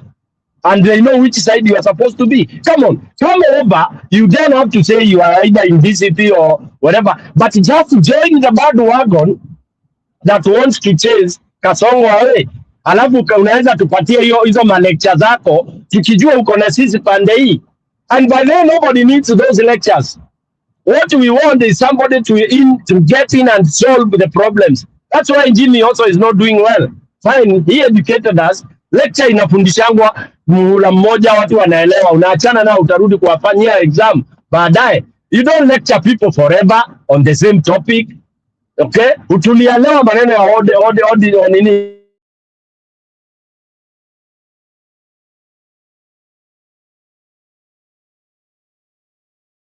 Yeah, sawa, Stone PK naona umepotea kidogo. Let me na tuambie tutafanya Oh, Stone PK kidogo, I wanted to support you a little bit on that. Unaona history ya Nyoro. History ya Nyoro, I think anyway nimemuona hata akichukua maclasses Harvard na places zingine, which is okay, but there is you know, mtu wako ni kama sasa Stone PK, mtu wako na njaa karibu anakufa na chakula iko hapo, alafu sasa huyo mtu unamuongelesha for 3 hours na ako na njaa na ako na njaa ati ombea yule hiyo ino bwana, hiyo ino toraruga ni korwa ina murio hii chakula itakuwa tamu wewe ngoja tu time itakuja, time ya kukula na utakula vizuri. Man what are you telling me wala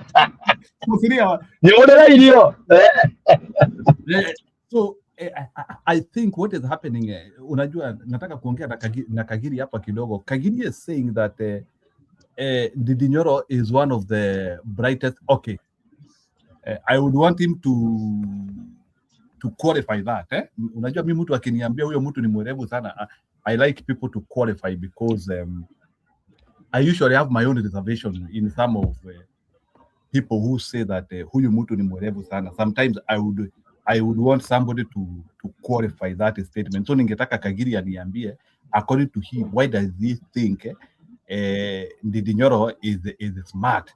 And you are not smart because of being in school. You are smart because of things which are coming out of you in terms of na sio kusema Bwana Stone PK. The reason why somebody like Albert Einstein is considered as one of the great, it is because of the things which he did and are being proved now. So I need you to verify for me actionable reactions from Ndindi Nyoro. Lakini kuanzia kusema because unajua, I think saa zingine ni kama we want to treat Kenya like Confucius. Unakumbuka Bwana Stone PK au watu like the Confucian guy of China? Mtu moge usijua wale watu walikuwa wanasema mambo like Confucius ama somebody like Plato, what Plato said. Those sayings Yeah, okay, Anjata, yes. But there is something when you are dealing with a nation, you are not dealing with the phrases. When you are dealing with a nation, you are dealing with the actionable plans. So mimi nataka mtu aniambie in that economic things which Ndindi Nyoro talks about, where has he applied that economy in large scale? Uniambie hii ni policy ya Ndindi Nyoro. Mtu kama Kibaki, by the way, we have seen his policies in economy. So Stony Pigai nataka muniambie hapa leo huyu Ndindi Nyoro mnasemanga ni mwerevu. Give me a economic policy on a national platform at a point where he was even the chairman of budget in Kenya. Ebu niambie Ndindi Nyoro alitusaidia aje akiwa kwa budget in Kenya? Thank you, Njiro. Those are what I call the relativity. You know, for me, I never use those terms that so and so is sharp, so and so is, because you say this one is sharp, the other sharp. That is the relativity nature. I don't do that. What I do, I explore now what you have said. Like, for example, what unique policy, depending on the space you are in, or what unique strategy did you write that people are living on or has done things? Not giving me the obvious. When you tell me the constituency things classes have been tiled, there is nothing genius in that. Okay, what there is that you are able to involve the community properly, and the community, you know, you engage the community. Period. That he is good at. Number two, he has done that because he had his surplus access to money and all that, and he has been able to do that. Number one, number three, his access to money and funds is because he's been a partner of Ruto. Okay, so he had a leverage. All right, so it did not just come at you out of that, you know, from the blues that he starts performing stylingly well. So let's get out of that. Let's forget that issue of saying so and so is sharpest sharp. Hakuna sharp iko pale, you know. Sharp. You are there in a budget chairman when the worst budget in this country was being passed, and you claim to have been very sharp. You are doing CD masters in all XYZ. That's garbage, you know. So for me, is what is it that you've been able to implement that has a very positive impact on the community or in the area, depending on your field, whatever field you are in. Let's see a module. Let's see something that you have done that is so unique. It could be similar, but we see how you are the one who originated the initiative, and then it is nurtured. So again, we need to get out of that cocoon whereby we want to zero things on personality and thinking that you know, that we need to delve so much on, you know, academics and all this just because of what you stand and pronounce. Explaining those economic things, most of us, many people have gone through economics classes, and we can be able to describe those things.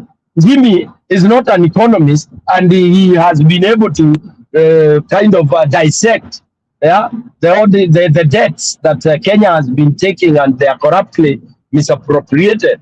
You know, you only need to have a loud person to come and try to read those things. And after all, those things can be written. What Gachagua keeps telling people, he confesses that they are prepared, he's given the information. Okay, so what you need is a leader that is able to work with others to bring many things up. And that's why for me, like, I still go back and say, what Kenyans have decided is good. That any of those guys will become can become the leaders, because the situation, the space is totally different now.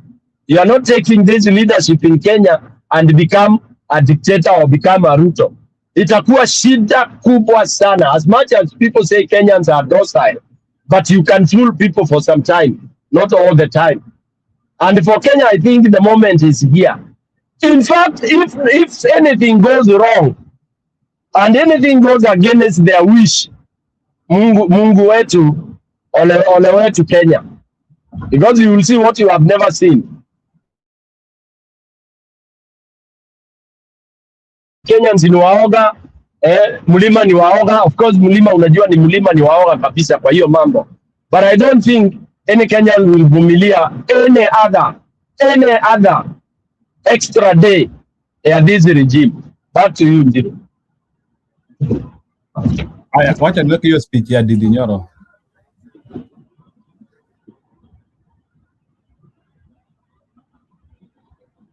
So I think Kagiri story ya CDF is not enough. I wanted a national approach. Ile kitu alifanya kwa taifa.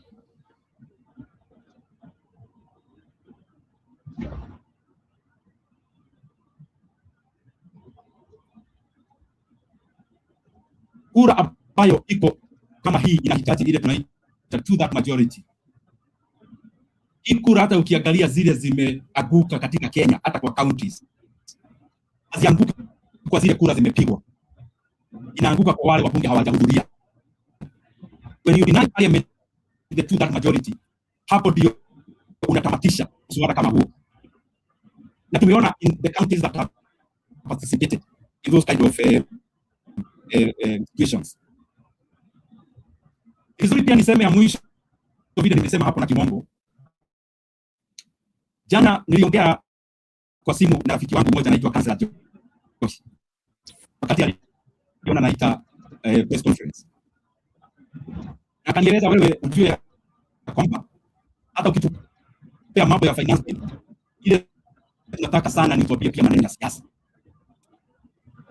Na pia nimepokea ujumbe kama huo kwa marafiki wengi. Kama rafiki wangu Abdi wa Wajir, kuna rafiki yangu Dansan wa kule na Bale Busia, kuna rafiki wengi wa kule Siaya, na pia kama huo kutoka kwa Wakenya wengi, kwamba hata ukiita hii press conference wewe ujue kwamba hata tunakulipa finance bill, lakini pia lazima utoe maneno yako ya siasa. And I also want to be very, very, nataka nikuje na humility. Maeleza mimi nimeangalia siasa yetu yote ya Kenya. Nimetupa muda. Na wengi ni kama wanataka lazima kuhakikisha. Ikianzia hapo mnajua ya kwamba mimi nilikuwa mmoja wa wale walitafuta kura ya hii serikali ambayo iko. Na kila wakati natoa maoni tofauti. Kenya wananikumbusha wewe ulikuwa pati ya hawa watu. Kwa hivyo hata ukiongea wewe bado uko na kaso, na msamaha ya kwamba. Na mimi nakubali. Na ndio maana naona ni vizuri nikichukua hatua kama hii, lazima ikuwe hatua nimeiangalia kwa njia zote. Na vile mnajua nimekuwa mstari wa mbele kuongea mambo ambayo wa Kenya. Hauwezi fanya jambo kama hizo. Hautasikia mtu mwingine anaongea mambo ya school fees inaongezwa, watu wanachukua mafuta ya Turkana, mambo ya deni. Hauwezi kuongea mambo kama hayo ukiwa ndani ya serikali. Na hiyo it is obvious. Lakini kila wakati najua kwa siasa pia ni mashindano. Sawa, ni kama Ana anasema sauti si mzuri. Kipuri, tutafutie hiyo video tucheze from your phone if you have it, maybe, but I can make you to first of all react, but tutafutie hiyo video.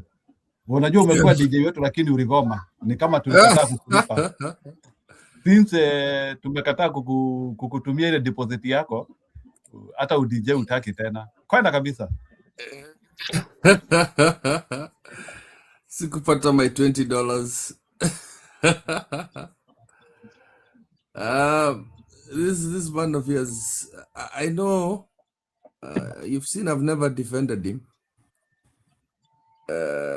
Habari yako Stone, Ashley, najua acha nisalamie watu bana. UDJ tarudi. You've seen I've never rated DJ Nyoro. Ama Kasongo amenunua DJ wetu na hatuna habari. Unajua that cannot be in kind of that. Ama DJ wetu alienda na hatukuambiwa. Acha tu tuache siasa kama ni hivyo, tuache tu. Ati kwenda kwa Kasongo. There's no need. And I think he talked for 54 minutes. Let's just I'll start by saying that I've always suspected Ndindi Nyoro, but watu wanasemanga na hii mentality ya mwizi wetu. I've always told you this is the same person that took KPLC shares. He's one of the major stakeholders for this guy. He's the guy that had a very, very, very big docket, which was the energy docket in Parliament. He's one of the guys that in his first 2 years of this government, alichukua pesa mingi ya Wakenya. I know anasaidia constituency yake, lakini anasaidia constituency yake by stealing from other constituencies. But people always say, lakini amefanya mzuri, he's done so well. But where has he gotten all that money? There are other counties and other regions, other constituencies that are suffering because of this. But tunaja tu ni kunyamaza because, you know, as usual, we tend to close our eyes. Unajua ukileta such topics in the show sometimes, utakera wananchi wenzako, you know, you just keep quiet. Because at the end of the day, the biggest evil is Ruto. You know, it got to a point in time where I was hearing that they wanted to dilute this man with Sifuna. I was like, nah, it cannot work. You can't have him at Sifuna as president. And then he's that was Roba. Yeah, I remember. I know, you know, you want to debate this thing, like some people get emotional. Unanyamaza tu. I try to unachanganya chumvi na sukari, pilipili na sukari. You can't. Unataka iitwe sukari. You can't, my friend. Because you sit down and you just, you know, it's like the way I saw Ruto from afar, unakaa, and then you see people start coming towards him. Unaona ni kama tu mwenzetu hapa nani? Nyoro akiongea juu ya Gachagua. I look at them and nasema, hey boss, you want this one to be president? So, munyamaza tu kwa sababu my goal for Gachagua is kutoa Ruto do. That is it, but not for him to be my commander in chief, because I know who he is. And these are the kind of mature topics we should be having as Kenyans. When you start discussing people, you also need to look at their sins. You have to look at their sins. I know Ashley came here today, and then also she was speaking in a mature way. She started saying, look at Matiang. What has Matiang done? These are the things that Matiang has done that scares me. Why don't we talk like that? Why are we afraid of talking like that as Kenyans? You know, when you do, you know, when I hear people talking about the likes of Afadhali Kalonzo, unajua Kalonzo, unajua anakuanga kiwatermelon, but there's a way I feel like haezi tuumiza sana kama wenzake wengine. Obviously, you guys, you know, I rate Martha Karua. Sifuna is my second choice, obviously, because Sifuna sijaona mahali amefanya. Maybe he's misstepped when it comes to policies like kuacha ODM ama always relying on Raila or missteps. Lakini the missteps have not always been the missteps of harming the Kenyan, the wananchi. Nyoro coming here to give us a full speech. I think it's almost 58 minutes. Hiyo sitawezana nayo. All he talks about kukuja kusema hapa, kazi yake ni kukuja. You know, my question to him, after all that, kazi yako si kukuja hapa kwa TV na kutuambia shida ambayo nchi iko nayo. Sijui kuna hapa, sijui aliiba hii, sijui Turkana, sijui minerals. What do you want me to do as a Kenyan citizen? The thing that the people of your constituency employed you to do is to go to parliament and vote for specific things. The biggest mtihani yenye alipewa na watu wa constituency yake alianguka. Let's agree on that. Flat. That is what they sent him to go and do. Not to come and do YouTube. He's not a reporter. Yes, you're a content creator. Hiyo ni kazi ya Stone Pike, Njeru, mimi, hiyo ndio kazi yetu. I have not been elected by anybody. Because in future, I do not want to see Stone Pike coming here to talk about Embu things. Akuja kutuambia sijui in Barre North, sijui nani aliba nini. I'm like, Stone Pike banas, you just go to the county assembly and go vote for those things. kuja kusikia kelele yako. By the Stone PK, I'll be pissed off if you come here and start telling me sijui hivi. I would rather you come and report, you know what we did in our constituency, these are the bills we passed, this is what we did here in Embu. You know, tell me what you have done, not coming to give me excuses that you what. Why did people vote for you, Stone PK? Kazi yako niko county assembly. Huh? So for me, Ndindi Nyoro, hata vile ulikuwa nataka kuweka speech, you know, I've not even followed it. I already know the thing. The main highlight for me was, why didn't you go vote for that finance bill? Coming to go and say, so you 2/3 of them are going to vote for what? That is not for you to calculate. You go there. You vote. Sorry, Kip. You don't tell us about 2/3. You vote. Tujue yako uliwekelea wapi. Sindio? Yeah. That's it. Thank you. Yes. It was I was not even disappointed because I knew who they were. It's the same logic we had when Babu alienda akajificha. Babu Owino himself alienda kujificha in the previous finance bill. Sasa tunauliza Babu, where were you? Sijui I had to prepare for a case. I'm like, mister, this is one of those important things. Babu, you disappeared all of a sudden. Watu wanauliwa juu ya finance bill, we kazi yako ni sijui kutembea. I sent an excuse. All of a sudden, some very important things happen for all these MPs when this thing comes in.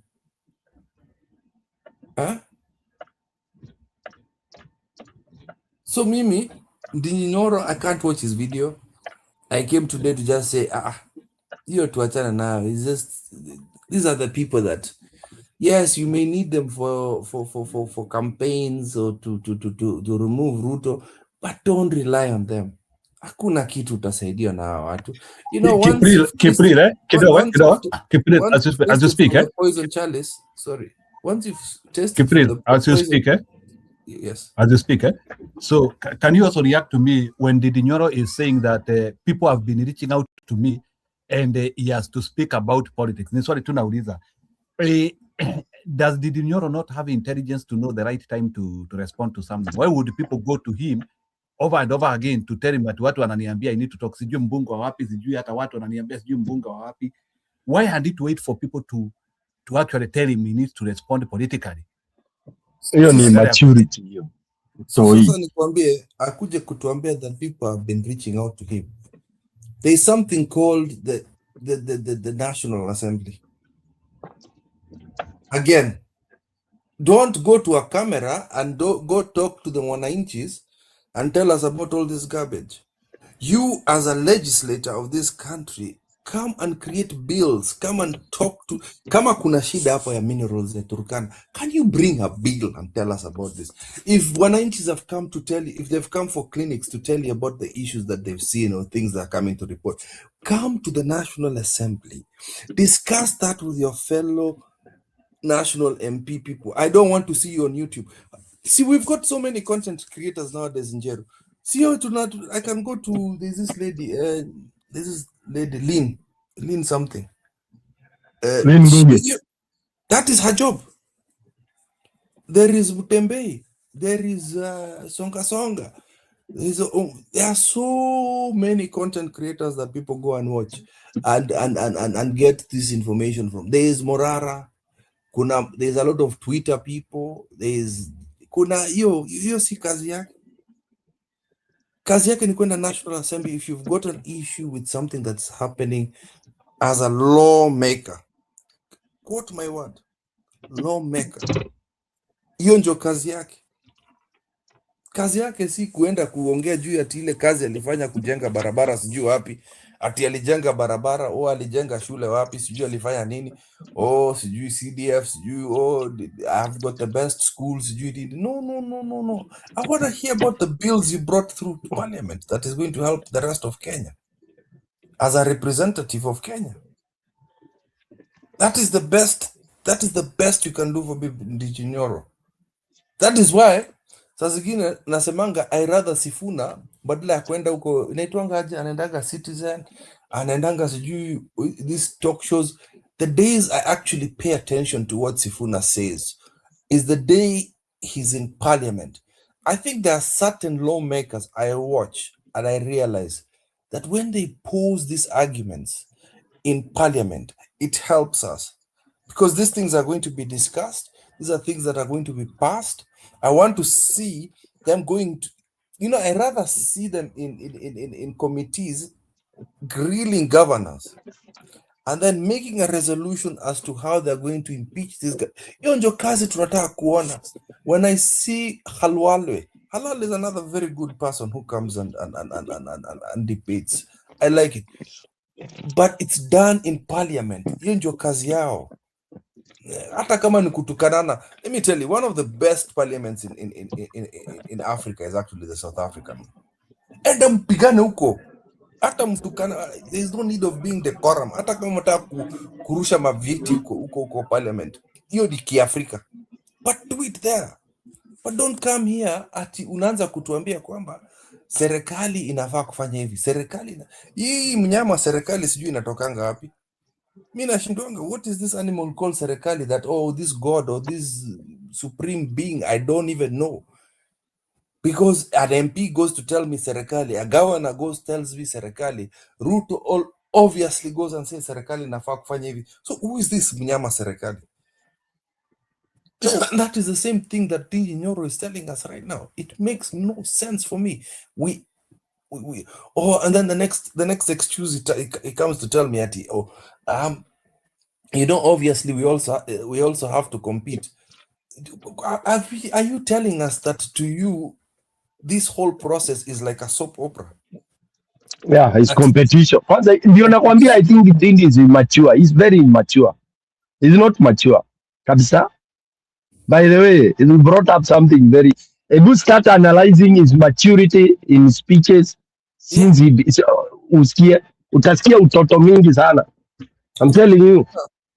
Kutukanana na watu bana. So it's just basic. I know why we need Rigathi Gachagua kufanya spit fire on that thing. That is fine.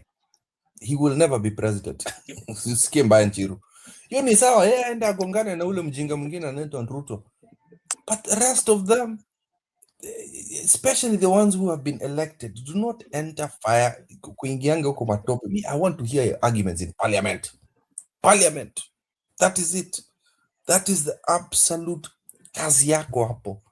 That is the mandate. Kwanza nataka, if it was possible, when we go to the next election na tushinde, mimi naenda kotini skip kutoa hiyo mnyama inaitwa CDF. Hiyo kitu inafaa kutolewa kabisa. I need this thing to be removed because CDF was a tool that was used by Moi to bribe MPs to do what he wanted. That is plain and simple. And every time, endelea, keep sorry. And every time they needed something, wanaongeza kwa budget yao, inakuwa 10 million, 20 million, all these millions. There are certain responsibilities, and most of the responsibilities that are written in the CDF is what MCAs are supposed to be doing actually. Hiyo ndio kazi ya county government. Kwenda kudistribute bursaries, kujenga mashule, kufanya hizo vitu zote ya shule ya CDF, ya development funds for the constituency, which is a sub-location. For those who do not know that, constituency is a sub-county. And within the sub-counties, there are wards. Those wards are the ones that are in charge of that sub-county. And those are the guys who do the administrative work of those sub-counties. MC anafaa kuangalia mambo ya hapo. Anaenda anatafuta pesa, anakuja kuleta hiyo pesa. By the way, he's not supposed even to touch that money. The county government is supposed to after we may discuss what needs to be done, hii shule inafaa kujengwa, wanaeka budget, shule inajengwa. Hii hospitali inafaa kujengwa. There are a couple of roads, especially not highway roads, these roads going across the county. Hizo ni barabara za kina Stone Pike kwenda kudiscuss. I don't want to hear an MP coming to tell me amejenga hii shule, amejenga hii barabara. That is not their work. Hiyo si kazi yao. Anyway, hiyo kwa maneno yangu kidogo hapo, acha niachilie mandugu zangu waendelee. And don't waste your time with Ndindi Nyoro's speech, Njiru. Don't waste your time. Njiru, engineer, Dr. Njiru. Stone endelea. Daktari amelala. Keep it's good umeleta point mzuri sana, because I always say our channel we should try to educate each other. Umeleta vizuri when you're talking about the CDF.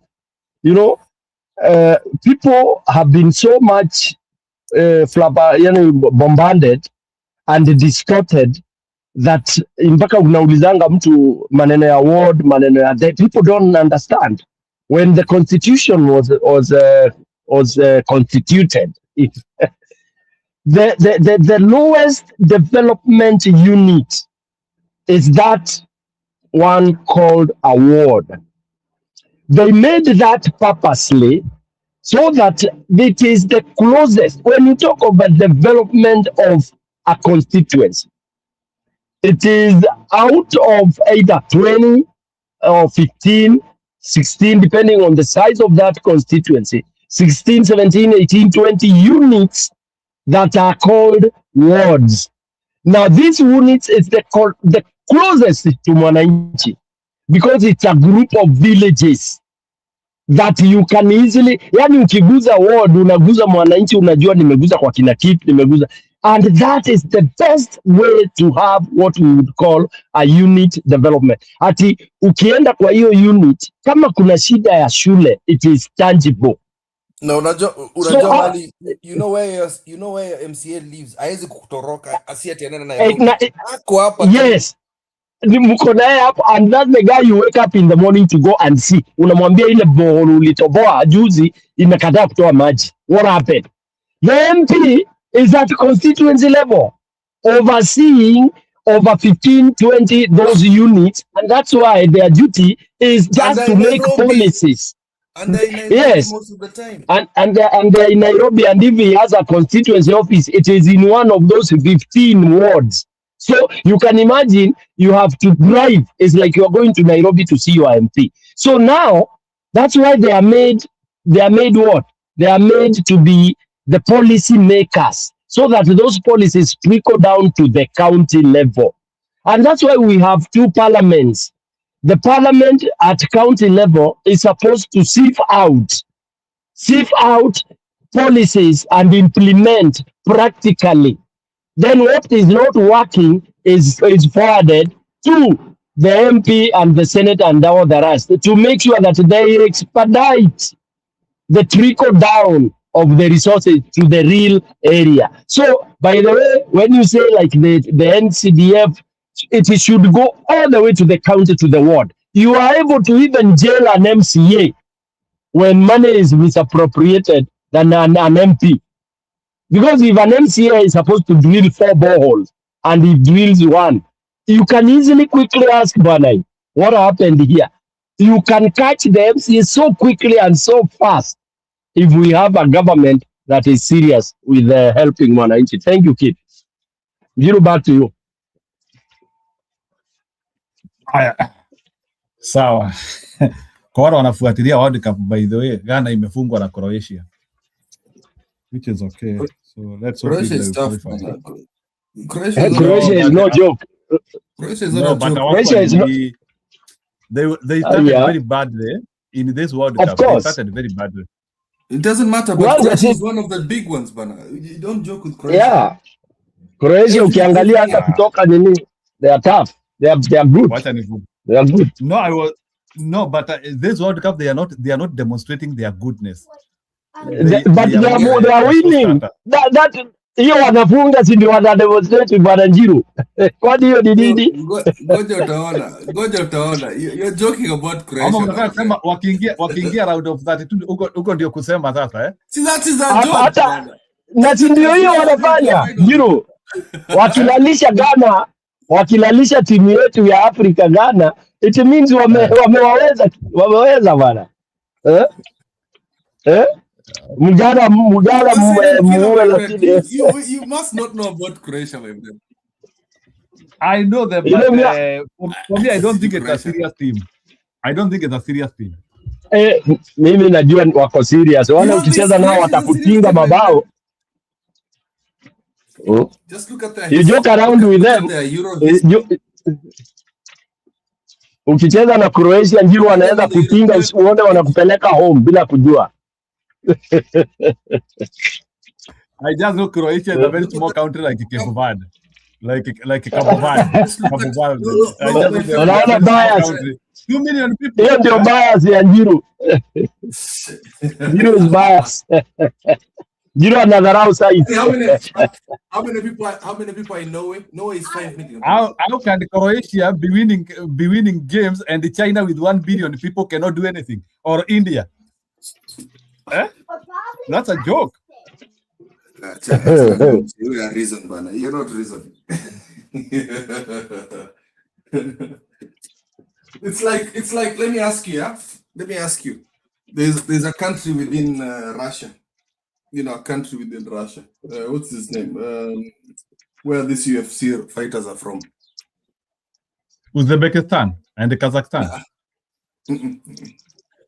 Belarus. Where is Khabib from? It's a territory of Russia. They have about 1 million something people, but they're known for UFC. Yeah, Chechnya. Chechnya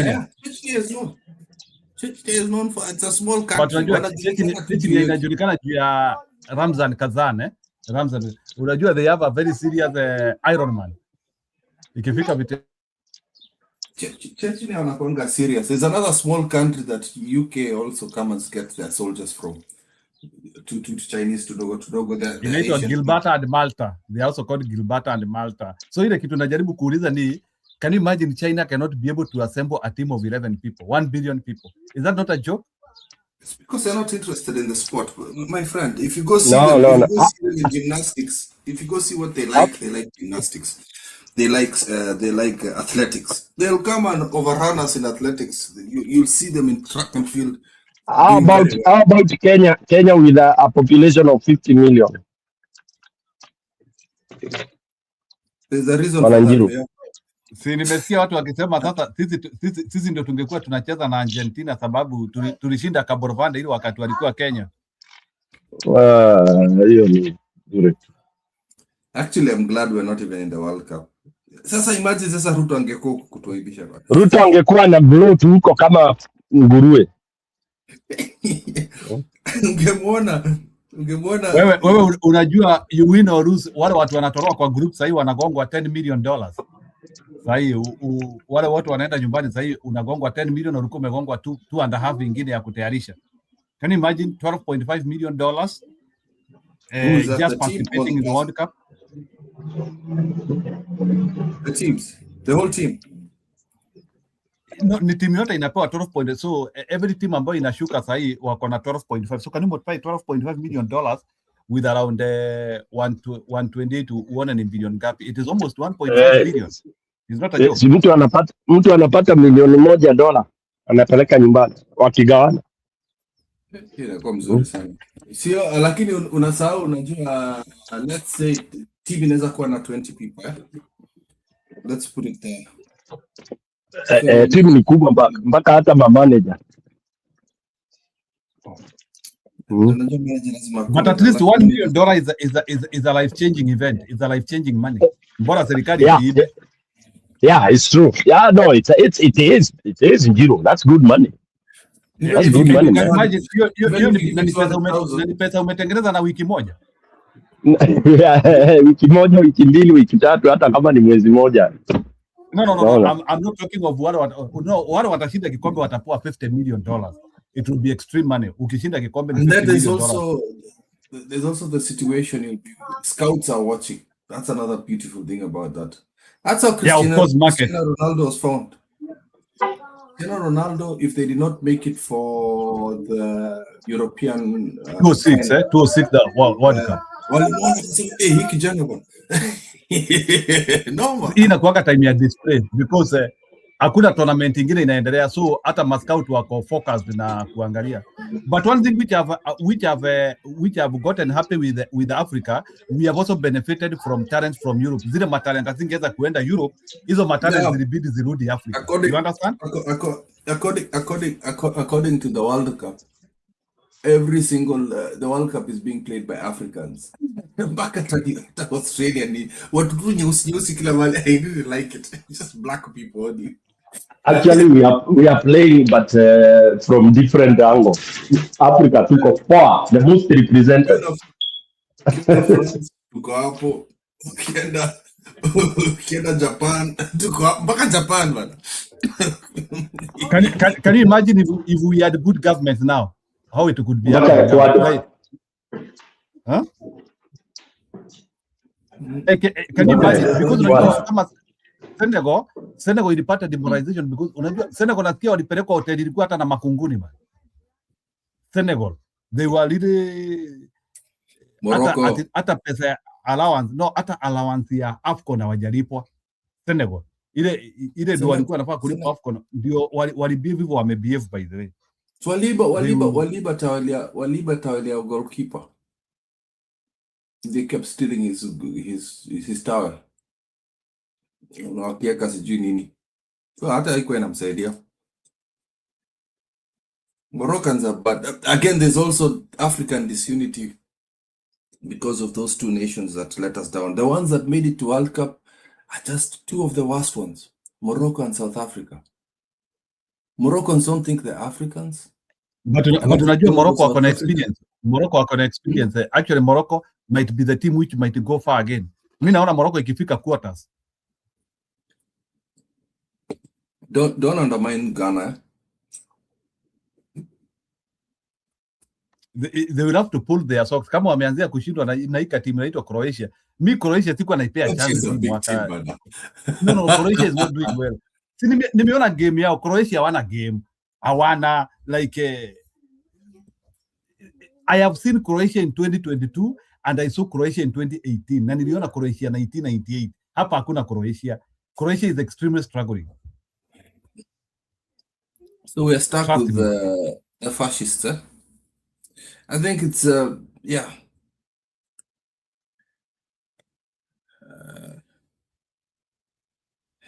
Lakini sasa na the Egyptians. No, Egyptians are doing well. Si jana niliona waliangukia, karibu walikuwa wamefungwa ambao dakika ya mwisho alafu ikakuwa withdrawn. Kama waliangukia. Senegal huoni kitu yote. No, Senegal they will have to reform a lot because unajua Senegal kuqualify tu na point 3, that was too low. They will have to do a lot of reforms to actually to be at a competitive pedestal. Senegal will have to do a lot. Si then tuanga, lakini umeona Ghana umeweka huko chini sana na Cape. Although somebody was telling me knockout is different because knockout ni kugonga mtu anaenda nyumbani. So somebody was trying to explain to me knockout presents a totally new challenge compared to what was happening. But you see, knockout is very challenging. Also, we're also seeing we're also not looking at other teams like Ivory Coast. Ivory Coast had a very tough opponent like Germany, man. So don't feel bad because the two teams that you're looking down on is Egypt and Ivory Coast. Eh? Me, I don't care about Morocco. Morocco mistake. Mimi tu ni Ghana, Cape, Ivory Coast, Senegal, Egypt. Hiyo tu. Egypt at least hajatutukana. Hajatutukana kama watu Morocco. Egyptians at least they accept nowadays they accept the Africans. But people like Algerians, Libyans, Moroccans, they think they're better than us. Hata Somali. And then Sudan also. Sudan. When they divorced from our brothers from the south. These are countries are not north. I don't trust them. I don't. Hawa na hawa watu wetu wa South Africa hapa. Kwanza so unasikia just coming into international politics, eh? Unasikia sasa sisi tu these 3 more days before these xenophobic South Africans wataenda kuanza kuumiza watu. Waafrika wanatolewa bana huko South Africa bana. And I hope as Pan-Africanist, even though we have this, what do you call it, indifference with our brothers from the north, the Somalis, I hope we never get to that level in Kenya. Because sometimes I look at Kenyans talking really bad about Burundians coming to do these jobs. Kuja kuuza njugu, kuuza kahawa, nchi, kuuza njugu, sweets. I'm like, if they've, where's the same naibe wa kazi yako? You know, sometimes I think sometimes wa Kenya tunanganga wajinga.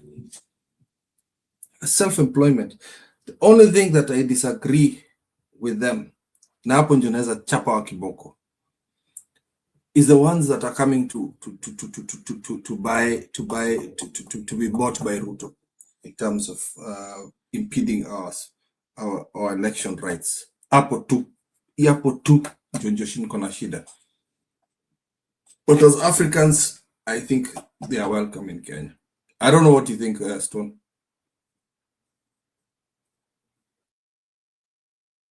Amanjero. No, I have no comment about that. Nilikuwa nikitaka other than Ndindi Nyoro, who made a serious undertone today in the world of politics. I've not watched. The only thing I hear is Oburu. Yeah, because naona Ndindi Nyoro ni kama hamtaki. So niliona kuna kijana ambaye ametrend, yule kijana Mjaluo ambaye anasema ati Wajaluo wako serikali gani. Sijui kama mliona huyo kijana Mjaluo ametrend sana. Yule ambaye alikuwa kwa maandamano.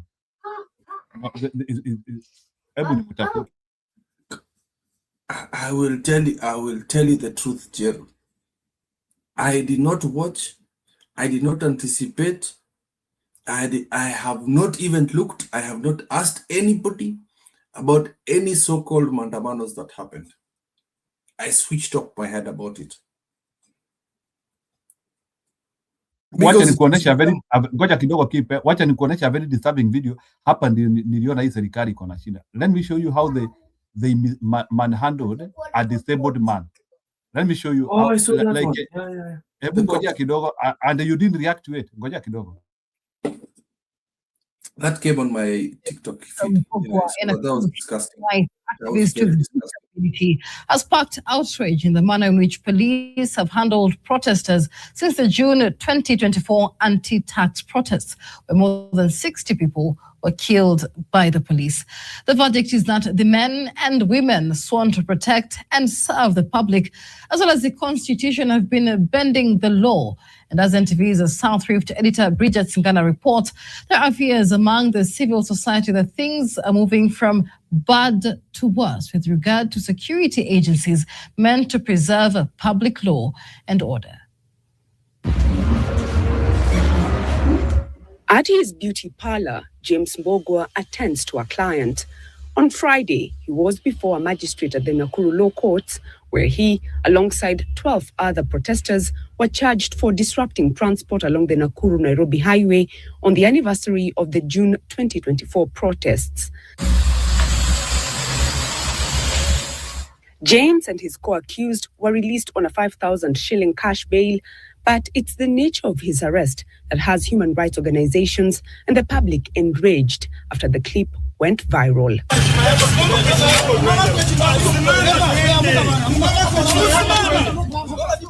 In the clip, police are heard taunting James to get up while he was lying on the ground and he could not reach his crutches, after which they roughly dragged him and bundled him into a police vehicle, then drove off.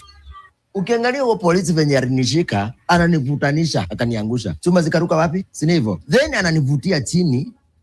And then ananiambia amuka tembea. Natembea aje my sister, and then I don't have my crutches. This is my legs. Then unaniambia amuka. That is intimidation. Honestly. That is intimidation. But then I felt, okay, how many 20 policemen can come just to like a rag, like something that is not alive? Is there human life in this country? The incident has left him with physical and psychological scars. He is not new to police brutality during protests since 2024. James has been tear gassed and roughed up by police since, unlike other protesters who can scamper to safety, James cannot run with his crutches. Niko na maumivu kwa mgongo yangu na mguu. You can see venye niligongeshwa kwa gari na nikagongwa teke ya kifua. Hata nikikam job, it is not that nikutaka by the saizi na sairi nikuwe hosi, but I don't have that capital. James and his co-accused were charged with blocking the Nakuru-Nairobi highway and burning tires on the road, something he says his physique cannot allow him to do. According to my condition, how can I carry stones and place them on the road? And then, okay, unajua, ni lazima tunajiuliza maswali zingine. James wasn't the only one facing the heat from Thursday's protests in Nakuru. Wanjiko Kihika, founder of Tribeless Youth, a civic education organization that works closely with the youth in Nakuru, was forced to leave her home on Wednesday night after receiving a series of messages threatening her over the demonstrations. Then my numbers were leaked on Facebook and on X, and I'm like, where am I being bullied? What have I done? And if a state can go so low to a point of now kind of propelling TFGBV, then the question is, what else is remaining of the struggle? Some of the texts read, and I quote, "We know that you are one of the people planning the protests. We want a peaceful country. Fools," end of quote. Another text on WhatsApp said, "Shiko, you are planning Thursday's protests. I see you." Then, this Facebook post shared Wanjiko's number alongside those of other human rights activists in Nakuru, alleging that Wanjiko and her colleagues were planning to vandalize the affordable housing project in Nakuru's Bondeni estate. I feel sorry, for James, and I'm sorry that we failed you. I'm sorry we were not there with you. I'm sorry that most of us could not show up, but we could not show up because state decided we must not show up. I've come to a point where I'm scared of even being in my own house. I'm scared of what is going to happen to so many lives because now disappearance has become part and parcel of us. Nakuru's civil society, while condemning what happened to James, say that police brutality is on the rise, and this is because they have been emboldened by the executive arm of government. Right from the president saying that police should shoot people, the interior ministry daring people, the inspector general of police issuing threats and going ahead to execute those threats. This should actually be a wake-up call to Kenyans, because only Kenyans can protect their country. Government has called us treasoners. They've called us terrorists, So there's nothing, they haven't called its young people. Like, we are a nation that really hates its young people enough to unleash goons, to normalize goonism and normalize brutality. The unorthodox arrest of human rights activist James and the threats that were issued towards Shiko Kihika, another human rights activist based in Nakuru, are telltale signs of Kenya's shrinking democratic space. However, all is not lost, as the civil rights organizations here in Nakuru say they will go to court to seek justice on behalf of James. Bridget Ngana, NTV, Nakuru.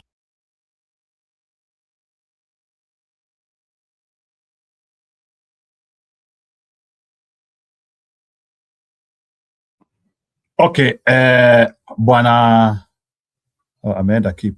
Can you imagine, Ashley, are you there? Ebu niambieni hiyo story ya mlemavu kuambiwa yeye ndiye alikuwa anafunga barabara.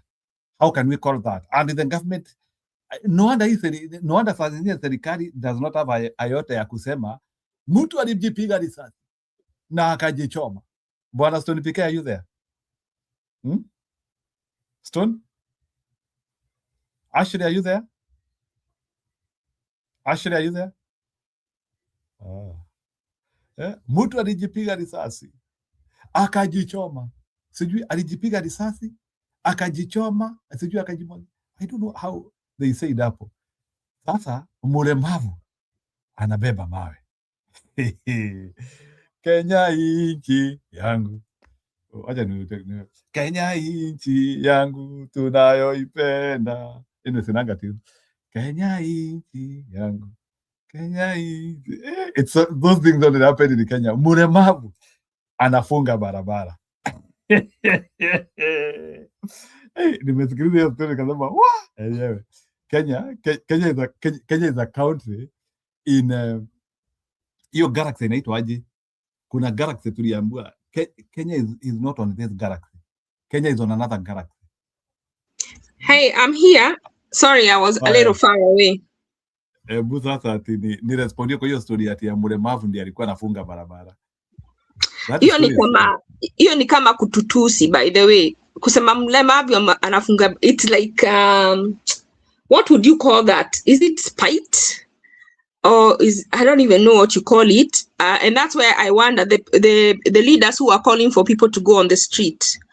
Now it is their chance to go to the parliament and file an impeachment motion, because the NADCO was supposed to fix this. Someone like Kalonzo was an advocate of NADCO, and it was supposed to fix this torture, these forced disappearances. So you wonder, what is the need of the government paying for the people that lost their lives if they are still doing the same thing? Now, of the 7 that got lost, 1 has not been found. The rest have been tortured. They're in the hospital. No, when they are tortured, alafu wanaambiwa ati they were left for men, au chukua homeless people, wanawapeleka wanaenda kuwa sodomize. That is one of the torture that they receive. So I'm like, when are we going to have someone have guts enough to go and file an impeachment motion and see whether it works or not? Because when we keep saying we wait until next year, I wonder, why do we have to wait? Why do we have to suffer any more suffering? Why do we have to suffer any more than is necessary? Why do we have to wait when we have a mechanism that we can effect now and even try to see? We might be surprised it might go through. If these MPs talk to their fellow MPs and try to come to a consensus, they might be able to remove Ruto now instead of waiting until next year. Because what if next year he does what Suluhu did? What if next year he does what Museveni did? So aren't we prolonging something that we could even try and end now? Jiro, back to you, because I I don't even have anything to say when you say Kripo was blocking the road. Like, what comeback is there?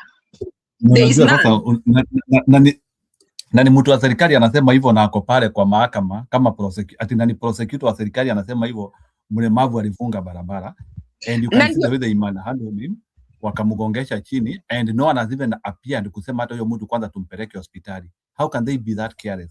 Huyo jamaa hajapata hospitali. And how can we be that tolerant? Kwa nini tuna tolerate to be mistreated? That is the thing. Where our representatives? Why aren't we telling them to? Kama huyo didi Nyoro na ndio nimerudia. Kama ni ukweli, he is sorry. And if it is true, he's not a mole. Why can't we tell him, you prove it to us by filing that impeachment motion, by using the same way you come to convince us who have no power, you go and convince your peers in parliament of why they should remove Ruto. Peleka hiyo ushujaa yako uko parliament. And try and convince as many members of parliament to join you in removing this guy from office, so that we can stop this hemorrhage. Like, we need to do it. So kama yeye ukweli ndio hakukuwa available, then let him show us that he is on the side of mwananchi by going to try and have that guy impeached. That is what my comeback for him. Naeza mwambia, if you want to redeem yourself, this is what you have to do. That is what we are asking you to do. That is how you will redeem yourself with us. Anything else, just save your breath and your energy. Yeah, okay, ni sawa. So Stone PK, are you there? Bwana Stone PK, are you there? Ama umeenda kuona mbosho isiungue, which is okay. Hata mimi saa zingine naenda kuona mbosho iungue. Kama sahi ana anachungulia mbosho yake isiungue, which is okay. And by the way, if uko hapa na hujatupea subscribe, it is your chance and your opportunity to do so. Unaweza tugonga hiyo subscribe moja tukisonganga tukiendanga. So now that Stone PK is not there, wacha nicheze video moja alafu tufunge kituo, because nataka kuenda kuona hii game ya Portugal na Colombia. Hiyo sitaki kufuatilia na jicho la pembeni. hiyo sasa kufuatilia tunaangalia hivi. So I think 5 hours are good enough. So acha tucheze video moja alafu mimi nitoroke niende nika participate kwa hiyo game ya Portugal and Colombia, because I believe it's a very serious game. Sasa unajua sababu mimi nakuanga shabiki wa Cristiano Ronaldo, acha niende nione. Najua kuna watu watanicheka hapa, mimi ni shabiki mashuhuri wa Cristiano Ronaldo. Nilianzana naye 2006 akiwa kijana mdogo sana. Naja, he has not frustrated us. So let's have this. So let's have this. Wacha tuweke in general. What are of being a sycophant, which is okay, by the way. Being a sycophant at sometimes, as long as you are an observant sycophant, ni sawa. Shida ni ukuwe sycophant ambaye hajielewi. Being a sycophant is not bad, but as long as you are serious sycophant is okay. Si hata sisi ni sycophant wa Yesu. So, and can you tell me if the video is playing well? Asanteni sana kwa kufika hapa wa Nyoro, kwa mwaliko wangu.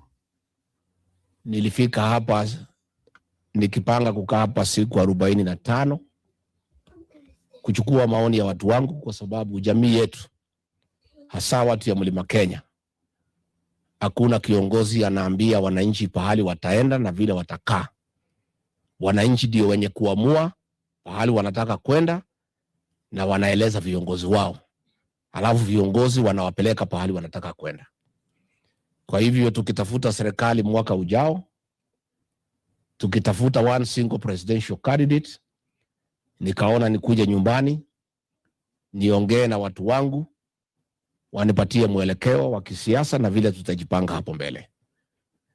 Nimekuwa hapa, nimefanya mazungumzo na wafanyabiashara, mabishop wa makanisa wetu, retired civil servants. Ninaendelea. Wazee wa kiama watakuwa hapa wiki ijayo. Wazee wa Kikuyu Council of Elders watakuwa hapa. Mabishops wa kila kanisa watakuwa hapa. Vijana watakuwa hapa, wamama watakuwa hapa. Ndio nikimaliza hiyo mashauriano siku 45 nikuwe nimepata mandate ya kuongoza watu wangu vile wanataka tukae. Mimi kazi yangu ni kusikiza maoni. Kwa hivyo leo tutakuwa na nafasi, watu wangu wa Laikipia, muniambie mnataka tuende namna gani, si ndio? Na ni wapi mnaona tunaweza kaa vizuri. Mnajua tulipata hasara kubwa sana. Tuliamini huyu mtu anaitwa Ruto, alikuja na Biblia akasema ameokoka, akatudanganya. Kumbe alikuwa ni fisi amevaa ngozi ya nini. Sasa tukapata shida kabisa. Sasa lazima tukue waangalifu kuendelea mbele, na lazima tujadiliane, tukubaliane vile tutakaa, kwa sababu huyu William Ruto tulimchagua, yeye anajigamba anaita sisi wa kabila. Na mimi nilimuuliza pale kwa mazishi ya Lokalau, mulisikia nikimuuliza, nikamuuliza, wewe William Ruto, mbona unatukana hii jamii ya Mlima Kenya? Unatuita wa kabila ukienda huko kwa Wajaluo, na tukichagua wewe huku unaitwa Kamau, huku unaitwa Karanja. Wewe ulikuwa ni Kipchirchir na tulijua, na tukakuchagua. Umefika pale umetugeuka, umetuangaisha.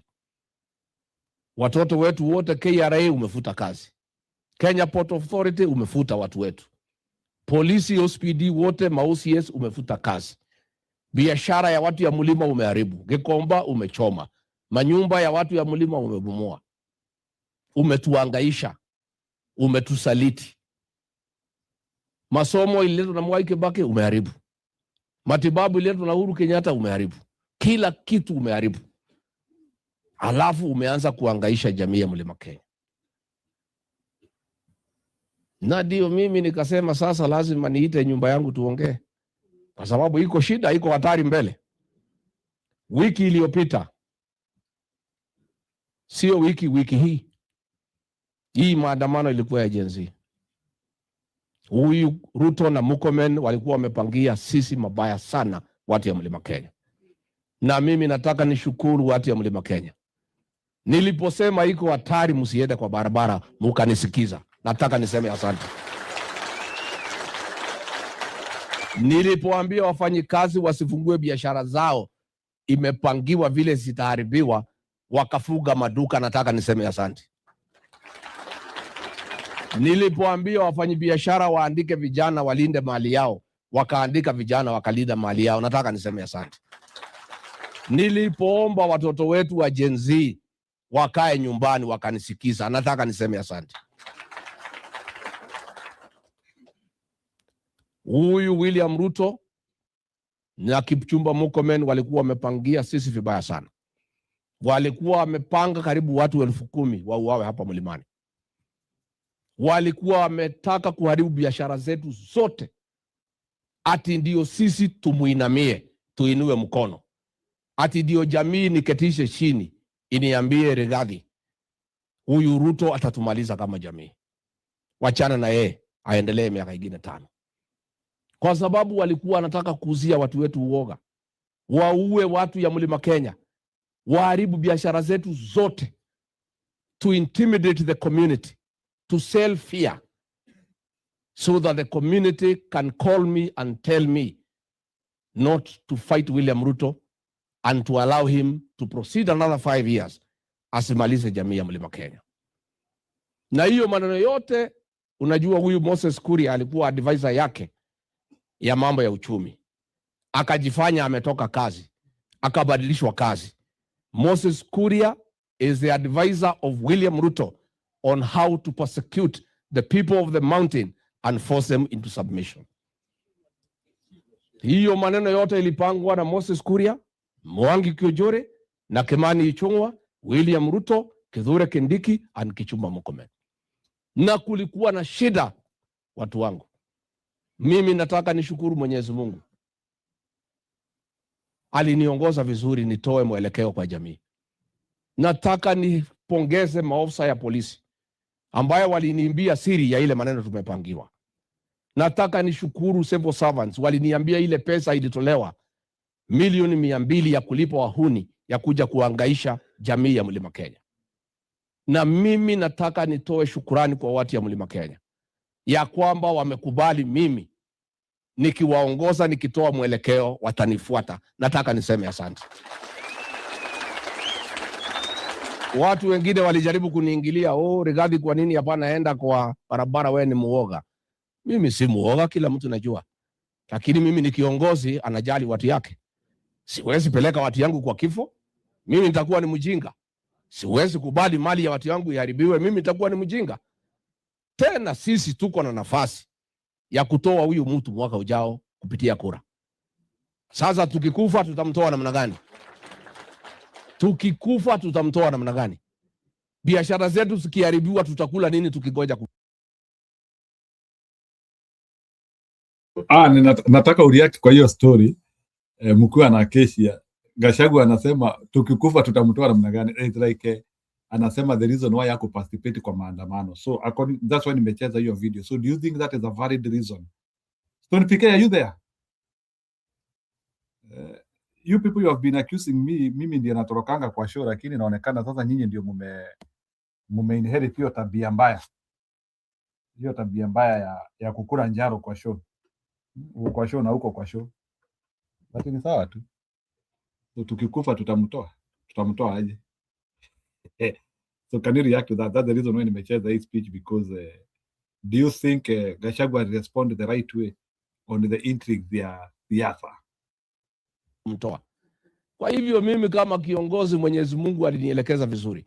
Akaniambia, Rigathi, jamii ya Mlima imekubali kuwa kiongozi. Usiipeleke kwa mauaji. Usiipeleke kwa vita. Usikubali jamii yako iangaishwe, biashara yao imalizike. Mwenyezi Mungu akanielekeza ya kwamba kujikinga sio uoga. Lazima a good soldier must live to fight another day. Na kwa hivyo watu ya Mlima Kenya msione kama sisi ni waoga. Hakuna haja tungepeleka watoto kwa barabara wakauawe. Hakuna haja tungekubali tufungue maduka iporwe na mali yetu iishe. Katiba ya Kenya imetoa nafasi ya kumuondoa William Ruto mwaka ujao. Mimi nataka kuanzia tukiendelea mbele tujipange vile tutamuondoa. This week, we're hosting a free trading and investing workshop right here in Ridgefield Park. Inside this workshop, katika uongozi wa Kenya,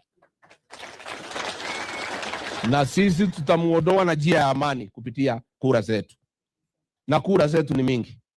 Sisi watu ya mlima ndio tulimweka William Ruto akakuwa rais, sisi ndio tutamuondoa tukisaidiana na Wakenya wengine, si ndio? Sasa ameweka magari zote, ako pale NTSA, ameleta kampuni yake na mtoto wake ambaye ndiye atakuwa na okota pesa. Amesema ati magari yote ya mwaka 4 atipelekwe inspection, kila mtu alipe 20,000. Hiyo ni zaidi ya shilingi bilioni 10 ambaye William Ruto anataka ya kufanya siasa. Mimi nataka niambie watu wetu wote Kenya nzima, mtu yeyote asikubali kupeleka gari yake inspection na kutoa pesa kwa William Ruto.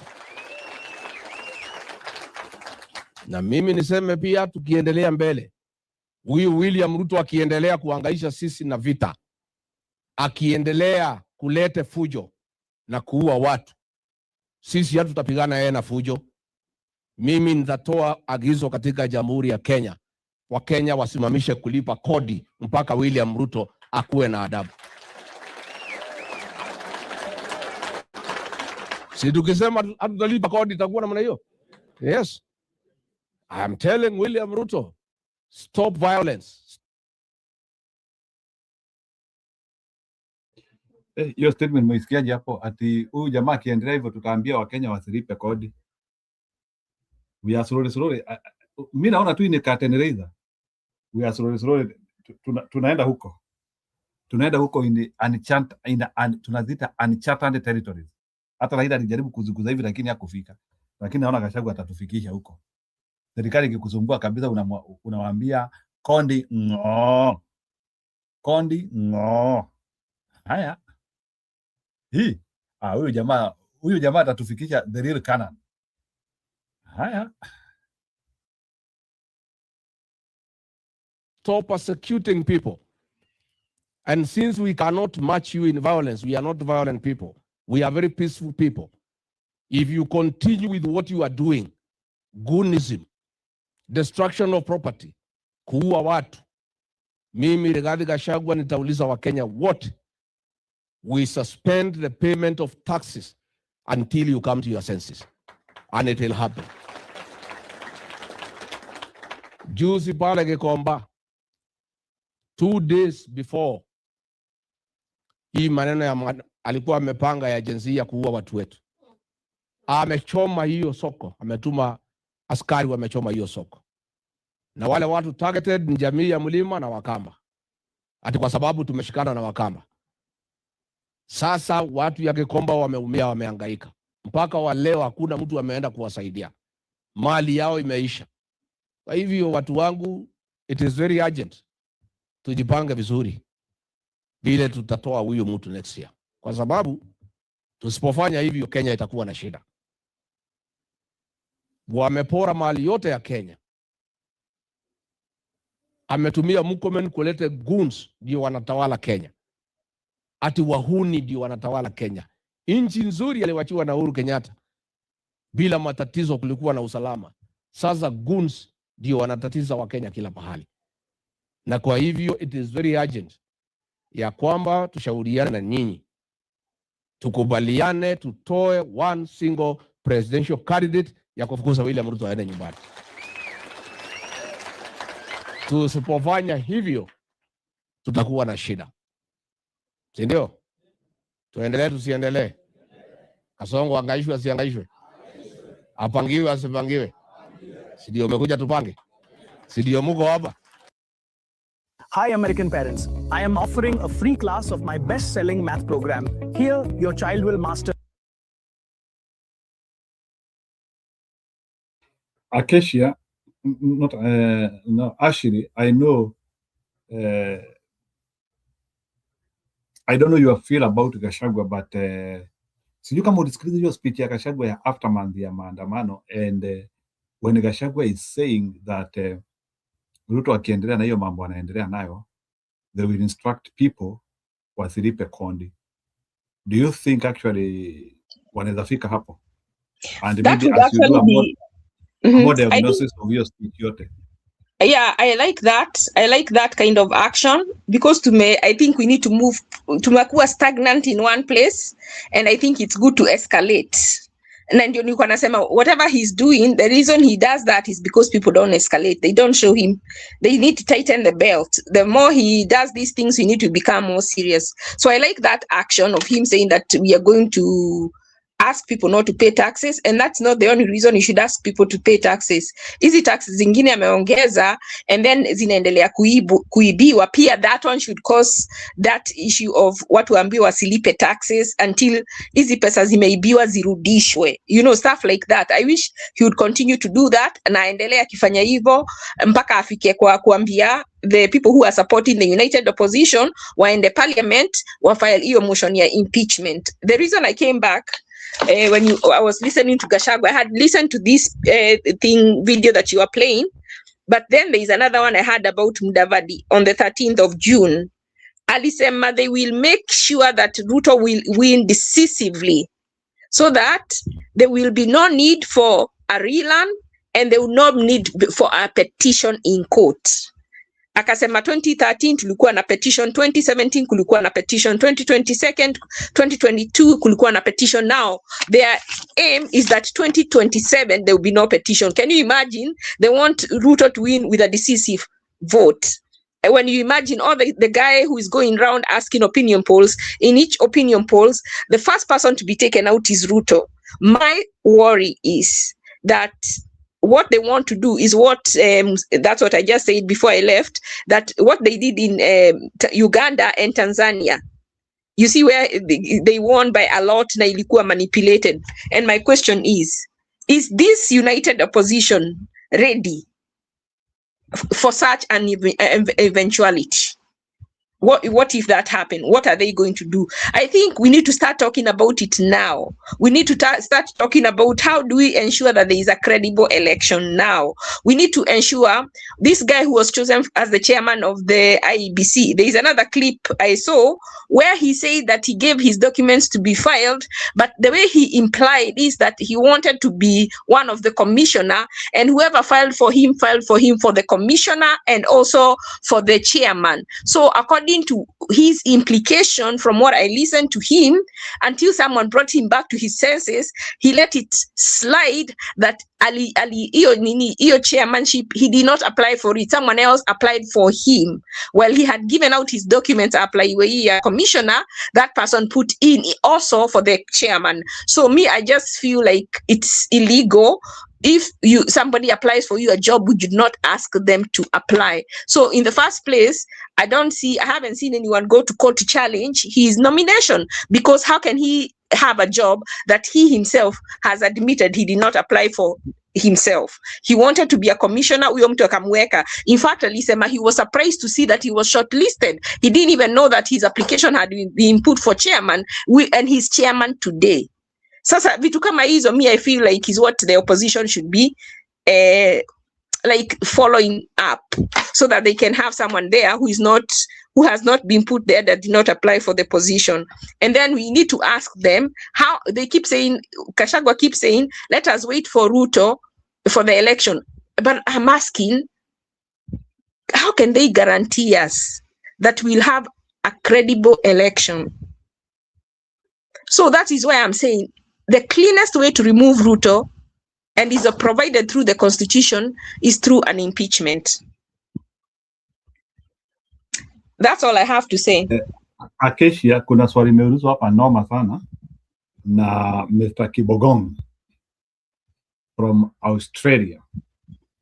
Kibogong ni sawa. Kibogong anauliza maybe tunaweza maybe kodi za soko, hizi kodi za rejareja hizo tunaweza remittance ya maduka hiyo tunaweza. So Kibogong anauliza if we reach to that level, tunaweza simamisha pei aji na pei inakatwa na serikali. Maybe na pay ya makampuni, wale watu wameajiriwa na makampuni. So I think pay the only way we can do that is by, you know, like the people stay at home on lockdown, they refuse to go to work, and I don't know how many Kenyans can refuse to do that. So ni Wakenya wangapi wanaweza survive without a pay like for 1 month? Unajua pia lazima ujiulize, and many of us like hata wafanyikazi wa Kenya, si majority ya wafanyikazi wa Kenya they can't agree, and that's the problem. Si majority ya watu ni hard to mouth. Hebu nikuulize, ni Wakenya wangapi wanaweza kubali kuenda bila kazi, and that time the government is also threatening you, kama ukuji kazi mnafutwa. Lakini what you see, the thing is, when more than 50% of the people do that, they can't fire everybody, but only when some do it, then it is easy for them to target people. Saa hii kitu ni lazima ikuwe collective. A lot of Kenyans doing it, but the problem is hakuna watu wajafika hiyo up to that kind of, yani people haven't suffered enough to take drastic measures, because even though they live hand to mouth, they can stay without eating. If you know that if you stay today without eating, it's for a better tomorrow. Who can't do that? Lakini watu wajafika that level, yeah, the desperation. That's the problem with us Kenyans. Hatujafika huko bado. That's why you can be given 2,000 shillings, alafu unaenda una elect mtu. Well, that 2,000 is not enough to do anything. Hatujafika pali tuko desperate. That's the problem. Punda ijachoka. Hey, na si punda ya Kenya iko resilient sana. Are you sure punda ijachoka Kenya? Hapana, Ashiri hapo unanichanganya kidogo. Kwani huyu punda imechoka? Let me tell you. Mtu akichoka, ready for anything that they can give them relief. I'm saying that because of the things that they keep doing. Ukiambia mtu asiende job, anasema ni shauri yako, mimi nitaenda. Lakini haelewi it is for the betterment of our tomorrow. But you know the simplest way, Njiru, naona hii unakiskip. Imagine hata mkaenda watu wa ODM na mwanibilie, you sit together and you convince them, because everybody, hakuna mtu anataka Ruto apart from the ones who are stealing. Sasa unaona Wanga juzi tuliona vile anaiba uko kwake. That is why she wants to the status quo to stay as is. But anybody who is not benefiting right now, you can be able to gather some MPs together and they try to do an impeachment. But I'm starting to think and seeing that that might not be possible, because Ruto has known how to feed them. The problem is, if they are fed, then they cannot remove the person who is feeding them, because they are not sure about the next government. But I feel if we could remove Ruto through an impeachment, it will avoid a lot of bloodshed, because 2027 Ruto is not going to just go. Hata shindwa na aende, atajaribu kufanya bile Suluhu alifanya. I'm telling you, he will try to do what Suluhu did and win by 97%. Ukisikia Mdavadi akiongea, have you listened to that clip? Don't take it lightly. Imagine anasema ati they will win decisively, where they will not even be need of a petition. Have you listened to that clip? No, Zero. I don't listen to the coconut head. No, the reason you should, because it is very important, because it is telling you what they are planning. That is why normally I don't listen to him, but that startled me. Ilinistua, by the way, because it is like wanakupatia, it's like they are giving out their secret, what they plan to do. Wanakupea Mwakenya ya mtihani. What they are planning, and until you know, if you don't know what they are planning, course, we have to be prepared. Hao watu wanajipanga kuiba, ni sisi tukue na response plan. Yeah. And hiyo mimi sijaiona. These people are just saying how we need to do this, how we need to be, but I feel like they are naive. Actually, as you respond, you know, very Nairobi watu wana pickpocketiwa simu, na Nairobi watu wana pickpocketiwa wallet. Sivyo? It is something which is known, like wase wibiwa. Maybe when you might not have had those experiences. Maybe, let me not say that, but let me introduce you to that. Like there are some places in Nairobi, ukiweka simu kwa mfuko, I can guarantee you utafika nayo, ama kama unaongea na simu na uko kwa gari, majamaa wanakuja hapo kwa dirisha, wanafungua na wanaibeba. It's not even some places, most places. Yeah, so the question, like the question which I'm asking you, at that level, ukijua insecurity iko hivyo, what do you do? Maybe I just want to get you like, ukijua tao iko hivyo, so what is your response mechanism to that? As a person or as a no, as a person, ukijua ipahali wase uibiwa, so what do you so do? You put it in your purse. You put your phone in your purse.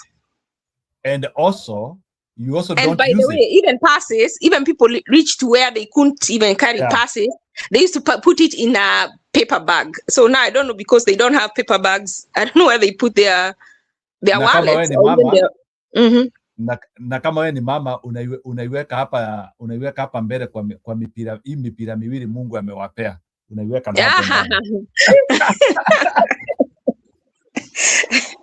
ati mipira was one kwa bra. Yeah. You have to think of ways. You have to think of ways of how to react to situations. Na ndio najaribu kusema sasa, hapo ndio upinzani itabidi waketi and they look on how to be stolen and they come with a mechanism. Na sio tukuja tu kusema uchaguzi kila mtu anatafuta survival iwezi ibiwa. That is not correct. So you have to respond. Kuna mtu ameandika kwa comment section akasema, you know, like when during the recent demonstrations, we saw people like Kalonzo, Madakarua, some of people in the opposition had gone. And then some of them, like Kashagwa, was telling people not to go. That means they were not together. So even Apambele, as Caleb Misi is saying, who is to say that they are still going to stay united? Who is going to say that they are not going to be bought? There is a possibility Kalonzo can be bought, Matiang'i can be bought. Those are too likely to go to Ruto, maybe at the right price. No. Phone, no. Sorry. Tomorrow now, okay? So you see, you don't know if they will remain united, because even kwa hii nini, you would have expected they would have been together even regarding the demonstrations. But even the people who went, Akina Kalonzo and Akina Orengo, they did really bad, because when they saw like there was trouble, they got in their cars and left. So ndio na mi usema watu wasiende, alafu na wow, you're not supporting, sijui you're a mole, sijui but it is this. Kama wewe ikianza nini, you already have a backup plan ya kupotea. You are worse than someone who has said don't go, because unaweza jienda uache watu kwa ground wakipigwa na wewe unahepa. You should stay with them there to the end. When the US had the march in it's called the march, it's something in March. The leaders used to be at the 1 million, nearly 1 million ya kuna ingine nimesahau hiyo wanga march. Selma, the march to Selma, during the civil rights movement. Akina Martin Luther King used to be at the forefront. It's like in the old days of the Bible. The leaders used to stay at the front. They used to be leading the pack. Even when they were hit, when they were being beaten, the people who are beaten most and fast were the leaders. And they did not come in armored cars. They came walking with the people. Kama wewe ni unasema watu wakuje watokee waende nini hiyo demonstration, pia wewe unafaa kuwalk now. Kama wanakimbia from water cannons, they are running away from tear gas, you should run with them. You should not come with a car, because what you're doing, you're being mad. Actually, hata nimesikia Maraga amekuwa criticized sana because alibebwa na gari Hammond hapo, raia wakiona like it was whisked from people. Sijui kama uliona hiyo video. There was it's not just him, it's all of them. It's all of them, even Madakarua, even they were whisked at walitolewa katikati ya watu wakabebwa wakapelekwa. So and the worst thing, imagine the worst thing, the mothers who were left, who they had gone to help commemorate, waliachwa hapo kwa street with no backup. Hata kama tuseme walikuwa waende, wangebeba wa mama. Na since hao ndio walikuwa naambia watu waende kwa street, they should have stayed there, tried to talk to the police or whatever, made arrangements where people are safe, because our make two arrangements zao where they are safe. And that's why I say sometimes people come here and criticize me or somebody else because we are saying something that is different from the majority without trying to understand why are we saying that. Na me, the last time nilikuwa hapa nilisema I would like as most of us tuende tufike hiyo Canaan, yani kusikue tu na bloodshed nyingi, because hawa watu wanakuambia wanakuencourage kwenda huko kupigwa, kuuliwa. They are not there, they don't come.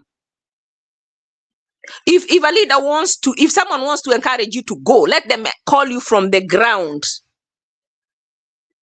And if you cannot go to the ground, don't encourage somebody else's kid to go to the ground and pay the price. It is wrong. That is usually my thing. Na kama ni ukweli wanataka kucommemorate, wangeenda wakutane na Kipchumba Murkomen, wakae chini na Kichumba wamuulize tunataka kufanya hii. Na hivyo ndio nasema nini hii kitu ya you go, you talk to them, you say it is we want to commemorate, so give us a place where we can go to commemorate. Wapewe hata kama ni church, wapewe hata kama ni Uhuru Park, because it is a right to Kenyans to meet, to assemble, to protest. Kwa hivyo, like now in other democracies, what I see is that you just don't go anywhere in town, anywhere disrupting. They give you an allotted place. They tell you come to this location here. You can come and do your demonstrations here. If it is hii road, wanafunga hiyo road, wanawapatia hiyo road mfanye hiyo demonstration yenyu from this time to this time. And nobody touches you. But you see, the country cannot be governed na kifua full time. When will we ever do national building? Hatuwezi kuwa full time in combat, because it is everybody is losing. When are we going to grow the country if we are full time in combat? And how can a government that is chosen by the people be fighting against the people? Something is wrong. Either they are imposters, because if they are not imposters, they were chosen by the people, then they should work for the people. And somehow, most of the things that they do, the people should like, because it is the people that chose them. If the government is so against the people, then they are imposters. They are counterfeit.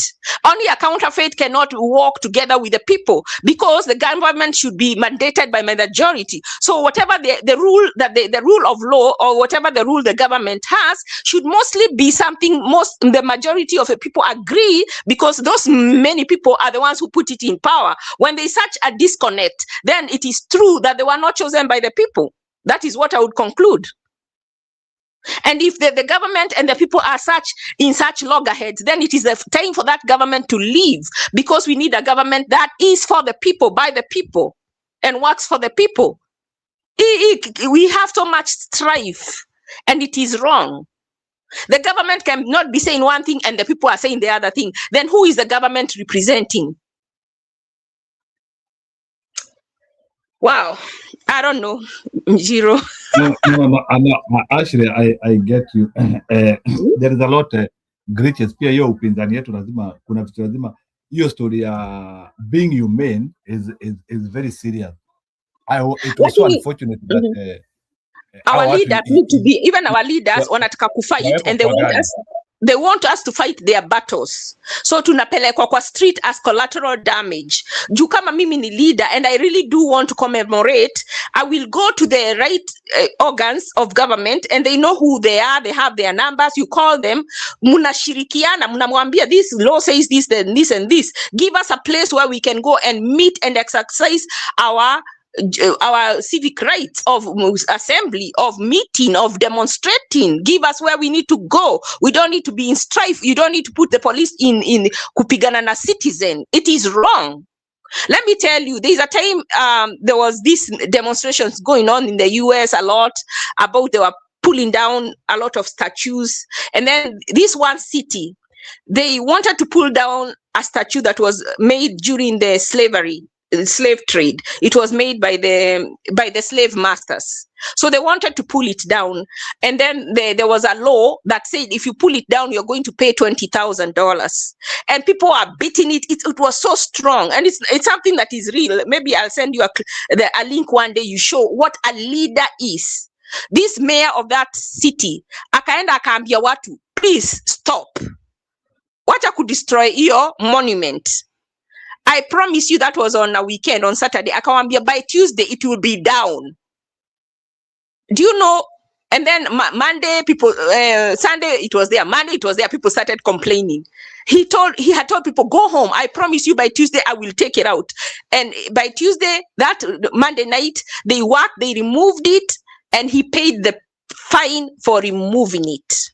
Because he said, I don't want any chaos, because there was a lot of fight. There was, all those things that happen during demonstration. Some thieves, they come, they break, they loot. He didn't want all that. He told people, go home. I have heard you. You have talked. You have rioted. I have heard you. You want this thing gone.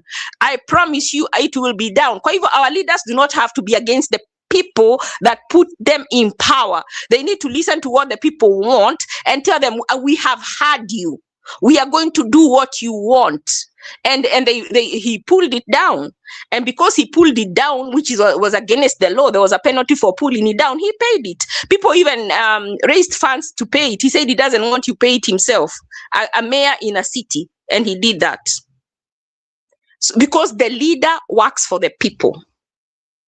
And that is what we don't understand. Na mtu kama Matiang'i will be like Ruto. And he has shown in the past, and I'm sorry to name him, but I've just remembered, he worked against the people. So what makes you think a miracle will happen, that when he becomes president, he will all of a sudden change and become for the people? He won't.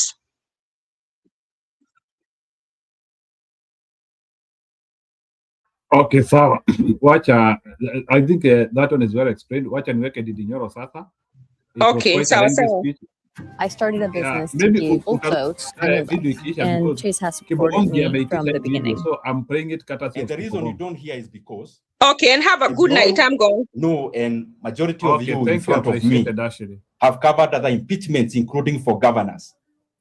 Any vote that requires a two-third majority, you do not win it by voting. You win it by denying the two-third majority in the House. That is what you have seen all the governors do. If you have 30 MCAs, you make sure 10 do not turn up, and the agenda collapses. And the reason they do that, and has been happening, is that there is still a huge possibility that a person who actually came to save you will be bought along the way, as it happened even in this particular case. So whatever I have done and tried to do it in all good faith, because there is actually nothing to hide about that, but I thought it is important that I address it at this particular time. As I go to the close, and we'll say a few things in Swahili. Yesterday, I got a call from one of my friends. It's called Councillor Johi. And I have received also many concerns from my friend Abdi, my friend Ajiki, my friend Dunstan from Nambale, and many other Kenyans, as I've seen their feedback on the social media. And what Councillor Johi told me is, Jana, and I'll put it in Swahili, hiyo mambo umeitana kesho, hata kama unatuambia mambo ya finance bill, hiyo ni sawa, lakini pia tunataka utueleze mambo yako ya kisiasa. And I have seen that feedback, overwhelming feedback from Kenyans. And I want to appreciate that there are many Kenyans who would want to hear our view on that. And on the same call, before I address the main issue, another person, actually not that one, another person called me. I've been having many conversations with Kenyans. One Kenyan concerned told me, you need to clear some of these things that are being done by, of course, in the political space. Because as when you are vulnerable, the way I have been vulnerable for the last 1 week, even the political competitors, of course, they get a field day and they want to maximize on it. So one of them told me, hey, you heard what Junet said? Then I asked him, what did he say? He said something in effect, then I went and checked, maybe you have seen. Then I asked the same person, did you believe Junet? The person told me no. Then I told him that question has been answered. that it is not important for me to respond to such an issue where even Kenyans themselves, they know some of the people raising them, they do not trust them by themselves because of how they have handled other matters before. And therefore, happily, I'll go to the other points without belaboring that one, because it's obvious, and I think you all know that when you are vulnerable, watu watachukua hiyo nafasi ya kukulima kisiasa. And I don't blame them because makosa ni yangu. The things I've been saying, to put it very plainly, especially matters to do with the economy and the running of the economy. There is no way you can do those things when you are supporting the government. It is obvious. Because if you are doing that, then you just give them your views. So I hope now with clarity is that I keep on giving alternative voices even in public and parliament. Because as Kenyans are very quite aware, we no longer support the government of the day and how it runs the affairs of the economy. But of course, people would want more, like some of the calls I've been having. And there is a person I asked this question. Between the issues that we've been handling that are very weighty, for example, the ones that I have cited, I have been thinking it is also important for us to have people who are soberly looking at such issues that are far-reaching to the welfare of our country, Kenya.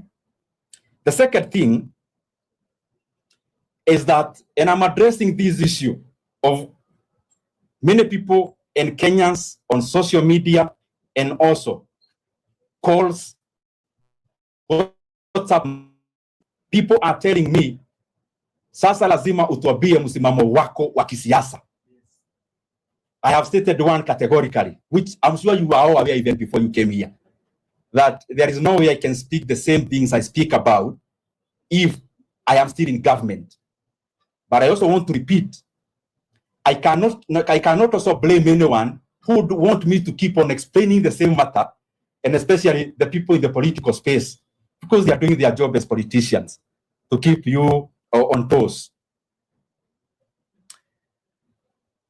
Now, the biggest conversation is, which I've had in terms of feedback, then tell us, where are you?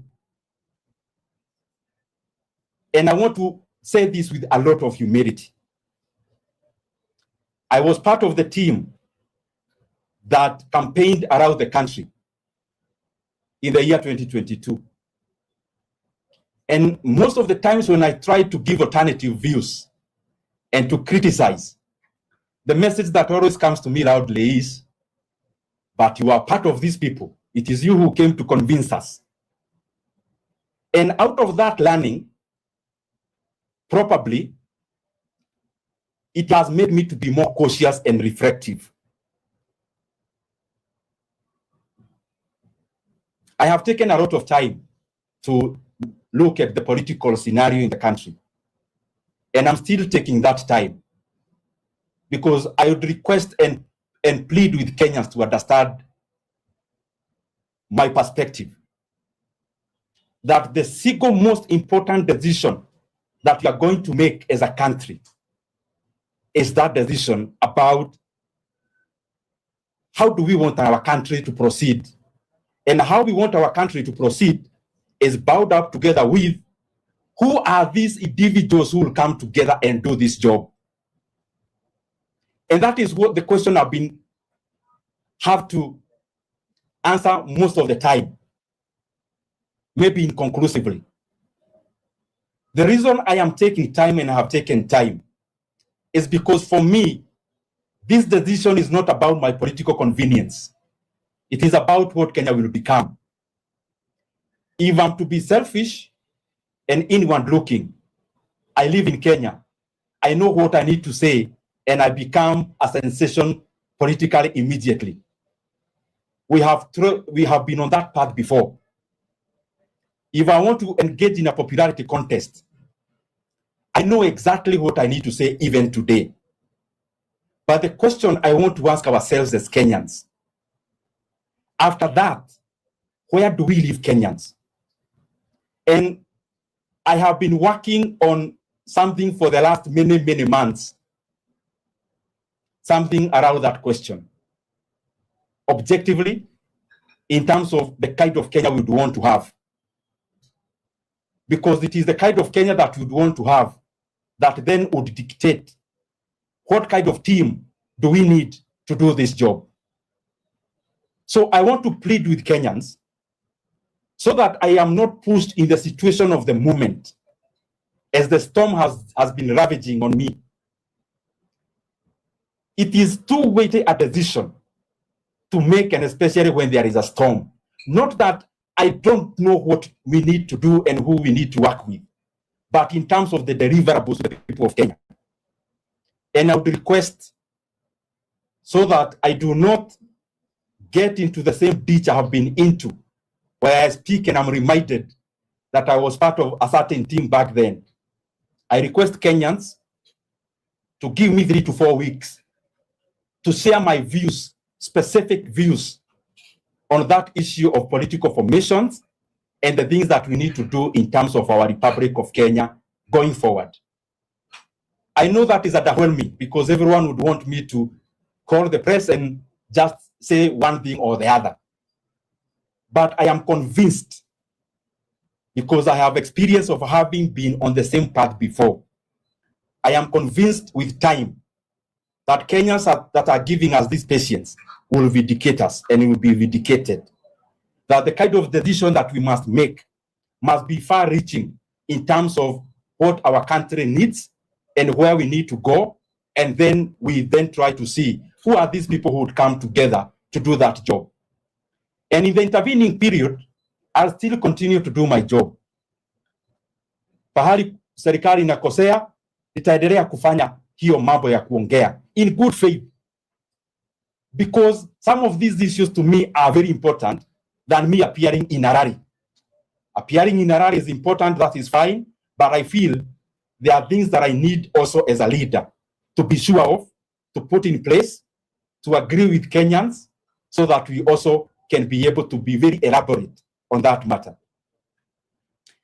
As I come to the conclusion, niseme kidogo kwa Kiswahili baadaye.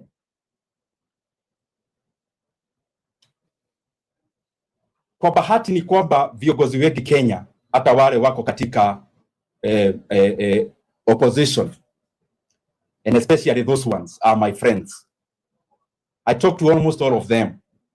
Basically, almost all of them. And the majority of them are my friends. But I'm also convinced that the decision that I should take must never be based on friendship to this person or the next. Must be a decision that I can be able to defend for many more years to come. I do not want to be in a situation where a government is formed and in the December of 2027, Kenyans are dissatisfied as we did the previous time. And that is why I still plead. I need time, as I've stated, 3 to 4 weeks.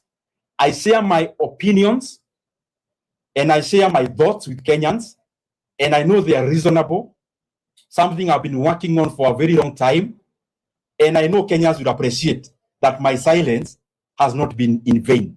It has been for Kenyans, not for my political convenience. Nikisema machache kwa Kiswahili, kwa sababu ni vizuri pia tunajikakamua kutumia lugha ya taifa. Na najua pia hapa kuna watu ambao wanajua Kiswahili kuniliko, mtanikosoa na mniruhusu nichanganye kidogo kwa Kiingereza kiasi.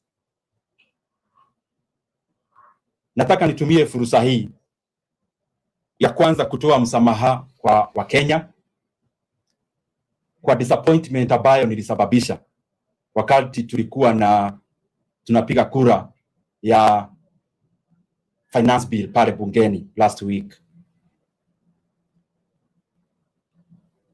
Ni vizuri niseme vizuri na gaubaga ya kwamba haikuwa nia yangu ya kukwepa wajibu wangu kama mbunge wa Kiharu na mbunge wa National Assembly. Na vile nimeeleza hapo awali, nimekuwa bungeni katika hizo jambo zote tulifanya za mswada wa fedha, na katika mchakato wote nimekuwa pale bungeni. mpaka ile tunaita second reading, na hapo second reading tukapiga kura na tukaitisha ile inaitwa mgawanyo ama division. Kwa bahati mbaya tukakuwa watu 27 wabunge pale ambao walikuwa na maoni tofauti na yale ya serikali, na vile mnajua ni kwamba kuita mgawanyo inahitaji kura 30, na kwa hivyo tukapiga kura na ile inaitwa acclamation na ikaenda vile ilienda. Hiyo jioni nilikuwa nasafiri na nikasafiri na nilirudi actually the day before yesterday jioni, na pia ilikuwa safari ilikuwa ya kiumuhimu, lakini si vizuri niendelee na kuexplain makosa ambayo ishafanyika. Ni vizuri kwanza niegemee hapo kwa msamaha zaidi, na niseme nimepokea ujumbe an overwhelming feedback from the Kenyan people, na katika maoni ya Wakenya nimeona mambo kadhaa, na nitaongea tu machache kwa sababu ni vizuri ni clarify. Nikapata moja, Wakenya wananiuliza, wakati kumekuwa na kura kama hizi, kuna wakati mwingine umekuwa hauko bungeni. Kuongea ukweli ni kwamba katika mswada wote wa fedha ambayo imekuwa hapo awali, hata nikiweka ile ya last year ya 2025, mimi nimekuwa bungeni na nikapeana maonio yangu na nikapiga kura pale bungeni including 2025. Ya pili, nikaulizwa na Wakenya katika mtandao na pia katika simu, nikaulizwa na ile kura ya impeachment, nayo tunakumbuka pia. Na mkiangalia mtaona ya kwamba naibu wa rais Mheshimiwa Rigathi Gachagua hamujasikia pahali popote akilalamika. Ni kwa sababu hata yeye kama mwanasiasa mkongwe anajua kura ambayo iko kama hii inahitaji ile tunaita 2/3 majority. Hii kura hata ukiangalia zile zime hapo amereference Gachagua ni noma sana. Nitataka tuangalie hapo, we react to it.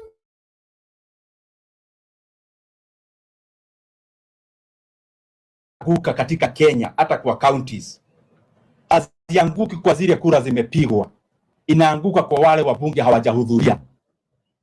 When you deny parliament the 2/3 majority, hapo ndio unatamatisha mswada kama huo, na tumeona in the counties that have participated in those kind of situations.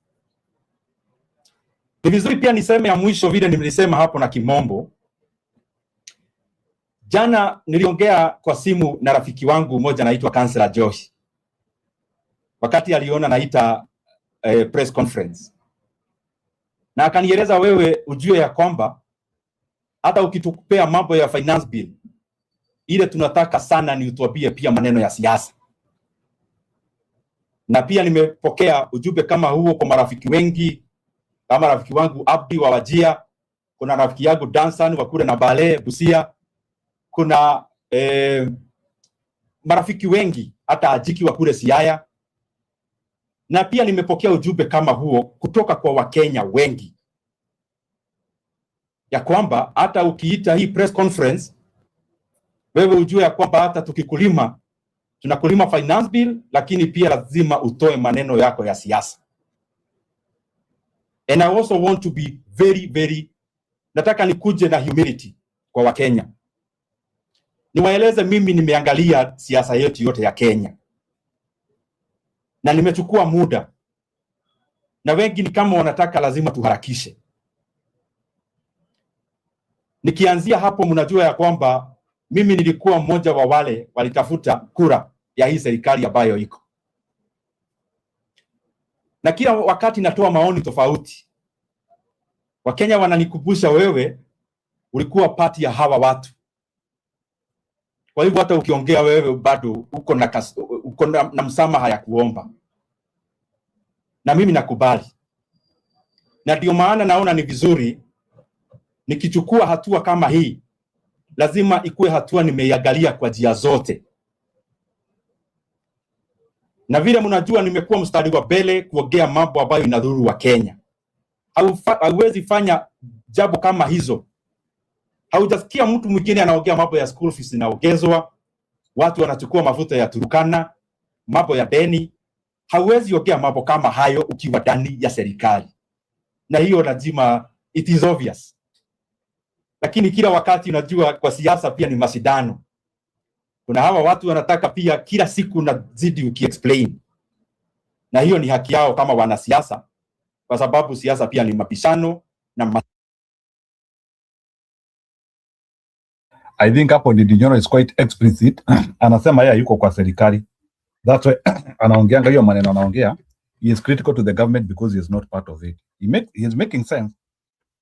That's why nilikuwa nikitaka kuenda to the detail of this speech, sikupata nafasi. Acacia nimeona, thank you.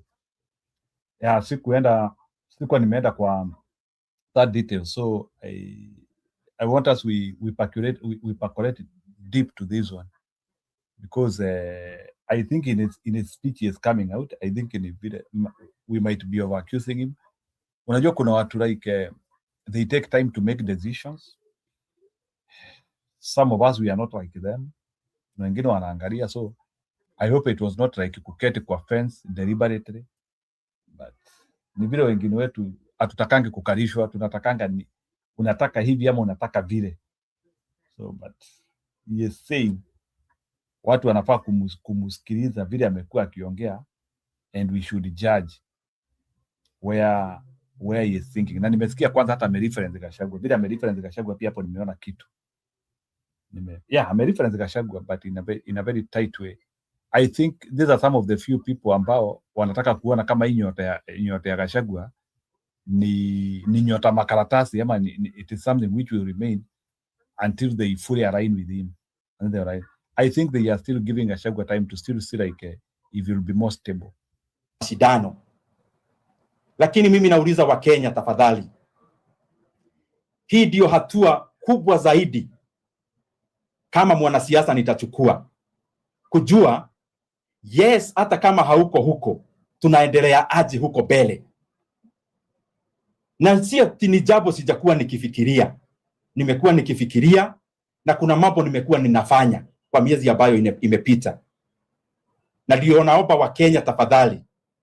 Mimi nitawapea maoni yangu na fikira zangu in the next 3 to 4 weeks, nikikamilisha ile kazi nimekuwa nikifanya inaegemea na hiyo mambo ya decide ni timu gani watu wataendelea nayo mbele kisiasa, kwa sababu ni kazi huwezi fanya peke yako.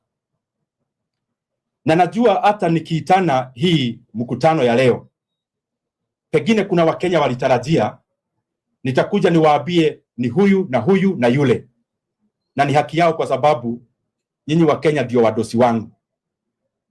Lakini kwa sababu ni pahali nimepitia mimi mwenyewe, ya kwamba miaka hata haijapita 4 nilikuwa pale, tafadhali mimi naomba subra. The next 3 to 4 weeks mimi nitoe maoni yangu. Nikishatoa maoni yangu, tuamue sisi wote kama Wakenya mwelekeo ni mgani, na mwelekeo ile na maanisha teams ni gani, watu ni wagani, mtashikana mkono na nani na nani na yule mwingine. So kwangu ningetaka nikuwe na umaarufu zaidi wa kisiasa. Mimi najua kile naweza sema saa hii, na umaarufu itaenda juu. Lakini Wakenya wadosi wangu, hiyo ni njia nimepitia hapo awali. Na vile nimesema, hii decision ndio decision ambayo ni mzito zaidi kwangu. Na mimi sijui kufanya mambo katika nusu. Mnajua hata mkiangalia katika last campaigns, mimi nikiamua ni njia hii, naingia na miguu na mikono na kichwa na kila kitu. Kwa sababu when I am convinced about something, napenda kuifanya na roho moja. Na kwa hivyo mkiona nachukua muda, si kana kwamba kuna any other consideration or fear. Ni vile naona hii ni decision ambayo nafaa kuface wa Kenya nikiwa very very sober. Nimeiangalia kwa njia zote, nieleze wa Kenya njia zile zote nimeangalia. Tukiwa wa Kenya sasa tuamue. Mimi kama Dede Nyoro, wa Kenya wakiwa wadosi wangu, nikiwapea maoni yangu ile mimi najua nitatamatisha kuiweka vizuri kwa wiki 3 ama 4 zinazokuja. najua hakutakuwa na taswishi hata tukiamua njia tunaenda. And very lastly, there are people, because I have been reading, and as you are aware, it has been very tough for me. Reading the kind of things I've been reading, it requires ujihurumie pia wewe. Na nikisoma hizo jambo zote, pia nikaona kuna watu maybe wanafikiria, especially hii wakati wa finance bill, pengine ni kuogopa kitu yeyote. Na mimi nauliza, especially nyinyi mko hapa marafiki wangu, nimewaita katika hii ofisi nikaongea mambo mazito yenye haujasikia kwa mtu mwingine yeyote.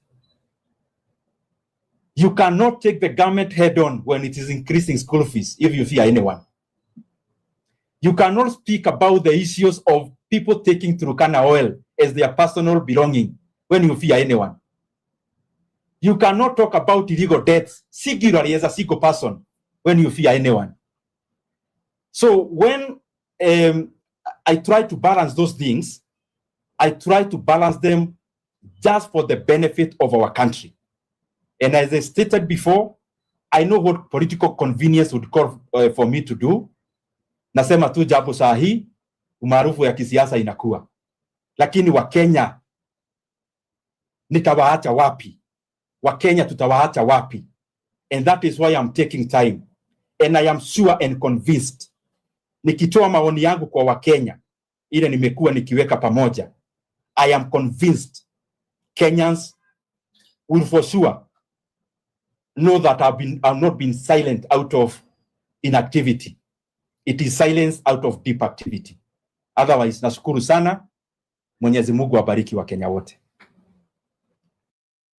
I just connected Claude to Airtable, and now I have this content strategy agent that manages my entire content pipeline. Here's how it works. So Claude is my thought partner. Every week, Claude scans Reddit, Substack, and news for trending topics within my niche. Claude generates different angles for how we should cover that topic according to the point of view of our brand, so we're not stuck with something generic. I go back and forth a little bit with Claude through conversation, and then once I'm happy with the plan, we can execute in Airtable. Agents in Airtable take every idea and draft the hooks, the outlines, and they even start generating assets like infographics or even interactive tools that my audience can use to learn something new. Every week, I run this same workflow. Claude gets a little better every time. It learns from my feedback, and it helps sharpen my point of view. Claude gives me the creative jumpstart. Airtable gives me the system to actually move things forward.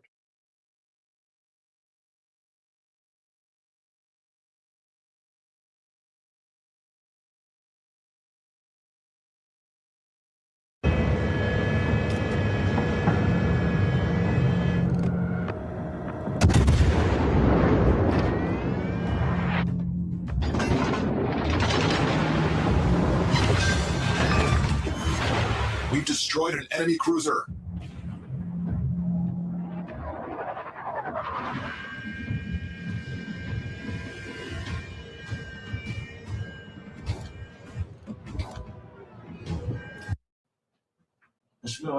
Yes. My name is Alan Achanda from Keten. Too much is given, much is expected. So remember that you are more than 100 people stayed away from that particular day. Yes. In Parliament, but Yes. you were singled out. It means maybe they trust Kenyans have bestowed on you. Yes. That most of them were saying that maybe you are a more. Yes. That's why you stay away during a crucial times. Yes. Could you maybe just clarify and precisely, maybe just tell them that I'm not a mole. Yeah, okay. I act independent.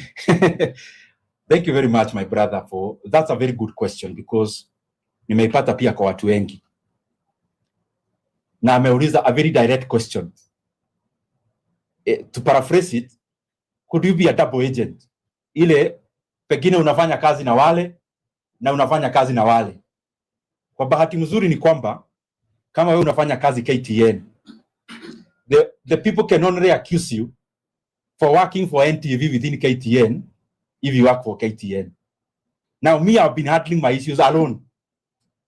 Even if I talk to so many other friends, you have seen me alone. So there is no way I can be working for these other ones, for maybe to do harm to these other ones, and I'm not anywhere. And precisely the reason I'm saying that mimi nitapeana maoni kwa Wakenya is because, as you all know, I've been handling my issues alone, singularly. And ile swali umeuliza, ati could you be working na wale watu wengine kwenye nimeeleza tulitoka? Let me ask you a very simple question, because inaweza kuwa ni sisi hatuelewi siasa vizuri. So mtaenda mkae chini na mtu akwambie, wewe enda useme nimeiba mafuta ya Turukana, lakini wewe ni mtu yangu. Wewe enda useme tunakopa pesa illegally.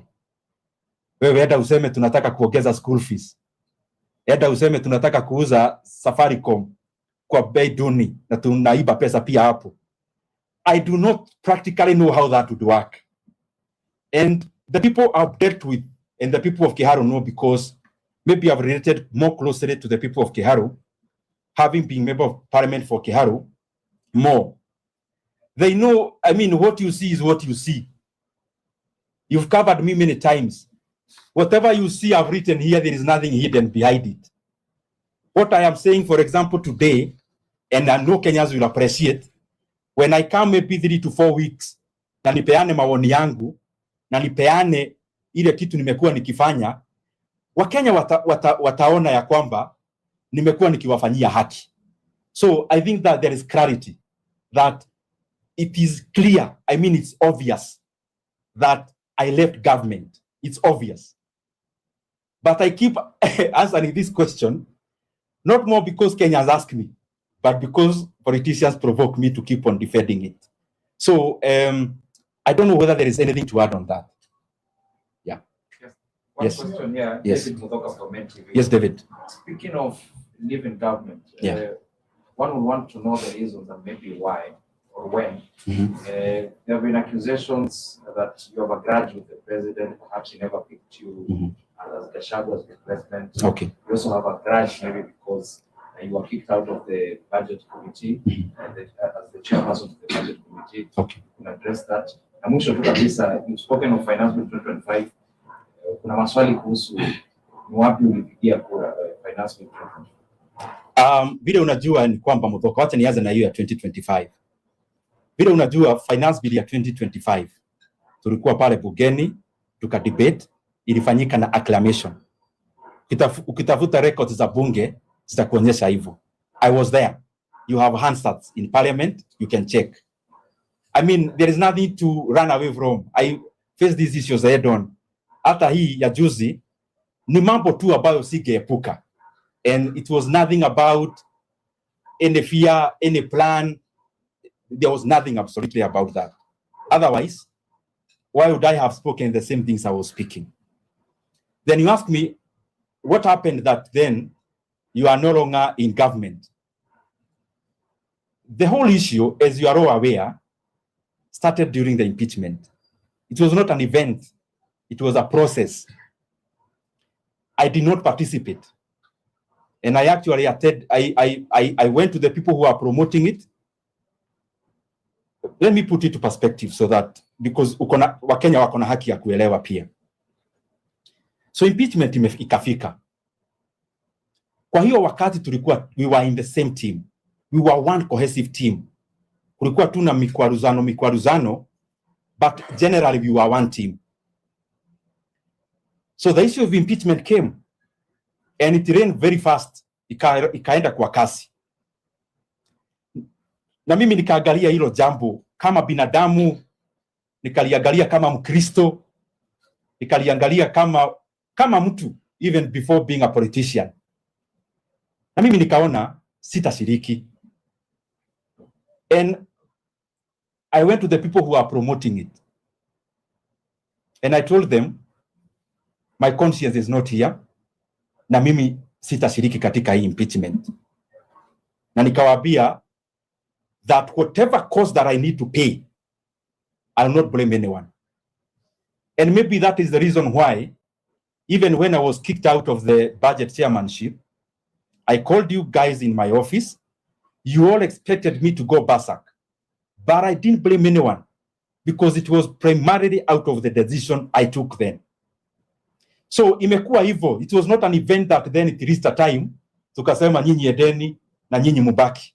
It is gradual gravitation up to where we are. just like it happened to all the people that we were in the same team. Yes. My name is Paul Kroto from TV47. Yeah. Now that you stated that you will get a Yes. and some people are asking, are you a fed seat and you're now waiting? Which side are you going to support? That's a fair question. I've also had it. Ati unakaa ukipima upande gani? Sasa unapima upande gani na nimesema upande siko. So you know, when you are walking a tightrope, you can either fall, this side is bad, this side is bad. So I've already clarified, even through my actions, not even now, even previously. There are two divides in Kenya. There is the government, there is the other side of opposition. I've clarified the side I am not, and you know for sure I am not in government. I don't think even that is news to anyone. However, I have participated in a very deep manner in creating a government, and I still pay for that. Even now, when I post even things, najua kuna vitu naongea za Wakenya mpaka mata inaisha. Then I seem afraid of person reminding me there. Wewe si ni wewe mlikuja rally hapa kwetu. Then ikiongea ingine, wewe si ulikuwa chairman. So because it's a destination I've been into, I know for sure one thing. Winning an election is one thing.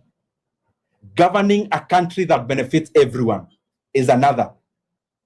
And I have decided to take all the adjectives at this particular time.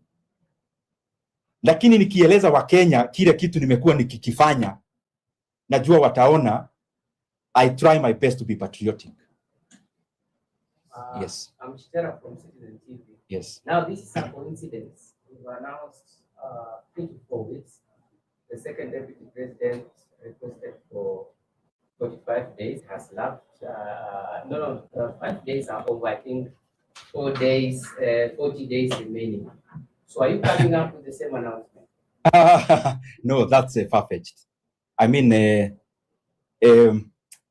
I'm communicating about myself, and I didn't consult any other leader when I'm doing this, because I think I've been carrying this weight of the issues generally alone. And there is something my brother asked here, that 180 people never turned up in parliament. Lakini kwa bahati nzuri ama baya nimewabebea mzigo. Na hiyo inanionyesha ya kwamba lazima nikuwe mtu very careful in far reaching decision making.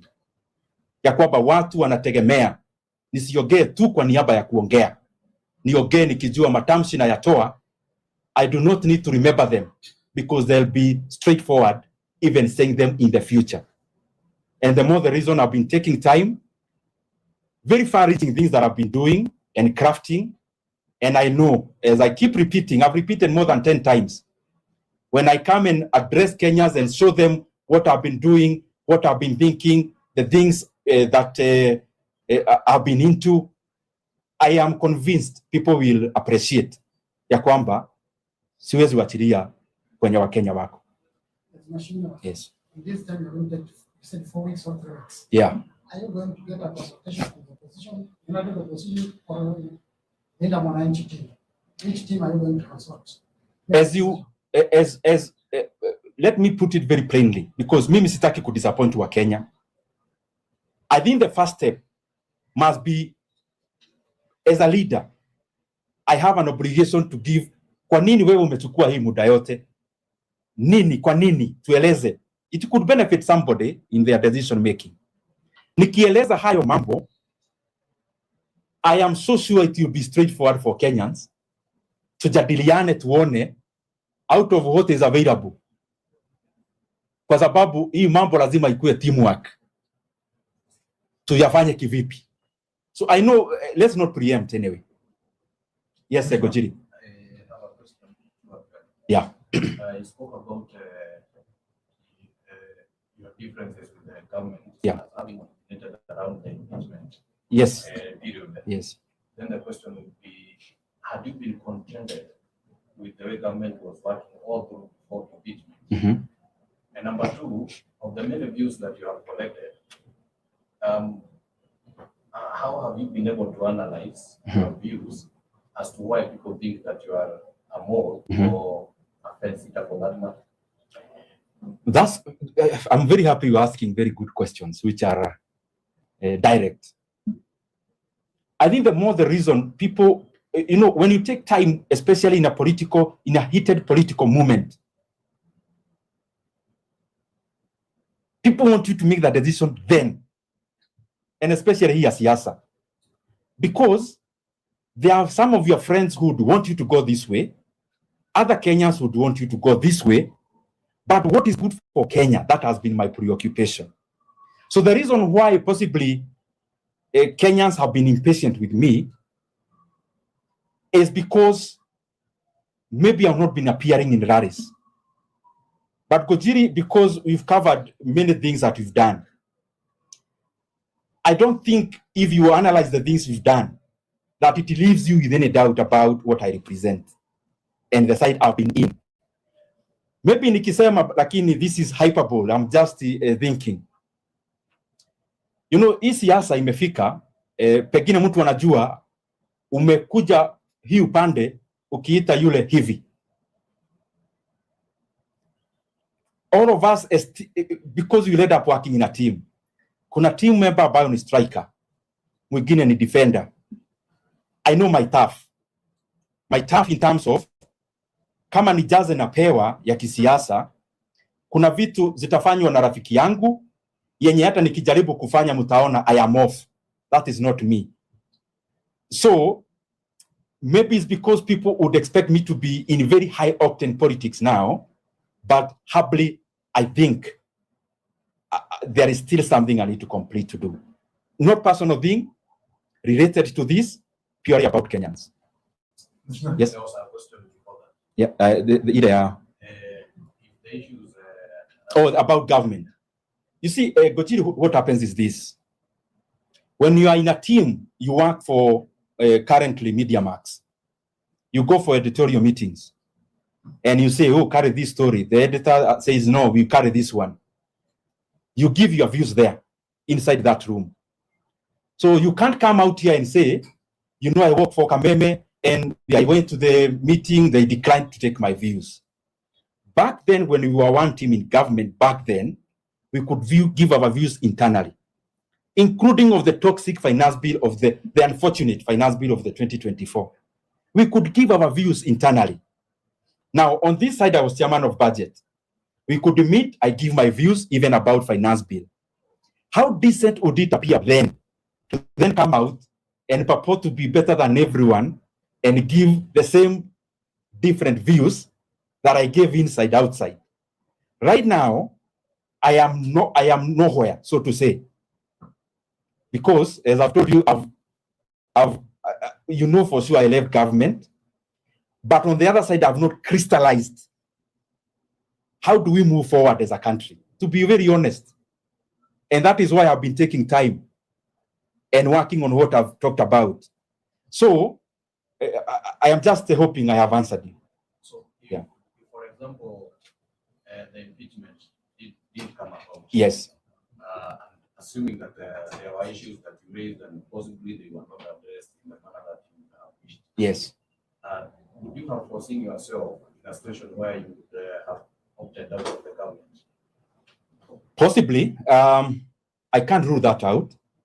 But also, I don't know whether some of those views would have been taken. So I don't know.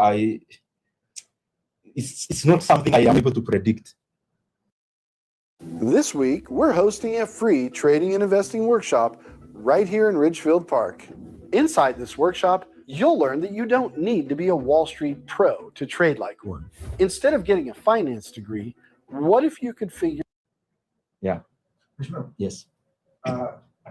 It's only I and you have many followers online. Huh? Yes. So, many questions are online. Yes. Uriza. And I know you are not doing the politics. Yes. In terms of finance bill, you did not vote. Yes. People are asking, were you paid? Because one of the tactics where the government uses, whereby it pays for some MPs who will not vote. And you know that trick. I know it. Let me answer you that. Let me clarify this very singularly. ever since I became member of parliament in 2022, my second term, I have never traveled out of the country paid for by parliament, not even one trip. So whatever I do, even when I go to look for things that would assist the people, I do it from my pocket. And I'll challenge you, go to the clerk of the National Assembly. Possibly I'm the only MP who have never traveled outside the country on the bill of parliament since 2022. So the question you asked is, could you maybe have been compromised? How would you compromise somebody who actually brought out all the bad things about the bill? How would that work? That I come and expose all the bad things? I think that is when you actually need to be, for that to happen. I mean, what you've asked. So for clarity, also, it's only that many times I've not been appearing on shows to answer some of these questions. I would challenge all of you, even when you get our party leader then, even from the time he was deputy president, whether he has ever given Nyoro assent and he picked.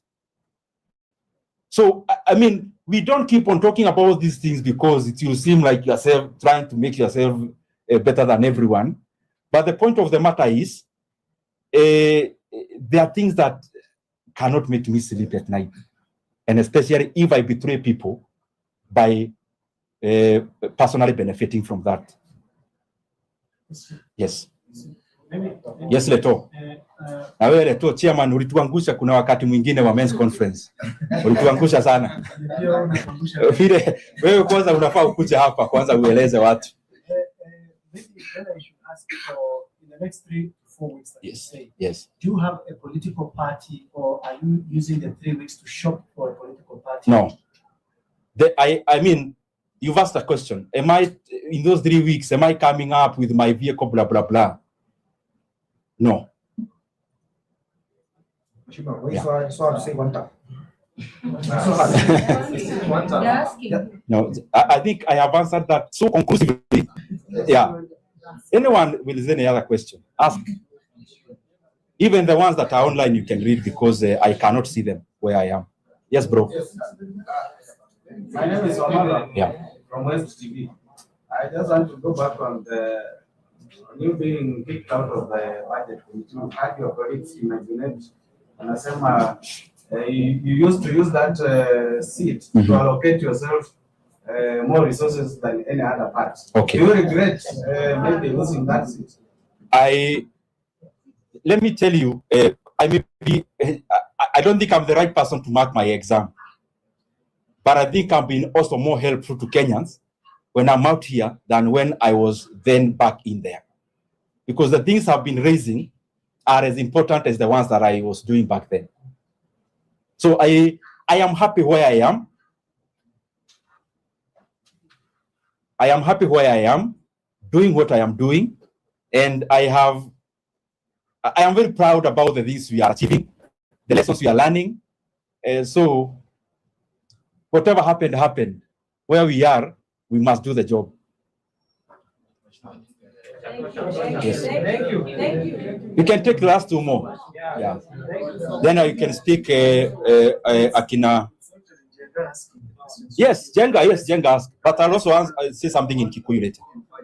Yes, I will do that. Tutafanya hiyo.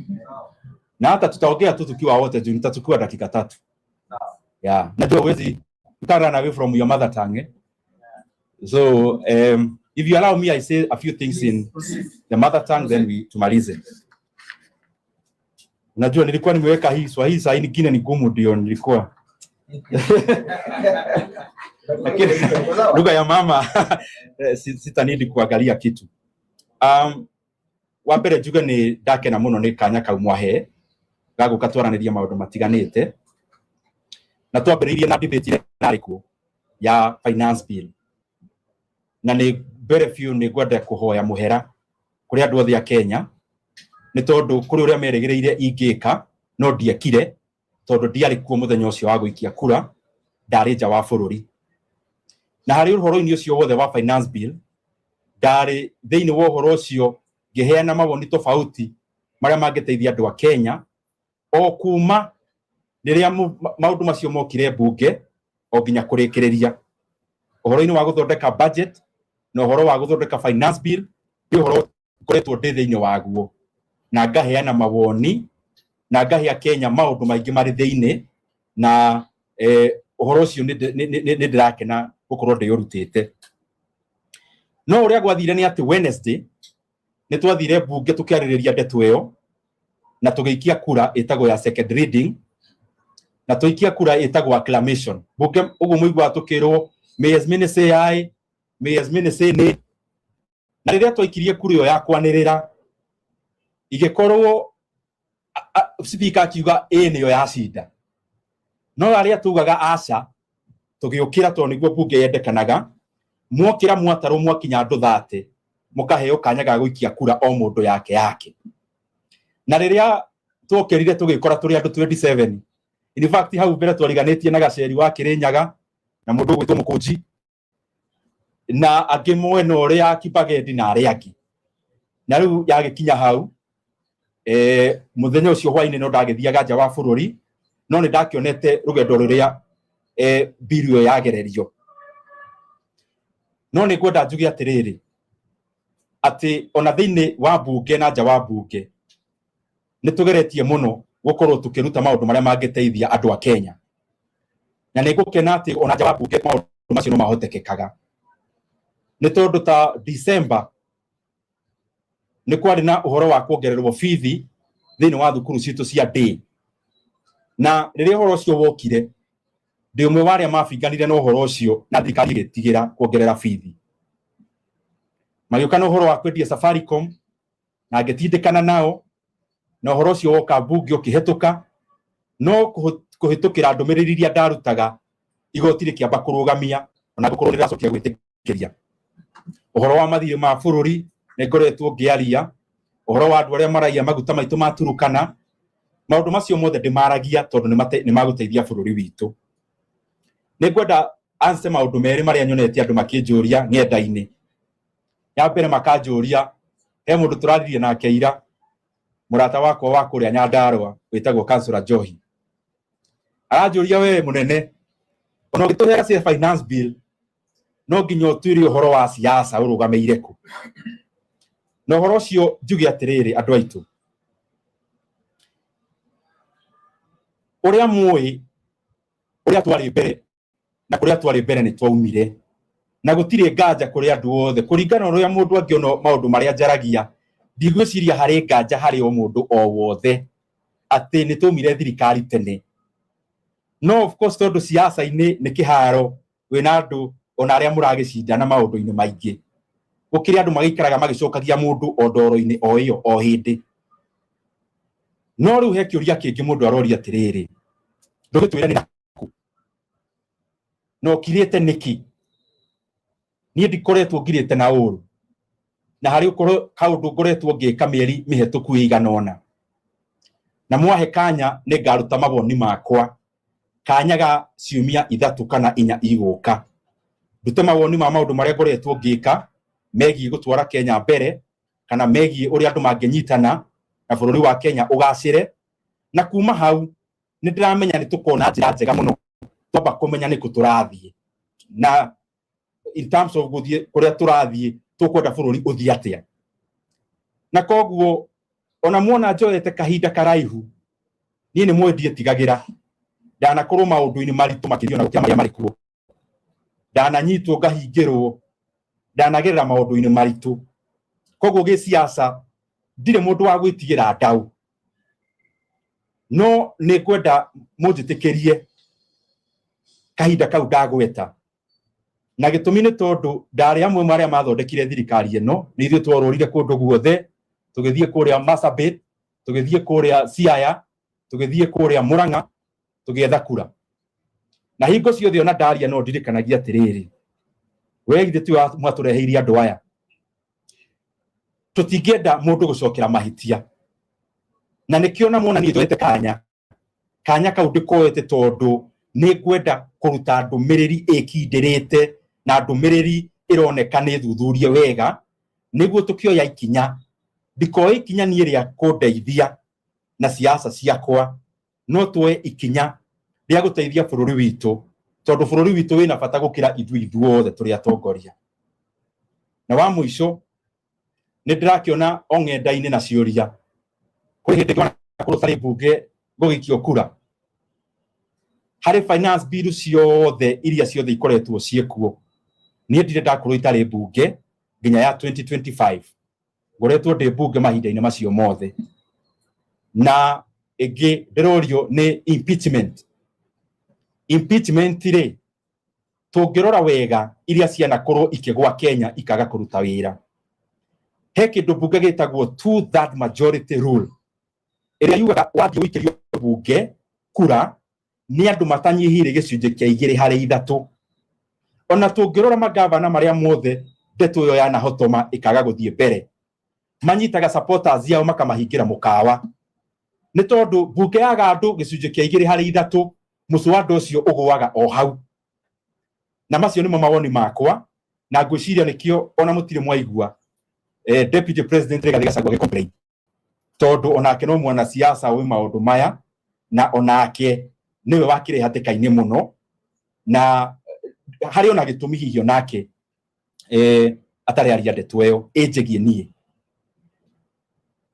Maybe undu wa muico uri ngienda kuga ni ati ni tuoya mawoni maingi muno kuri andu a Kenya kahinda-ini kau na kwaria uhoro wa ma tondu kwaria ma ni njega no kona mungindura ni ndaharegeria mucibi mwe kiumia kiu kimwe tondu makumbi marari maingi muno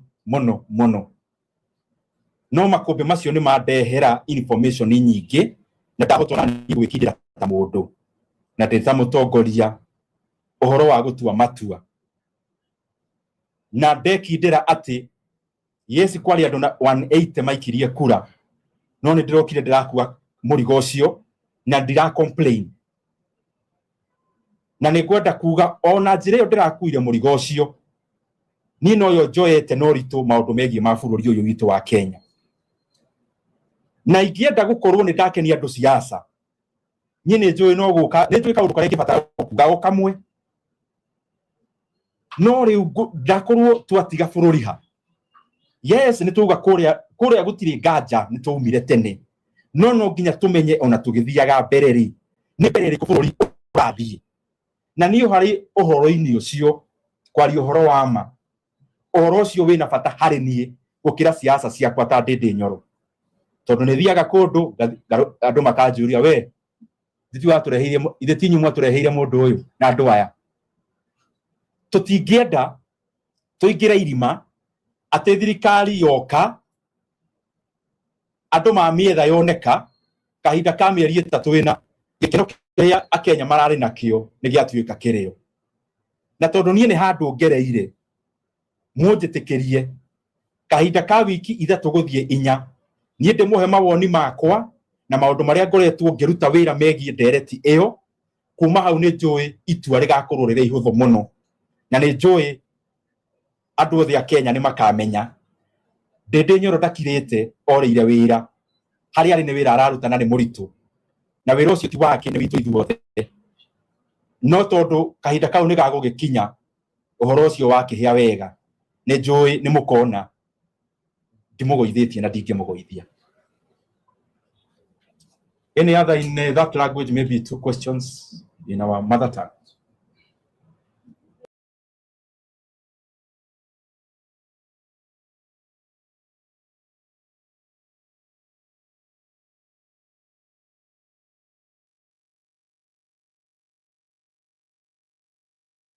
Wacha nishikanishe na historia ya abduction ya jana zitarafu tumalize.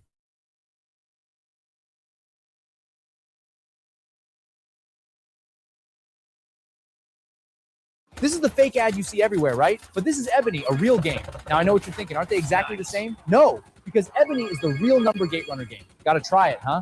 Nobody ever believes me, but this really is just like the ads in real life.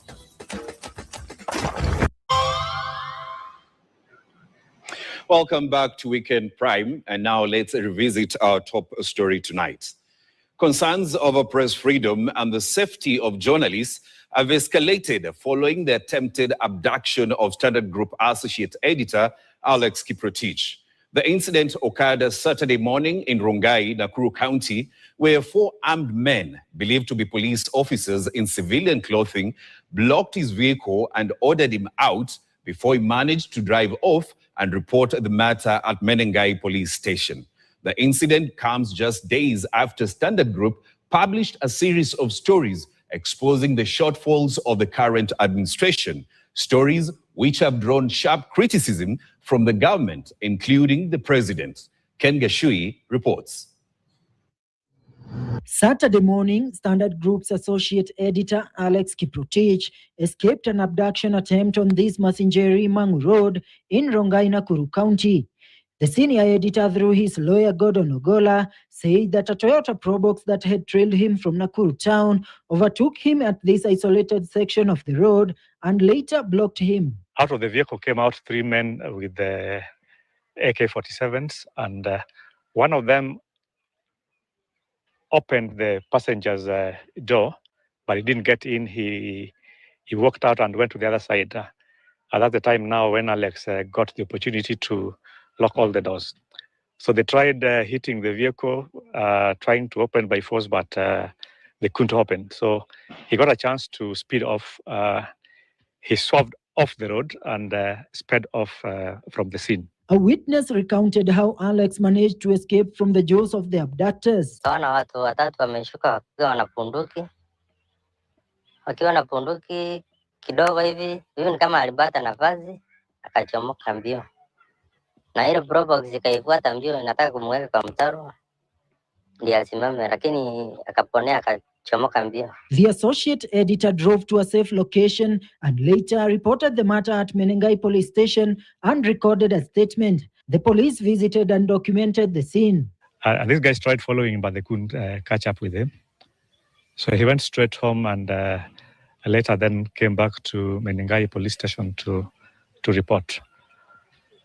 He so far recorded a statement, and there was a witness who was at the scene who probably was not seen by the guys who attempted to abduct him. And this witness has also recorded a statement. Hiyo Probox vile ilimfuata ikarudia, hao wengine walikuwa chini. Sasa ikawakujia wakaendanisha hivyo pamoja, lakini hiyo wengine ilikuwa imeenda. It did not begin here. On Friday at noon, this Subaru trailed Alex to this Ruby's petrol station in London Estate, only for him to spot the same vehicle in the evening, suspiciously parked outside Kabarak, one of his workstations. A Subaru KDC 146E, he had noticed was following him, entered the police station, the petrol station, and when he left, this vehicle kept on following him. Of course, he noted and he talked to his friend they were in the vehicle with, and they discussed it, but then they lost the vehicle. Later in the evening, around 5, this vehicle was spotted at the Kabarak gate. The gate at Menengai heading directly to Mzemoi's home. The police have owned up that the Subaru belongs to them, but its mission remains questionable. They confirmed that indeed, yes, this is a motor vehicle that belongs to the RCI in Nakuru. And they're alleging that this motor vehicle was around the area because they're following some robbery suspects.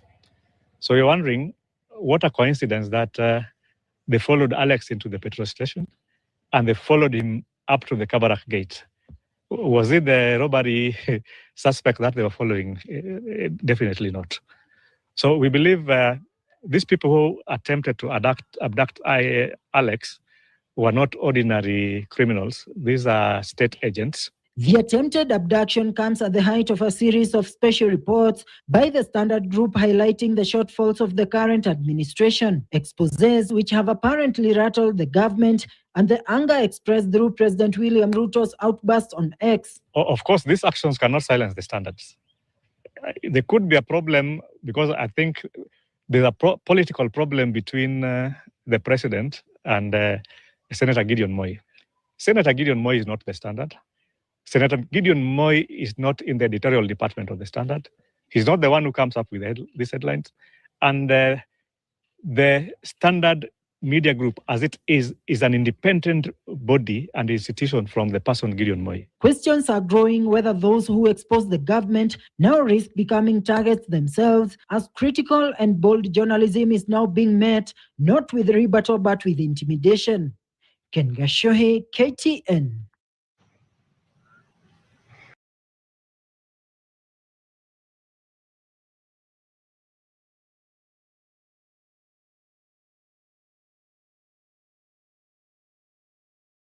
Tumemaliza, tupatane kesho. Thank you and enjoy.